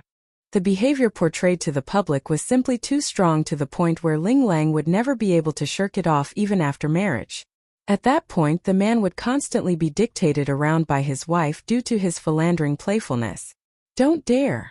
Ling Yun sneered at his own son's promise. I will believe it when I see it. If you ever become someone like that heartless Wen Shan, then I would send you back to the maker than to keep you in my sight. A shudder gripped the flirt's back. For once in his lifetime, he got the sensation that he better keep his manhood in check lest he loses it.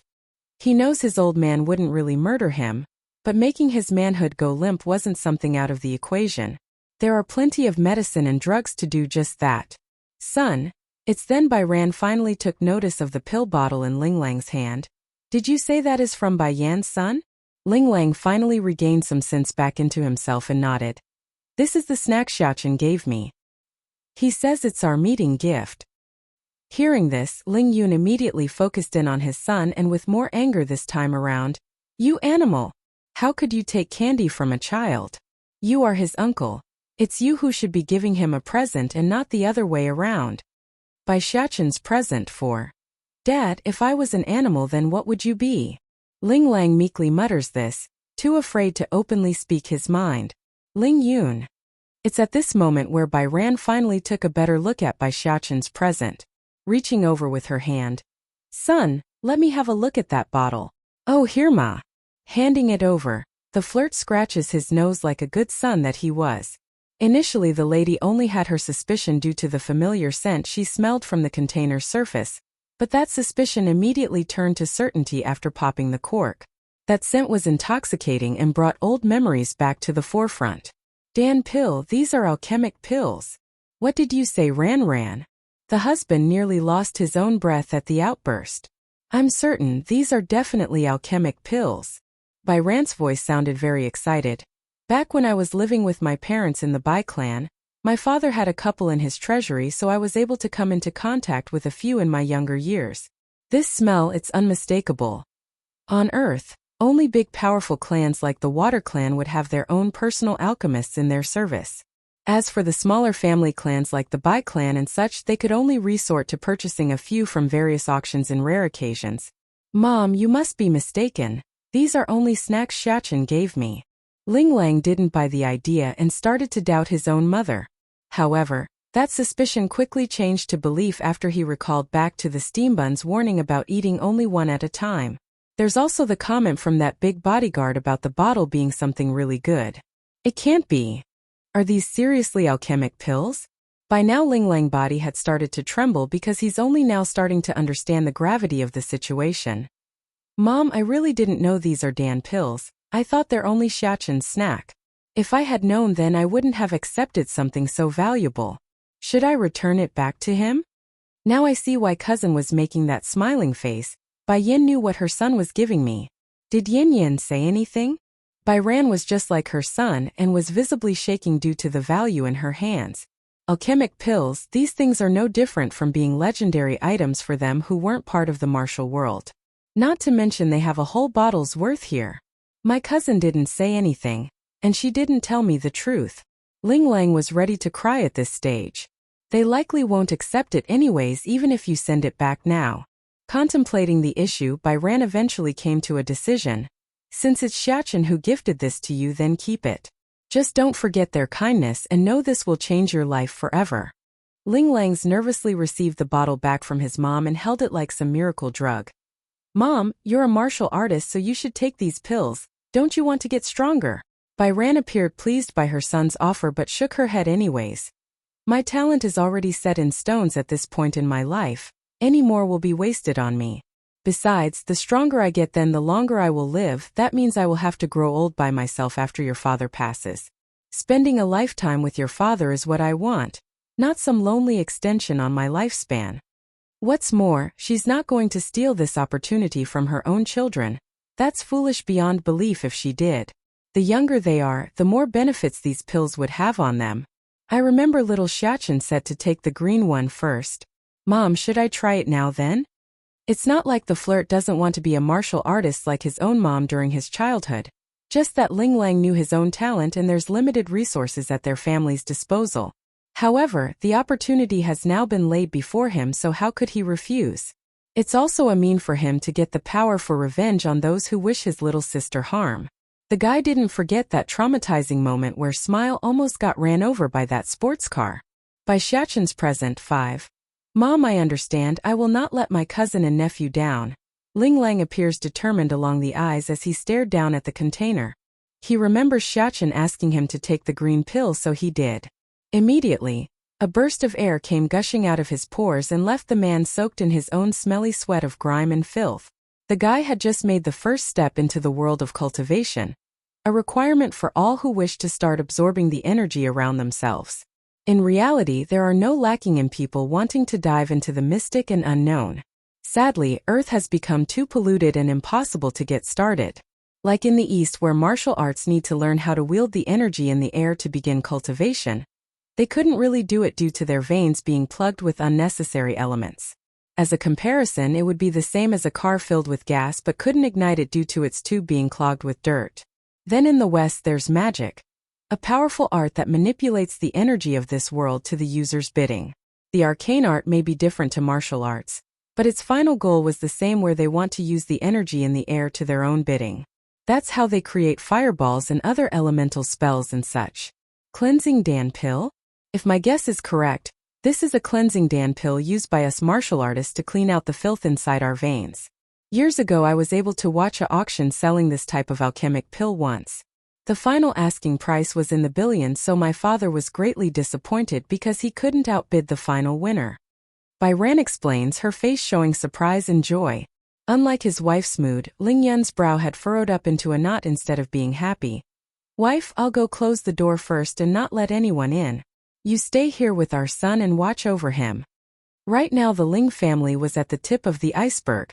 Any sudden movement or mistake would allow their opponents to catch on to it and make a mess of things, including ruining Ling Lang's evolution right now.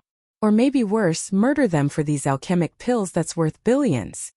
The cleansing process took a very long time, by going from the afternoon all the way to the evening. Nevertheless, the flirt's done it now. He may be covered in a sticky layer of grime that turned off even his own mother, but he's done it. Mom, I just had a look inside the bottle and there's more than one of these pills. We can save one for Smile, so you and father should split the rest. Ling Lang offers after coming out of the shower. He felt incredibly refreshed, like all those years of drinking and smoking had never happened. Byran simply gawked her eyes at the container and didn't try to reach over. Instead, she grew hesitant, like she's struggling inside. Truth be told, the woman does want to try one of these alchemic pills for herself and grow strong as well. That way their family would have another trump card against those foes lurking in the shadow. Ling Lang seems to catch on to his own mother's woes and quickly cocked that iconic grin of his.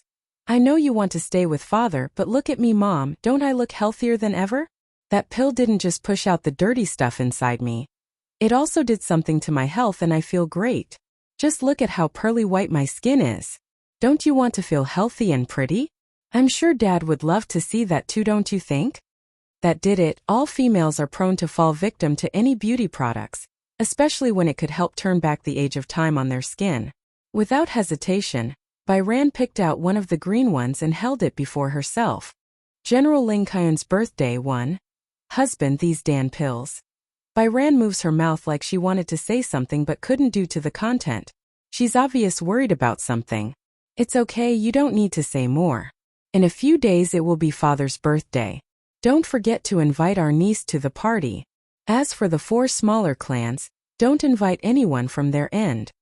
Byran immediately showed a surprised look, because this meant her husband intends to side with Bai Yan and disregard the 4 smaller clans. Make no mistake, this was no easy decision. After all, they're all part of high society, and openly snubbing that side meant their Ling household would be telling everyone they are not on good terms. Undoubtedly more enemies would take advantage of this fact later on, and use this opening. Okay, I'll tell Yin Yin this. I'm sure she will be happy to attend if I ask. Byran sighs a breath of relief. This was exactly the trouble she had. On one hand she wanted to look out for the benefits of her own family, on the other she wants to protect Bai Yan and help the lass. Picking one meant damaging the other. Regardless of her choice, someone's going to get the shorter end of the stick. Now it's all become a non-problem thanks to their boy's sudden surprise entry into the equation. Hotel. Bai Shachen was currently fast asleep while nesting himself in Bai Yan's lap. This little thing, he's so cute while asleep. He must be dreaming about something delicious. Look at that drool and happy face. Bai Yan thought, pleased to have her son around again. Bad little rice. As if in compliance to the comment from the lady, the little guy suddenly started to furrow his forehead in displeasure. You're stealing my snacks again, I won't play with you anymore. Bai Yan. This little guy, even when he's dreaming, he's still fighting with little rice over their snacks? But before the woman could go further in her own train of thoughts, a series of phone rings catches her ear. Bai Yan didn't want to wake her son up, so those hands moved fast. However, the number on the screen wasn't one she recognizes. Sure, she did give the cell number to Ling Lang, her cousin, but this new one didn't match up with the flirt's ID. Abruptly, another thought hit the lady like a train wreck, because not long ago Big Bear had asked her for the phone to use. It can't be. Thinking of the possibility that her heart wanted, Bai Yan carefully climbed out of the bed without waking her boy, moving quickly and silently towards the direction of bathroom like a sneaky housewife that's about to meet their secret lover. Once inside and after pressing the receive button, Yin Yin. The voice that came through was low and hoarse, yet it carried a hypnotic tone that sucked the very air out of the lady's throat. It's too familiar and causes her eyes to tear up. Yin Yin. The man on the other end didn't get a reply, so he called out again through the phone, this time carrying even more tenderness and yearning to the point it could melt a woman. I'm here. Bai Yan finally realizes she's being too quiet and muttered this out with sobbing tone. After a long pause on both sides. Yin Yin, I miss you. 8 years of yearning and separation. That's all he needed to convey his feelings. Not far away in the back mountain of the Water Clan's estate, a big orange cat was currently loafing around in the grasses and enjoying the soft breeze when it overheard that lovely beckoning. Immediately, the critter promptly looked up in surprise at the man who never showed such emotions. General Ling Kaiyuan's birthday, too. If anyone else were to be present, then they would surely be taken aback by how humanistic this cat was behaving. It's not normal to act this way for an animal, almost like its intelligence has been elevated beyond that of an animal. Deetsong, where are you now? Bai Yan whispers this, her fingers growing tighter in anticipation for the reply from the phone. I'm taking care of some business outside, don't worry. I'll come as soon as I'm finished. Yin Yin, wait for me. The man's voice promptly made Bai Yin chuckle due to how apologetic it sounded. Okay, I'll wait for you to come to me, and if you need me I'll go find you right away. Don't worry, I'm your man. I'll fix anything that comes my way and give you a safe haven. That's the initial promise he made to her, so he's going to see that through. Whether it be on Earth or the other world, it's all the same. The corner of Bai Yan's mouth curved upwards, her smile warm and glowing after that lovely cooing. I estimate Xiachen already told you the full story. When you disappeared that day outside the Demon City, I immediately called State Teacher back for help. But for some reason I could only come to the Earth 8 years prior. I've been following you since. Many times I watched you dive into danger without thinking it through. I hated the experience. On more than one occasion I had the urge to drag you into bed and give some sense into you. When spouting this sentence, Bai Yin could hear the gritting teeth of her man through the phone. He's really angry with me, isn't he? I'm sorry, Deetsong. This would be a rare occasion for her in not arguing with Deetsong, which in kind tempered some of that flair in his attitude. At the beginning, I lost hope after the Bai clan was destroyed. So, in order to avenge them, I would pay anything to grow strong. I know the Tian clan has a strong backing, but I did not know how strong they were, so all I could do was to improve and improve. If I survive, then I could avenge them, and if I die, then I don't have to live with such pain. But then I went to the other world, the world where you lived. I met my brother Bai Xiao, Chui, and my Shifus along with many more people. It's your presence that made me want to try to living again. Try living so that I can be with you. I'm grateful that you didn't stop me from going to the other world where I got meaning to my life. If I didn't, I would have ended myself even after my revenge. There's nothing in this world binding me here. Bai Yan's now afraid of death. Afraid of leaving all these friends and families behind. Therefore, in order to avoid such an outcome, Bai Yan has put her all into growing stronger again, but for a real reason and not just blind vengeance. On the mountain of the Water Clan, Deetsong had grasped onto his own chest like he's unable to breathe due to the words coming off of the cell phone. His wife's confession wouldn't stop ringing in his ear, and it's killing him, all for one simple reason. That so-called backing in causing the Bai clan's demise was the Water Clan itself. Though he turned back time and came to Earth 8 years prior, he couldn't change the tragedy because that had occurred already. Also, he's not the true young lord of the Water Clan, so what right does he have with messing and fate of those living here? General Ling Kaiyuan's birthday 3. That said about the past, Deetsong also knows the future remains fluid and ever-changing like the flow of a river. He couldn't change the events that's already set in stone, due in part thanks to State Teacher's advice, but this Demon King would be damned if he doesn't set the future in proper arrangement for his wife. Didn't those people want to use the Water Clan as their backing? Humph, I will have them fall heavily and deeply into the ground before I leave. Yin Yin, believe me, I will solve everything for you. I won't let them off without settling this blood debt. I will also let them have a taste of the pain you suffered. Some things could not be solved with mere death. Only by making them suffer immeasurably while being alive would it be enough to quell that hatred. I'll wait for you to come, Bai Yin says, her voice growing ever so more yearning like her own husband's. But yearning was yearning, it won't help even if they kept talking through a phone. Therefore, the conversation quickly ended after that when they hung up. If Yin Yin calls again, remember to hand me the phone. Deetsong tosses the device over to the big orange cat after hanging up. Meow. The cat complies by calling out, his paws resting on the phone screen and poking at it like a human child playing with a toy. Deetsong didn't mind the fact that his pet was playing with the device. As long as he knows someone he trusts was on watch for Bai Yan's call, then that was enough. Cocking a devious smirk. Tian clan, Fu clan, and the One clan? I will definitely make all 3 of your clans suffer for making my wife endure those grievances. General Ling Kaiyuan's position within this nation was very high. Even though they rarely meddled in the political affairs of each day-to-day business, it still doesn't mean their household had fallen from grace. In fact, it's the opposite, they've never been higher. This time around for the old general's birthday, the family has arranged for a huge banquet to invite those of high assignments. Take for example the leading figure of this nation. Though the #1 official couldn't come attend in person, they still sent a representative to congratulate the old general, thus giving the Ling household immeasurable glory in the public's eye. Despite the desire to flatter such an influential family and its members, those attending wouldn't dare to bring gifts tonight. They've been told specifically not to today, plus they all know the sort of position the old general was in. If they did bring gifts, then it would only give the political opponents opportunity to prod at the old general, claiming he's dirty and easy to bribe. Vroom. It's then the guests that were still heading inside were stopped in their tracks because a luxurious-looking SUV had pulled into the driveway. Normally expensive cars were commonplace for these wealthy and influential guests, but the car plate was something special in of itself. Who would carry the word rich in its plate numbering? No one, that's why. For one thing, it would be ridiculously hard to get such a combination. Secondly, such a taunting plate name would rouse jealousy from anyone who had an ounce of influence. Yet this guy did, and he's openly flaunting it before high society. But their curiosity was soon quelled once the driver stepped out of the car. Wearing a casual set of brand name's clothes, the guy was definitely handsome. No one could deny that.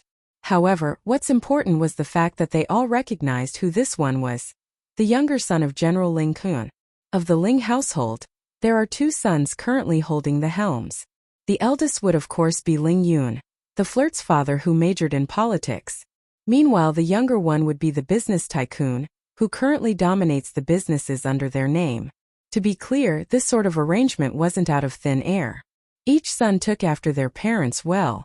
Ling Yun had his father's talent in politics. Meanwhile, the younger one had the mother's talent in business. The old madam of the Ling household wasn't just some flower vase put up for looks. She's actually a famed business tycoon in of herself who carved a business empire before marrying the old general. General Ling Kaiun's birthday for. But who would really care for a middle-aged man anyways? The ladies here are more captivated by the next man to come off of that SUV. Specifically, Ling Lang, who's the only adult male in the Ling household who hasn't married yet. They're showing love-star eyes at the handsome flirt who immediately captivated the female guest's eye. Unfortunately for them though, their hopes aren't going to come to fruition tonight. Instead of greeting all those fancying females, the guy remains preoccupied with opening the passenger seat door for his important guest. For a moment, all the men attending the birthday banquet was gobsmacked by how beautiful and stunning this new lady was.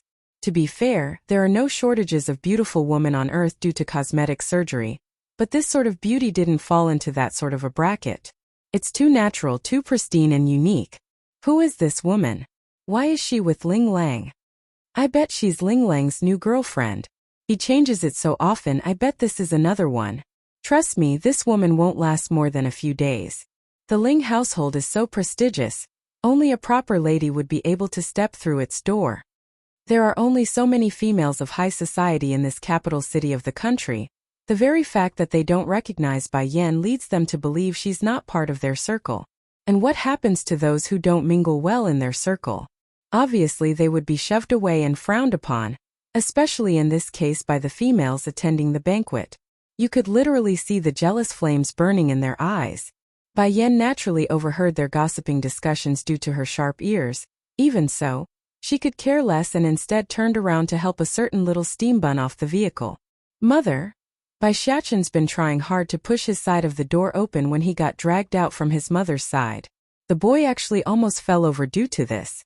It couldn't be helped that the rascal would appear so pitiful and teary. This would be the first time he rode on a car, and it nearly scared him to death. Then the tin can wouldn't open its door, which only made him more frantic because he didn't like the fact that he's trapped somehow. Sir Ling Lang is playing with some woman that has a child this time around? In that case, I bet she won't even last a day if she's that old. The old general would be furious if he finds out. Che, and what's up with the way he calls his own mom? Who calls mother nowadays? Does that kid think he's in some kind of old martial arts drama or something? The voices of these people were very sour to the ear regardless of their gender, apparently upset by the fact that Bai Yan and her son got to ride with the flirt. Then again, this outcome was to be expected. Whether it be men or female here tonight, they had one or more reason to get close to Ling Lang, like setting up a marriage arrangement or trying to form a business relationship. There's just so many benefits to getting close to the Ling household. You've been looking like you're in a daze for a while already. Can you come back to your senses now? Bai Yan asks her foster sister, who stood there in a blank state. Bai didn't really come back to reality though. Stiffly turning her head like a robot, The young lass still showed the same disbelieving dull look in those eyes. Sister Bai Yan, I still need a minute to digest this. Bai Yan dragged her out tonight and took her to see Bai Xiachen. Originally the poor girl thought the nephew would only be a little baby. Yet it turns out he's already so old, so how could she not be surprised beyond compare? General Ling Kaiyuan's birthday 5. If you don't come along then I'll leave you in this place. Bai Yan knew she had to tease this foster sister of hers, otherwise they would be standing here till the next morning. Bai immediately sped forward like a good Girl Scout. She didn't even want to give that idea even a sliver of hope. Bai Ling Lang also saw the dazed face of the lass and decides to join in on the fun. However, his voice suddenly stopped and got uncertain after noticing something. Are you able to practice again? Ling Lang could not feel these before. But ever since he consumed the green pill from Bai Xiachen, then he's been able to discern certain aspects of everyone around himself. For example, his own mother Bai Ran was a martial artist and the way she moved was certainly different from all the rest. It's very precise, like it's always ready to move for combat. Huh. Startled in her initial response, Bai quickly realizes what he's asking and got all flushed in the face. Uh-huh. Ling Lang silently felt relieved at the good news. That's wonderful to hear. You are my aunt's apprentice, so it's good to know you have recovered. When my mother offered to help you and you refused, we've always been worried. That comment only made the lass hang her head even lower. It's true she refused the aid of the Ling household, mainly because she didn't want others to gossip around, saying she's only out to steal other people's wealth. That would be a smear on Bai Yu, who brought her up from the streets, a sin Bai Yi would never allow for her late teacher. Therefore, the lass would rather live in a basement than to take charity from others. Those females at the entrance were already jealous to begin with due to Bai Yan's presence. But this time they're downright showing contempt for Bai, who got the opportunity to speak with Ling Lang. In fact, it's so bad that one of them actually openly chuckled for everyone to hear. Ling Lang's footsteps suddenly stopped at the noise, turning to glare at the individual woman. Your parents never taught you that it's not okay to mock others behind their back? Just listening to you all talk about others is hurting my ear and making you all look very ugly. Sure enough, the smile in those ladies' faces disappeared. They couldn't believe this for one. How could the flirt hear their conversation when it's so low? In reality though, the average person wouldn't be able to. The reason why Ling Lang could in this case was due to the fact that he's evolved into a real genuine martial artist. The very same type that could break rocks and chop bones with his fist, that kind. Merely picking on some noise nearby had become an easy task for him after consuming that green pill. Sir Ling Lang, you misunderstood us, One of the females in a bright red dress wanted to explain but was cut off by a voice from inside the manor. Ling Lang, why are you not coming inside yet? Recognizing who this individual was, the sorry excuse of a guest that wanted to make an excuse stopped in her tongue. She's now looking on with delight at the expected drama that's going to unfold. Mrs. Ling is here. I like to see how that woman with a brat tagging along is going to play this. She's definitely going to embarrass herself. Coming out of the manor was none other than Bai Ran, of course. She saw her son, so she called out. But her gaze had locked onto Bai Yan right away and then shifted to the little figure standing next to her niece. Immediately, Bai Ran got all elated in the face as she quickly walked over to reach out for a big affectionate hug. Yin Yin, I knew you would come today. Your uncle has been waiting for you already. This child is Xiachen, is he not? How lovely is he? The boy got your eyes, you know. Grand Auntie Ran, you are so young and good-looking. Other people could easily mistake you as my mother's sister if you stand next to her.